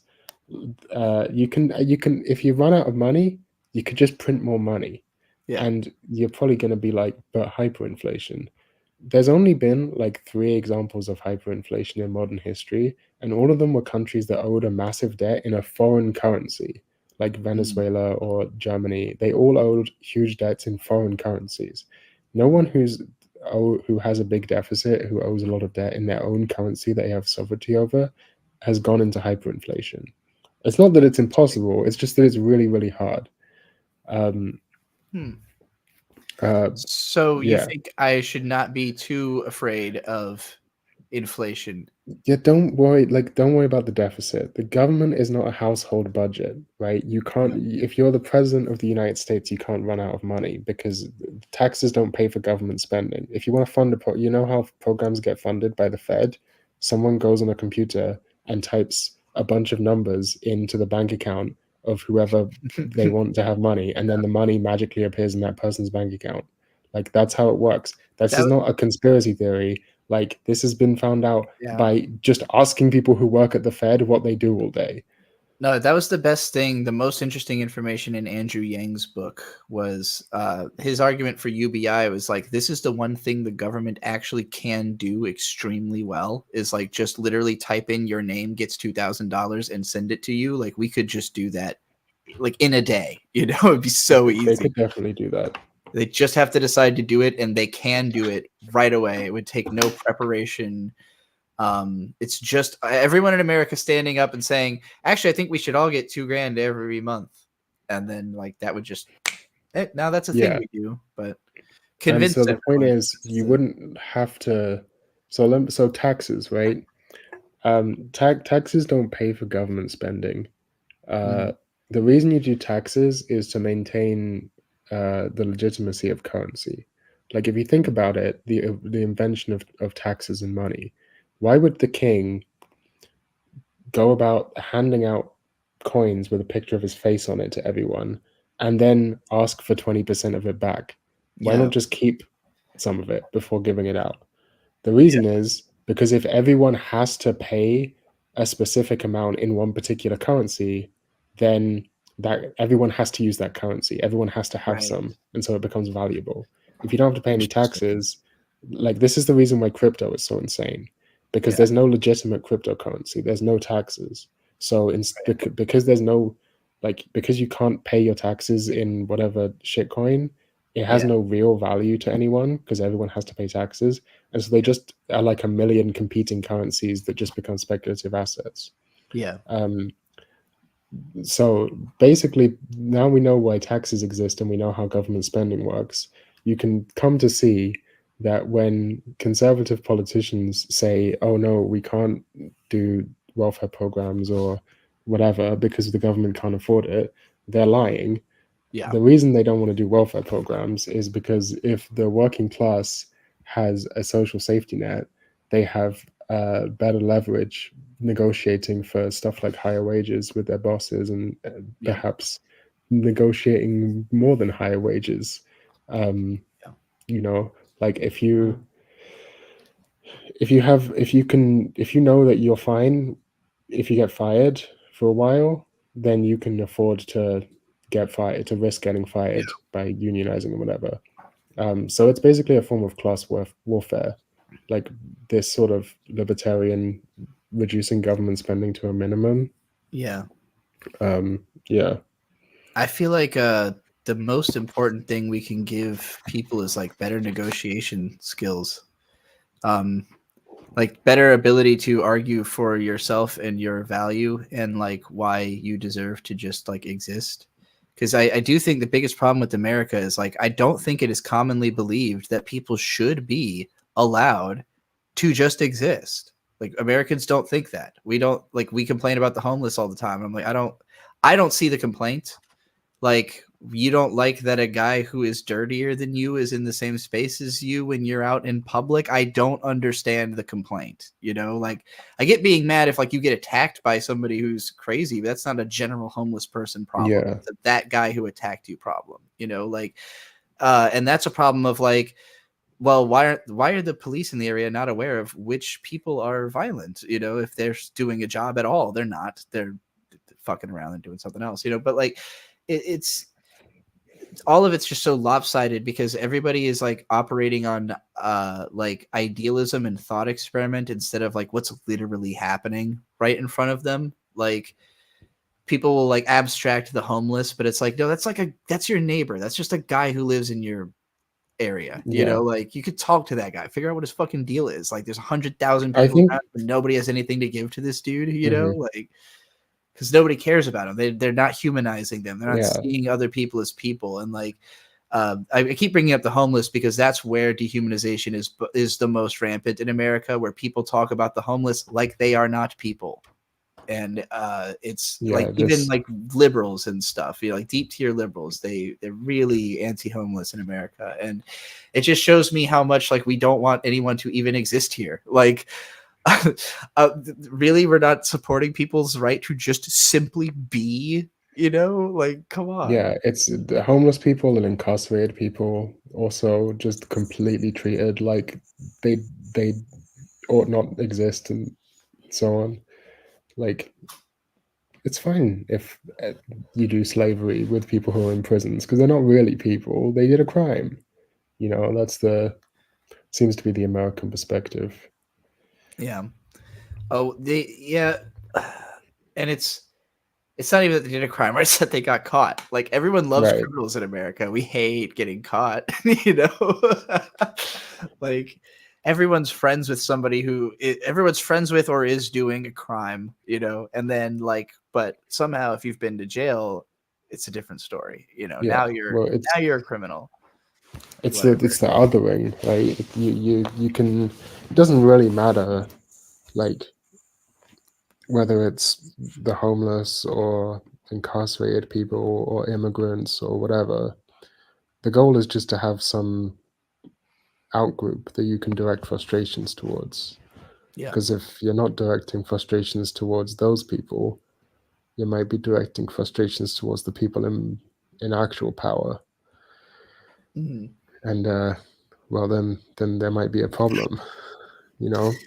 It's amazing how sheepish people are about like even just like raising a hand to raise a complaint. But I do think a big part of it is like the reason argument tactics have become so important is like you know, people who can speak really well can convince you to like shut up about something that you're trying to say that is meaningful.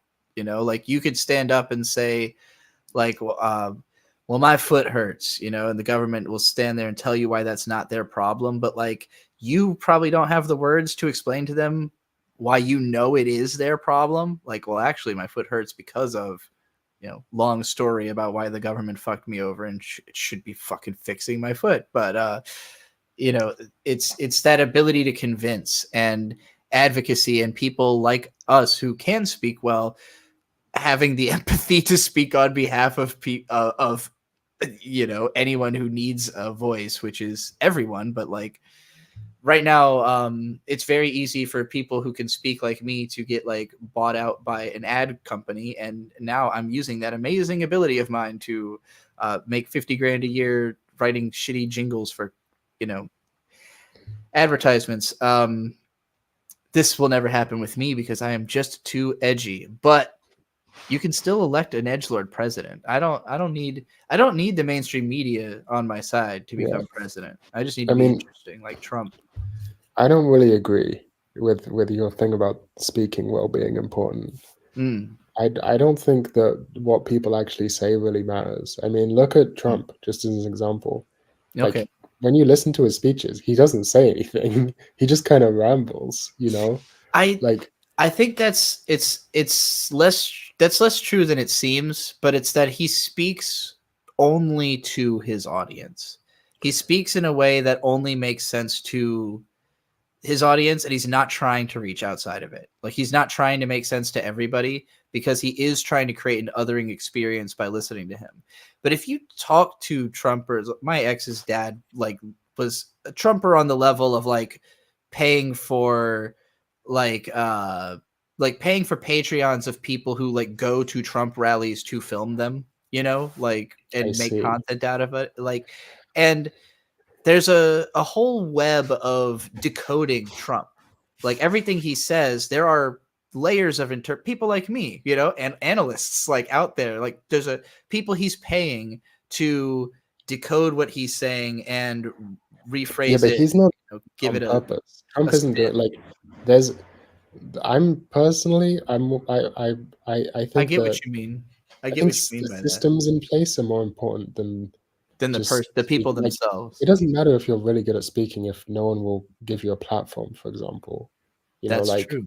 In the recent UK election, the UK has a bunch of different parties, but let's say, just to simplify, there's the two major parties, Labour and the Tories. Then there are some other parties, and then on the far right, you have there's a party called Reform UK. That used to be called the Brexit Party. There's the Nigel Farage We Hate Immigrants far right party, and then on the further left, you have the Green Party. They're the Green Party, environmental issues mostly and leftist stuff. And Reform and the Greens got about the same number of votes in the election, roughly. But Reform, leading up to the election, had way more airtime on TV. For some reason, the British networks just refused to ever let the Greens speak on TV. And it's if you put the Greens on TV, they got the same number of votes as Reform, so there's clearly a similar amount of interest. Someone who probably stands to make some money based on who wins the election has made the decision who gets airtime and who doesn't. I think that's what wins elections more so than just being able to speak. I agree being shown a lot. I think that's why Trump won in 2016.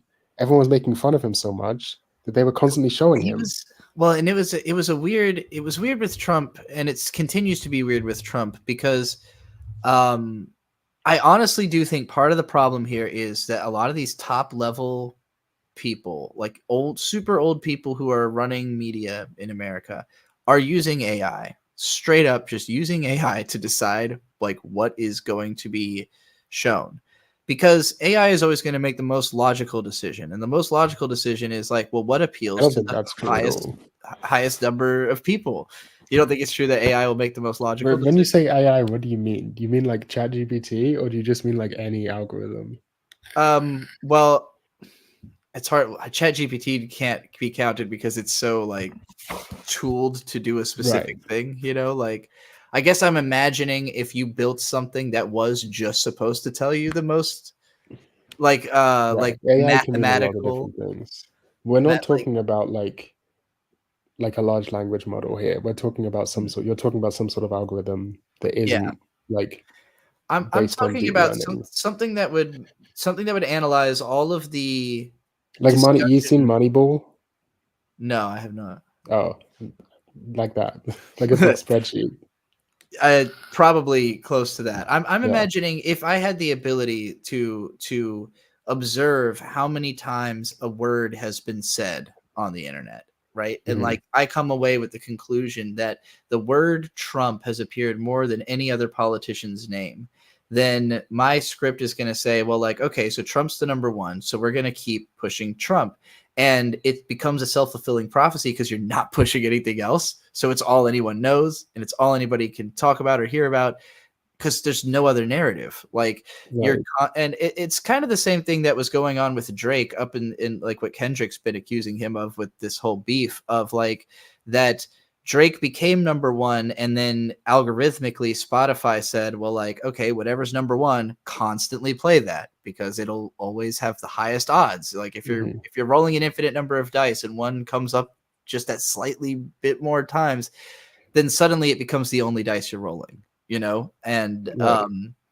I think the algorithms have done that with Drake, with Trump, with all of these like super figures that have become inescapable because, or Taylor Swift or whatever, you know, because the algorithm just keeps saying, well, that won, well, that won, well, that won, and other stuff sometimes starts to win, but then the second it doesn't win, it defaults back to Trump because Well, I he's mean, just been I the think you're algorithm, right. you know. Yeah, I think you're right, and I think it comes down to capitalism. Like capitalism For sure. tends to reward things that have already been proven to It's work, it's and then 100% yeah, capitalism in this case. Yeah, it's yeah, that made more money, so that's always the answer. The answer is yeah, always, and it's always immediately more money. It's never, yeah. well, Well, okay, is this gonna capitalism fuck has us a over in 5 years and we're all gonna be broke? Or, you know, are you yes. building anything for the future? No. The answer is We always say no. we say that capitalism has a short time preference. Yeah. Yeah, no, you're 100% right. I think this goes back to what you ever seen that interview with George Lucas where he says that artists were actually more free under the Soviet system than they were under the capitalist system? I haven't heard George Lucas. I've heard people say that. I haven't heard George Yeah, Lucas say that. there's an interview with George Lucas where he says, like, under the Soviet system, as long as you weren't criticizing the government, you could do anything you wanted. Whereas under the capitalist system, it has to make a profit. That's much more Right. limited. Yeah. And if criticizing the government doesn't make a profit, no one's ever gonna see you do it. Yeah. You're Or gonna be I think real good at more making a sinister. profit by doing it. I think the more sinister thing is that if criticizing the government makes you a profit, then you're only ever going to criticize the government in a way that makes you a profit, Yeah. right? Like, Ask Rage Against the Machine about something like yeah, that. You something know, like it's like they're never gonna get more edgy than exactly how edgy made them all that money. You know. yeah. I really have to pee, so Fair. if you want to rant to the chat for a second before I get back. I will quite happily do that. You don't have to tell me twice. What is the chat talking about? Hi. I'm in charge of Trixie's stream now. I have so much power. Communism kills you, lol. You're an idiot. Which is why AI is also just a speculative market. Nobody really understands how to profit out of it yet. I 100% agree.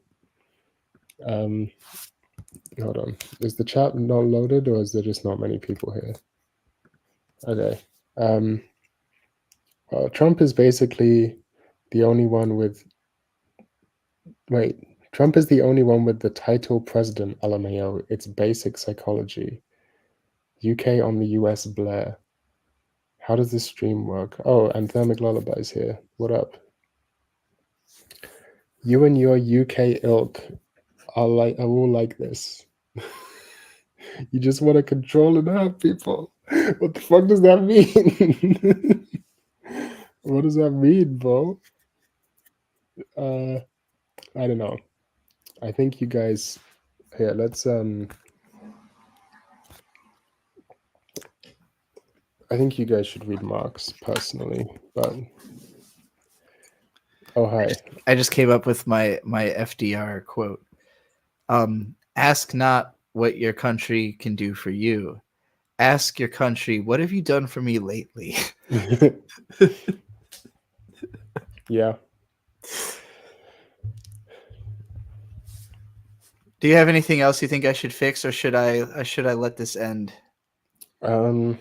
I mean, I could talk forever about all sorts of things, but things that I need to fix, either about myself or the world. I mean, what I mean is I could frame anything as a thing you need to fix.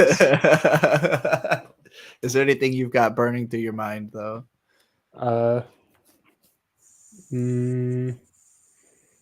Amy, I cannot. I'm sorry. I'm not going to read Marx. Marx sucks at writing. Marx does suck at writing. I'll listen to someone explain Marx. I'm not gonna read his writing sucks. I have been spending the past like 2 months of my life going through all of Marx from the beginning again and stuff. And yes, Marx, not a good writer. Ellen says all philosophers suck at writing. I would argue Oscar Wilde is so good at writing that people don't consider him a philosopher. But like most of what he wrote is just like philosophical tidbits that are just like a little too pithy. He's also like not considered a comedian, even though it's all comedy, like it's all hilarious. But yeah, I think it's not true that most philosophers suck at writing. I think a lot of philosophers are poorly translated from German. That's also true. Makes it seem the language itself is awkward. Because in German you can make sentences like sort of very straightforward and focused on the noun. This is just what I've heard. I don't speak German, and in English that comes off as very. I'm not going to read Joyce because Joyce sucks at I don't think he sucks at writing, but is imparsible. I'm kind of simple. I can't even get through Mark Z. Danielewski's work past fucking House of Leaves because it's too hard. It's just too hard. Like I tried to. Hey, Dickington Post, I want you to tell me one of Marx's ideas. If you think his ideas are bad, just name one. I just want to know. Just name one. Just one. I'm very interested. Dickington Post, you are Crimcole, right? I'm remembering correct.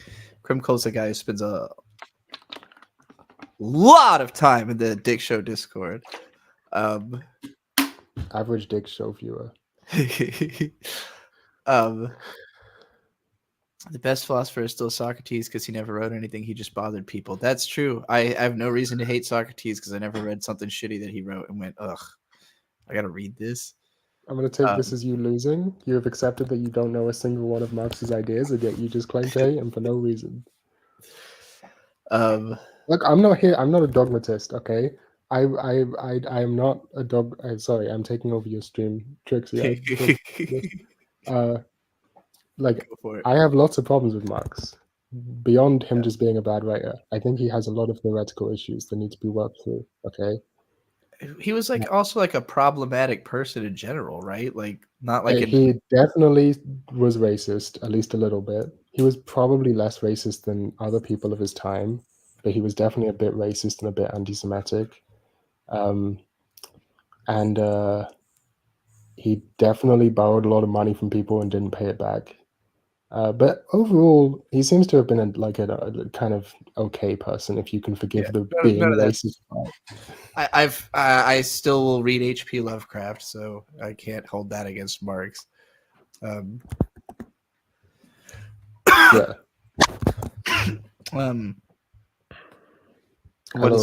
What do we gotta talk about now?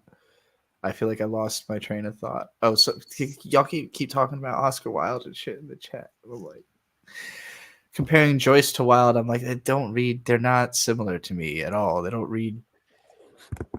Oscar Wilde is native English. That's, I think, a big part of it. It's like it's not translated or anything. Like Joyce is, I guess, native English is Irish. It's a special Irish form of English. Like fucking my therapist, 15 years ago, like tried to get me to read Portrait of an Artist as a Young Man, Picture of Dorian Gray, Portrait of an Artist as a Young Man. Yeah. I could not fucking make it 5 pages into it. I couldn't parse it. I couldn't visualize what was being described. It was too much cultural reference that I was like, it seems like this would all be really meaningful if I got these references. Like if I was fucking Irish, this would be awesome, but I'm not, and I don't know what he's talking about, whereas like Oscar Wilde is like just gay. Like it's mostly about like being like the first camp gay writer, like to me, like the entire concept of being like a fop is basically like ode to that guy, just like being like smarter than everyone around you and a real dick about it. Yeah. He's also a big influence on Dick Masterson too. If you've ever read his book, the on the back blurb he describes himself as Oscar Wilde with two dicks, which I always thought was particularly funny because people think he's like I don't know. People have a lot of things that they think Dick Masterson is, and in my mind, he's Oscar Wilde with two dicks before he's anything else. And in every way that makes sense. But we should not have started talking about politics. This chat has just fucking degenerated. But a country for Jews should exist. Well, why?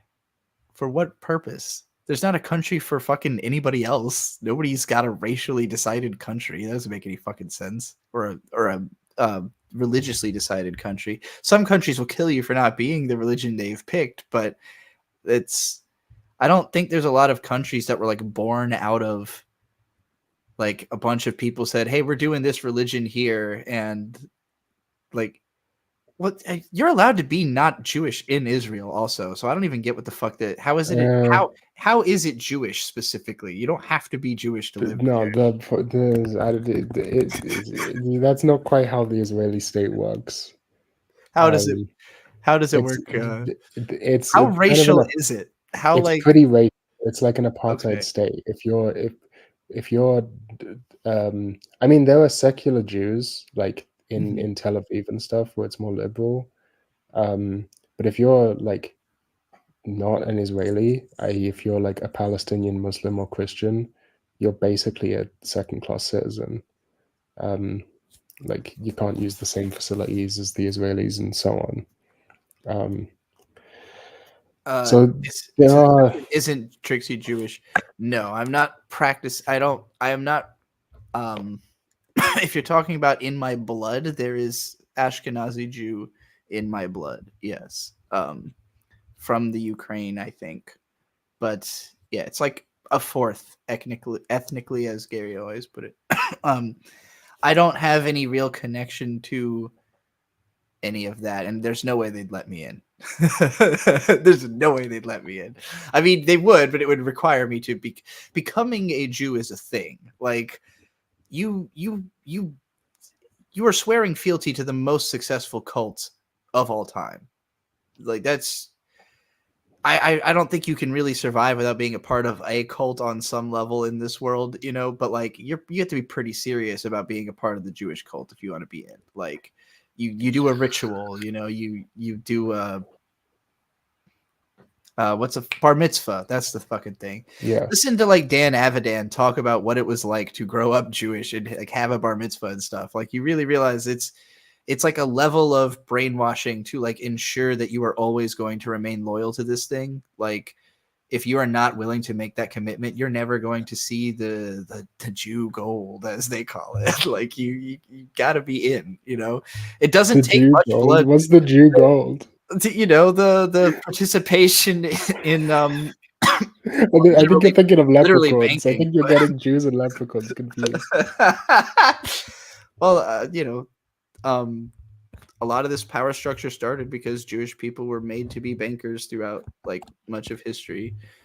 It started with them being forced to do it, like, and then they just like got good at it because it's what they were made to do. And then it turns out banking is a really important skill that like can actually make it so you can make like a lot of important decisions about how society is run. So yeah, kind of like we kind of gave it to them. It became by important. we, I mean I'm also part. We gave it to ourselves. I don't know. The Jewish people were given banking because they didn't. The rest of the world didn't realize how valuable of a thing they were giving to the Jews, and the Jews went, you know what? We'll take it. Thanks. Actually, we like this. Actually, we'll keep it. And they've done a good job keeping it, and I can't blame them for that at all. Like I would too, but they're at a level now where like there's like a whole civilization being massacred, and people who say that that's a bad idea are being called anti-Semitic. That's retarded. So, you know, I think they got to rein in it a little bit. Jews, you got to rein your cult in a little bit. Like This is as bad a look as the fucking Catholic rape shit, like murdering an entire fucking population in front of the world is not a better look than having a like 700,000 pedophiles in your organization. Like, these cults got to get their shit together. I've been very clear. My cult is not about drugs, sex, or rock and roll. Oh, well, I don't want any part in it then. You're allowed to do drugs and sex and rock and roll. It's just not what the cult is about. Hold on, let me pull up my graphic. I've got a list of what my cult is about here. It's about anime, furries, alcoholism, being trans, hip hop, being a magical girl / magical witch / mascot creature that works with a magical girl / witch, independent creativity, writing, internet art, and beef. That's my cult. Interesting. Yeah. It's a complicated cult. It's not a. I gotta agree with Lapusha in the chat, who says you have to an extent, we have to blame America for the genocide. To an extent, you have to blame America for Israel. Yeah, I mean that's the. I believe it's our little pet. It's our little pet project. Yeah. It's our little. It does seem to be that. Yeah, it's this little deal we struck up with the Jewish cults to do like a thing for them so that they would like us still. You know, like probably I'm sure America it wasn't so got that a lot they of could like us still. It money, was so that you can have a power base in the Middle East. Yeah, of course.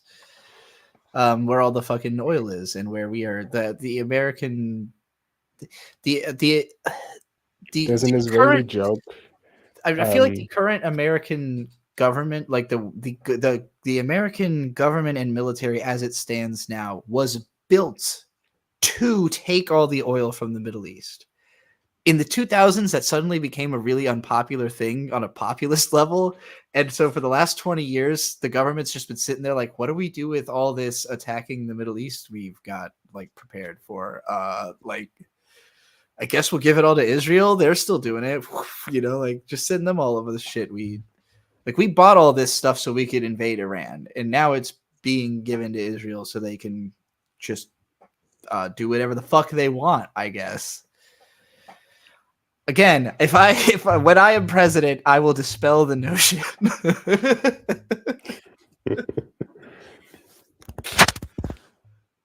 Yeah, this is how I don't know. This is how a presidential campaign starts, Gary. This is how we ended up here is because this is where I wanted this to go. Deep down, the original plan for this, the reason that this show exists, is that I figured the only way I can get the only way I can become president is if I do a bunch of debates, but I didn't want to frame it as debates because I don't want to argue about politics with people. I want to bring in people who know politics and then agree with them.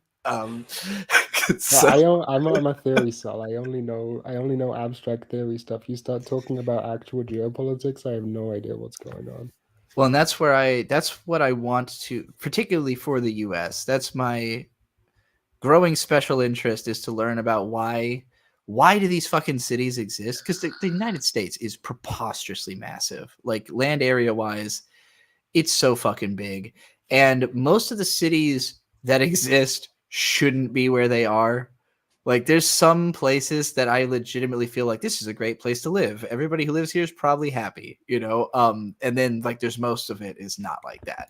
And so much of it's abandoned. Like so much of it, something was built there 50 years ago and now there's nothing there. Like for instance, Newport News, which is like where me and Bert are probably moving very soon.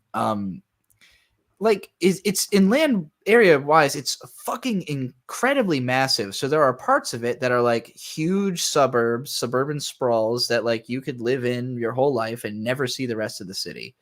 And there's like a downtown area that's just nothing but like military barracks housing and like very ghetto, very crime riddled. And then there's like uptown by the shipbuilding area where there's like, I don't know, miles and miles of just abandoned what once were factories or workshops or like just all kinds of shit. They're all just empty. There's like some homeless people scattered about, but not even a lot of homeless people because what the fuck would they eat? There's not restaurants. There's not like trash. It's nothing.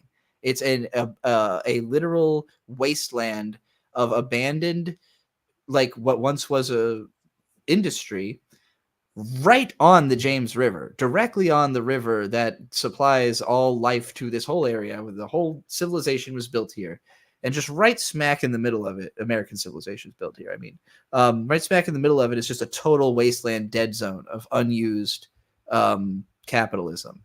And I'm looking at that and I'm like, how is there nothing here? Like, this is one of the most important places around. Like, I can tell why everything was built here 50 years ago, but somehow the money left and now it's just waste. And that's like half of America. Like, that is built. The rest of it's nothing. Like, only 10% of it actually has anything on it. So like 90% of it is just empty space. And then like, well, it's what is built on corn and soy, right? And cows. There's a lot of that in the middle, but like the west is literally nothing. Like Nevada, nothing. It's a desert. Right. There's nothing there. And it's like hundreds of miles of nothing. Like, you drive through Nevada and you're on a straight road through identical scenery. Occasionally you pass a huge ass mountain, but it's just like one mountain just sitting there. Like, not a range, it'll just be a mountain.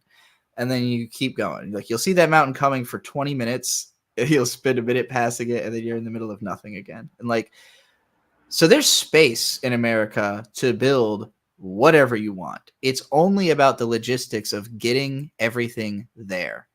You could literally just buy a plot of land in Nevada and put whatever you want there. Like, under the laws of Nevada, you can literally put whatever you want there. Like, almost everything is legal in this state because they're so desperate for people to come there. But almost all of it's just in Las Vegas. That's the only Las Vegas is like down at the very bottom corner of Nevada. It's close to LA. It's 6 hours away. So all of it is just people who live in LA and want to sin. They drive out into the desert to go sin, and everything's legal there. They can kill themselves on drugs.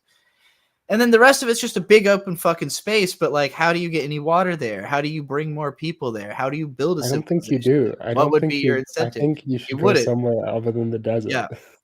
The truth is, you should go somewhere other than the entire United States, because none of it is a place that makes sense to build. Like, again, there's like 3 cities here that actually like are nice, like places to live, and even then, they're not well run. So like the air, like it would be a nice place, like climate wise, or it would be a good place to build, but the people building it suck. So like, there's no place you can go in America and be 100% like, oh, this place is awesome, because at best, maybe the town is run well, but then you've got the state government, What the about state Vermont? government's rules What are about? determined by some other city in your state. And I don't remember what the I have state not capital of been. Vermont is called. I have not been to Vermont really, but I know it does spend probably half the year under snow, which I'm not a huge that's fan cool. of. But I hear that Vermont, New Hampshire, and Maine, which are all like the Northeast, they're mostly woods. Like, there's actually not a ton of civilization there. There's like a couple cities dotting them, and then there's like a ton of forests and mountains. So again, like only, I want to say less than like 30% of all of America is even has a farm on it. Like, when I talk about Virginia, the Hampton Roads area, like the Hampton Roads area, like I said earlier, it's like, it's a massive land area, but it's like half city, half countryside, and then 100 miles of swamp before you reach anything else. There's nothing built on that swamp. You can't build anything there. It's useless land. It's just 100 miles of useless swamp that you have to, there's a road built on the stretch of land that you use to get to Richmond, and then civilization continues, up into the mountains, but like, can't live in this swamp. So yeah, there's just tons and tons of US. And again, my opinion is Hampton Roads is not a place people should live. It doesn't make sense. Inland is great. Up at the mountains, the Appalachians, actually awesome. But nobody wants to live in the Appalachians because you have to transport everything up into the mountains, and it's really difficult and expensive, and nobody wants to spend the investment capital to make life great for the next 100 years for all the fucking generations of the children. They want that quick money. Easy solutions. I don't want to drive all this wood up a hill to have a beautiful life for 700 years in the fucking Appalachians. There is a lot of stuff that is like, there are nice small towns up in like the hills of West Virginia and stuff where it's like some very determined person 200 years ago got all the materials up here, built the house, and people who they then brought there have continued to maintain it because they realized, what this person built is awesome, and I want it to keep existing. And there are well preserved nuggets of America. Most of them surround national parks, and most of the national parks are the government buying land back from people who were taking pretty good care of it to protect it from being bought out by BlackRock or whatever, who will just fucking pave over it because they don't give a fuck. I'm very in support of using the government for national parks. If you vote for me, I will pretty much, my main concern will be protecting the national parks, national lands, making sure they're good, making sure tourism doesn't ruin them as it gets more popular to those places. Yeah. Protect the national parks. It's one of the only good things the American government does. Is they're pretty well run. Like most of the parks are pretty well run. The people who run them really care about them. It's never like disgruntled government employee A. It's always like I grew up next to this park, and it's I work here because I don't want them to tear it down. Make everywhere a park, Trixie. I'll make as many.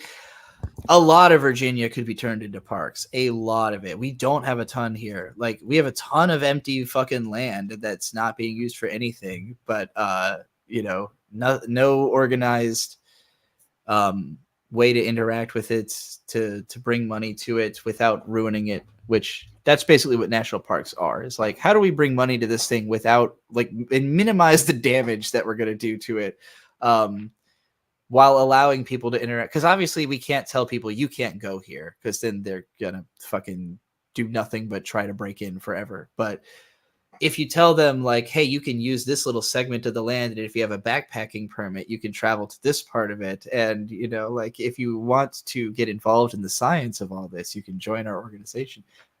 That's a healthier way to have a relationship with the environment, I think. And it's very important for America. So a lot of the United States is unbelievably gorgeous, unbelievably worthwhile for research. If we reduced all of our cities down to like laboratories, it would be worth staying here to study it. And, but we don't need to, humans don't need to live on this chunk of land. We don't need to be here. We don't need to occupy nearly as much of the earth as we do. Competitive values keep driving us apart. Like the main reason people move out of wherever they are is competitive values. Like you're like, I can't participate in this system. I need to go somewhere else. I learned this from Vinland Saga. But I think it's true. I think it's probably true. Yeah. Actually, one of the nice things about living in Virginia is that for the most part, my values have kind of been developed here and have shaped this place to some, like the existence of someone like me continues to affect the way Virginia is. We are considered like the seat of government. So we've got this weird thing where we're like in the South. So we're very like red, but also like the entire northern half of the state is where all of the government people live. And all of the colleges are like all the colleges that people who join government go to, and they tend to skew more liberal. We're a swing state. That's what I'm trying to say. Big swinging state over here. I've gotten into a total ramble. No, thank you. Do you have anything left to accost me with, or should I let this end? Someone said talk about communization theory right now. You ever heard of Gilles Dorve? You ever heard of the Invisible Committee? I don't know. I just wanted to shout that person out. I have never heard any of those things. Yeah, you don't need to worry about it. It's okay. Kind of it's obscure. I just wanted to signal that I too know what those words mean. I'm in the cool kids club. Anthony Muncie asked, what place is better than the US? Denmark, I think.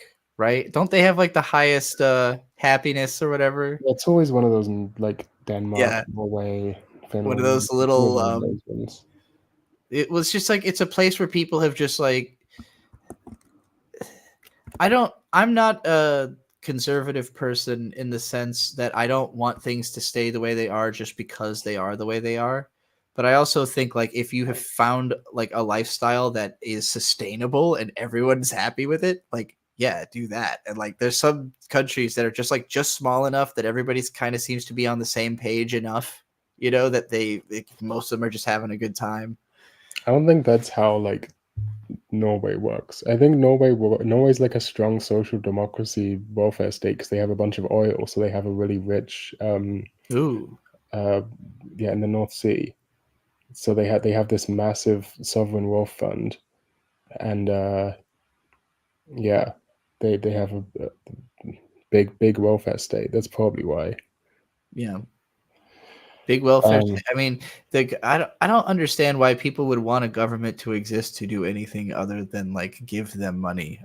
What's the fucking point of a government to exist other than to redistribute wealth from people who have too much money to you, the person? Like, I don't think. I mean, government exists because they enclosed some area of land.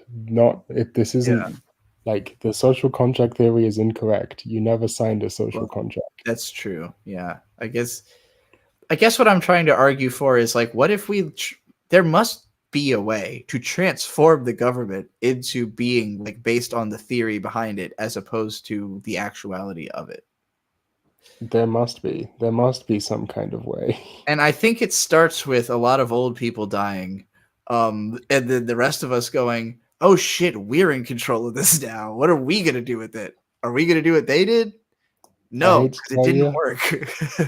That already happened a few times. Well, sure. All the old people died, and then the young people came in. I just think that there's an unprecedented number of old people that we're waiting on to die right now, and an unprecedented lack of batons that have already been passed. Like ordinarily more of them would have fallen off and more of us would have taken their spots, but like they're just still there. And it's going to be so weird when they all die, like, because it's going to happen like dominoes, Yeah, but it's going to start all the millennials in power. They're just going to be like talking about Harry Potter and I don't know, whatever. I'm terrified of it, but I really think it's going to be like the Zoomers will immediately rise to the top, because I think the Xers hate themselves and they all wish they were dead. And they're the real doomers, by the way. Millennials are not the doomers. The Xers are the doomers. Millennials recognize doom, so we feel it more. They are doomed, the Gen Xers. They just are at peace with it because they knew it from the start. Millennials had to find out. Like, we spent the 90s being lied to and told that like everything was going to be okay.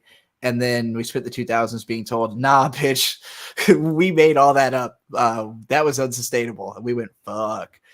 So I think the Xers, they're not going to do shit.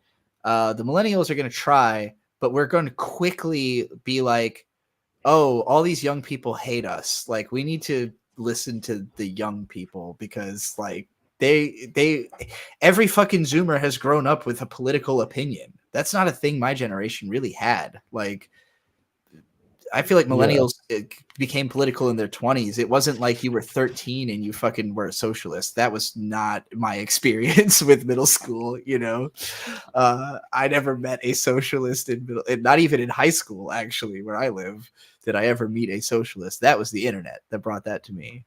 So I think it's going to be hugely different when the Zoomers have like a real say in politics and they're voting and like they've literally grown up with strong political opinions. I think this is just my personal way of thinking about the world, and I hope to share it more. I think you rely too heavily on ideas rather than systems, right? Like, I think that the US government is set up in such a way it's very hard to change things. It's like a very inertial system. These things are going in a certain way. It's set up in such a way that it's very hard to get things to change. So I'm not convinced that having a bunch of people with different ideas is actually going to change anything fundamental. Like, I think you'd have to actually. The reason I think it will change is just simply that I think in order for the system to work, someone has to pull the levers, right? Like, and when the guy dies who is pulling the lever, the next person steps up and has to actually ask themselves, am I pulling this lever? Like, am I going to keep pulling this? Like, I think there comes a point where we will have people stepping into these offices who immediately, and okay, I'll say this as well.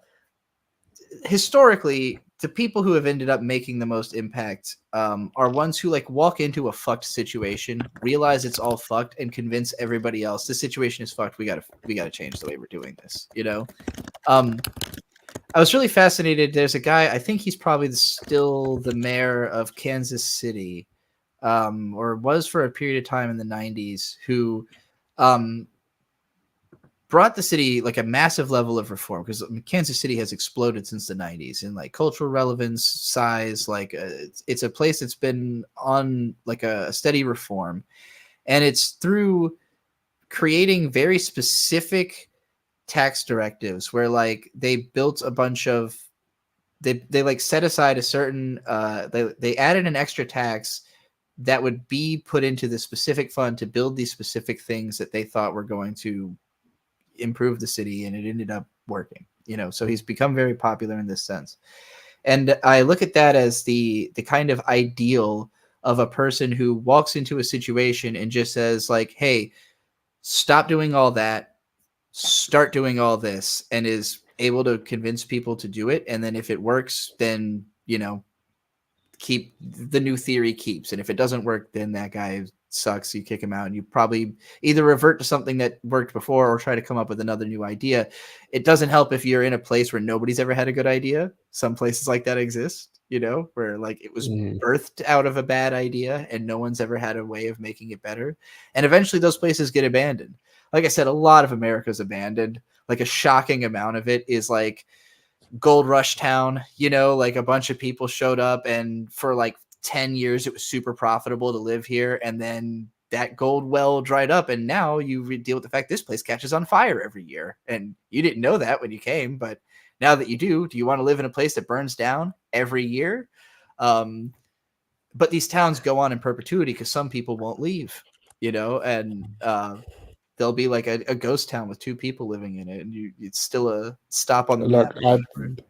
I'm sorry. I can leave if you guys think I'm dragging the conversation on for too long. I'm just trying to enable people want an Trixie excuse to to go go on to bed. They're trying to go to Trixie can go to sleep and let him talk. That's hilarious. I think at this point, the stream will only end when Trixie feels the need to sleep and kicks no thank you without giving him the chance to speak more. Maybe so.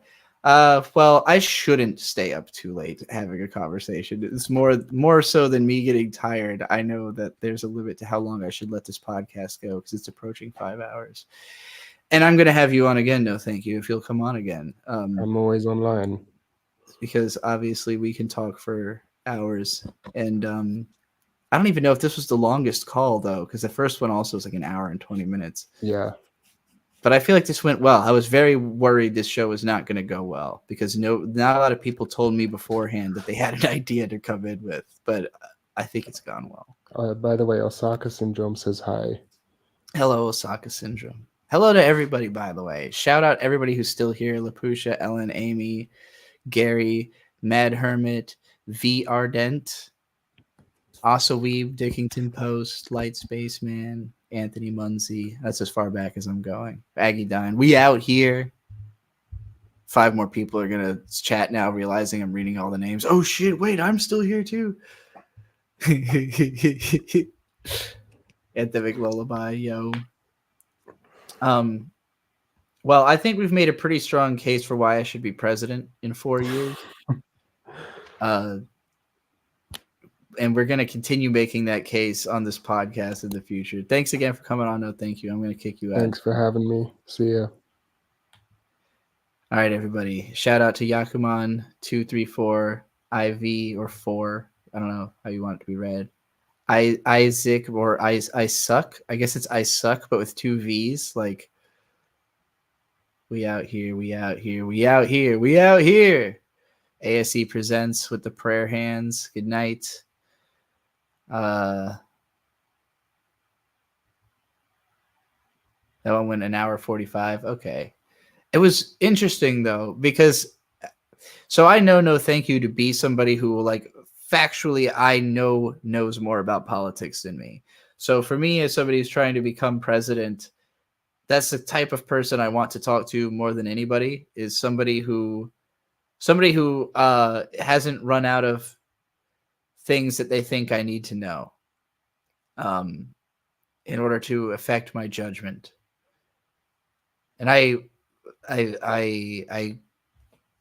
kind of like realized where I need to specialize in being a political person is understanding the geopolitics of the US, because it's something that it's really hard to describe to people who don't live here, especially if you haven't traveled or spent a lot of time looking at maps. I'm literally obsessed with the map of the United States. Like I haven't been to every major city, but you know, I feel like I could do a decent job being quizzed on the US map if it wasn't like going to go crazy in depth, but understanding why people live where they do is like the most interesting thing in the world to me. Like, why the fuck are people here? That's the question I'm constantly asking myself. Why the fuck are people here?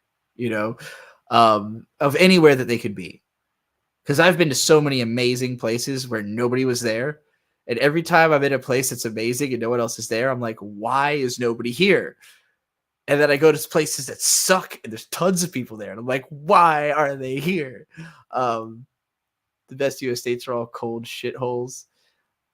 That might also be true. Osaka Syndrome, shout out. Royenthal Blues, shout out. Jingai Jigokumoto, shout out. I want to learn Portuguese and go to Brazil for sure. And explore and learn Spanish and explore South America, Mexico. Some of these places are a little dangerous, but you know, maybe that'll change in my lifetime. My favorite American states are Arizona. Arizona is the one I would most choose to live in besides Virginia right now. Given a choice, if I could go anywhere, I would choose Arizona because they have a lot of laws that are helpful. You know, weed's legal, and it's just a beautiful place. It's a great place to boondock.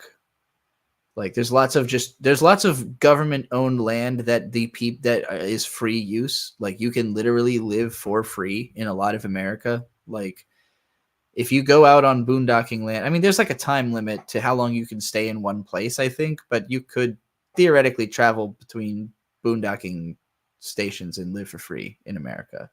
And it's not even that difficult. I will definitely do more of these, Victoria Ray. Shout out to you as well. I can't wait to go back up to the Northwest sometime because I still haven't seen Olympia. I still haven't been to the Olympic National Park, and I'd really like to. It's like one of the places I'm most interested in. Like, if I was rich, I would definitely choose to live in Washington State because culturally, it is the liberal stronghold of the earth. I think Washington State is just far and away, particularly the whole SeaTac area, is far and away the most liberal place I've ever seen. Like that I even knew existed at all. It's crazy how liberal it is. Olympia used to make gentrifying look good. Haven't been in ages. They definitely do make it look good. And Olympia has the biggest trans stronghold I've ever seen in my life. Whole city block of trans businesses. So yeah, Washington, but it's kind of expensive to live there. That said, if I was homeless, I also might choose Washington because there's a lot of homeless people there, and I could just get in with that community probably. I like parts of Oregon, parts of California, but California is preposterously expensive. Oregon has a lower cost of living. There's just not a strong liberal presence there the way there is in Washington State. I'm very interested in Montana. I'm very interested in Idaho if they ever legalize weed or if they just become more liberal in general. Like Idaho's a beautiful place. It's just very redneck. New Mexico is kind of nothing, but it's another place that you could live very, very cheaply. The most cheaply you could live in the U.S. is New Mexico, but it's mostly a desert. I hate Texas. Sorry, not going to Dallas. I hate Texas. I don't like it. Don't like Kansas. I love Oklahoma. They haven't fully legalized weed yet either, or else that would be my next pick. The only problem with Oklahoma is they got the tornadoes. So, that's a little scary. I haven't spent a lot of time in the northern Midwest, so I don't really have strong opinions. I haven't really been to Wisconsin. I haven't been to Minnesota. I haven't been to either of the Dakotas. And I've only been to Michigan once and only a little bit. So I don't have a strong opinion about any of that. Ohio is fine. It's okay. Oregon, I've been all over multiple times, and there's some really cool parts. My biggest problem with Oregon is that it's overwhelmingly white. It is the whitest fucking state I've ever been to, and the people dress like garbage in most of it, except for Portland. Portland is the only exception to this. Portland is like a big city melting pot. Portland, though, has the most violent homeless people you'll ever encounter. Violent, racist, homophobic, homeless people wandering the streets. Oregon is super overgrown because they do not like trim brush in the state at all. Like they don't clean up it's the most like nature is overtaking the world that you'll feel in the United States, because everywhere else is just way better kept. Like most of the US is very clean and very put together. If it's somewhere that people live, Oregon is not like that. It's just like trees and brush spilling out onto the roads and like vines growing up all the buildings and shit, like a Ghibli, movie, but full of like homeless people and like trash fires and shit. And it's not very well laid out either, because it's kind of all built up a mountain, and so like you've got like a very grid-like base, and then it's built up these mountains, and the roads are all winding and crazy.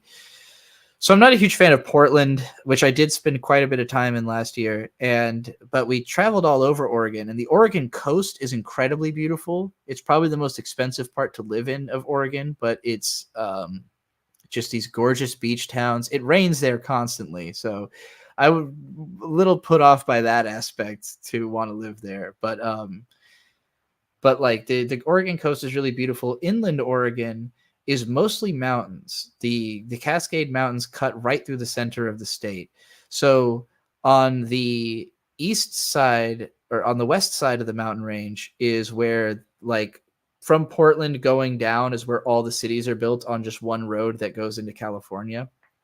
And then you've got another mountain range that separates that from the coast. So basically from west to east, Oregon is coastal mountain range that's mostly uninhabitable. Like if you don't live directly on the coast, you cannot live in those mountains. There's very few roads going through these mountains. There's nothing built on these mountains. They're just mountains.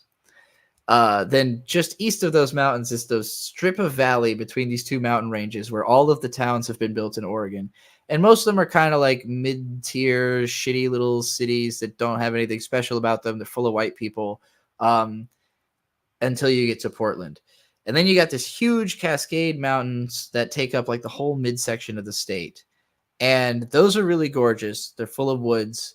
What's it called? The national park that's there, Crater Lake. It's like the deepest lake in the world, or something. One of the deepest lakes in the world. It's a big ass crater in the top, like where there once was a mountain, and then it was hit by an asteroid and it broke the mountain off, and now there's a Crater Lake. It's like the bluest lake in the world. We went there in the middle of fucking winter. It was very cold, but it was a fun place to camp. And it was actually like we camped, I think it was November, and where we camped was like just 5 miles far enough south that it wasn't cold enough to snow. So it was like we drove like 5 minutes from our campsite and the snow started, but we were just outside of it. But yeah, so like the whole midsection of Oregon is all these gorgeous mountains. Crater Lake's awesome. And then the western side of Oregon is like descending from those mountains into a desert. And nestled up right up against the mountains are the cities of Bend and Eugene. And those are kind of nice, mid-tier, again, very full of white people, but like they had cool breweries and like some culture was there, and they're a little expensive again, which is why we didn't choose to live in one of these places, because we strongly considered it. Weed is so cheap in Oregon, it's laughable. You can buy a $30 ounce of weed almost anywhere, which is crazy. Like, it's not going to be great weed, but it's $30 for an ounce. It's $30 for 1/8 of an ounce if you're lucky here, you know, like unbelievable difference. Yeah. So Oregon is by far the cheapest weed you're gonna ever find. And there's a couple of cities, like there's a small city called Grants Pass in Southern Oregon, nearby to California, that I would seriously consider. Are we still going to buy land? One day, probably. If I was going to do it, honestly, Oregon is one of my top picks because I could grow weed. Like, the reason it's so cheap there is they grow it all there. Like, the mountains of Northern California and Southern Oregon is where most of the weed in America comes from. So up near the redwood forests. And yeah, it'd be an awesome place to just like have a like, land is fairly cheap. There's tons of it. You know, again, the only reason people live out there at all is because of the gold rush from the 1800s and all that fucking gold dried up. The only place that there's still gold is in the fucking desert in Nevada, you know? So yeah, I would love to own some property in Southern Oregon before it gets filled up with all the people fleeing LA over the next 100 years. Okay, that's enough about Oregon. I'm going to bed now. Thanks for enjoying this 5-hour Fix Trixie podcast. This was good therapy for me. Hopefully it was good therapy for everybody else who called in too. You know, this is I don't want to do the irresponsible unlicensed therapist bit unless it's about me. Unless I'm the one who stands the most to become the victim from doing it. But I think this is working. This made sense. All right, everybody. See you in the next one. Bye.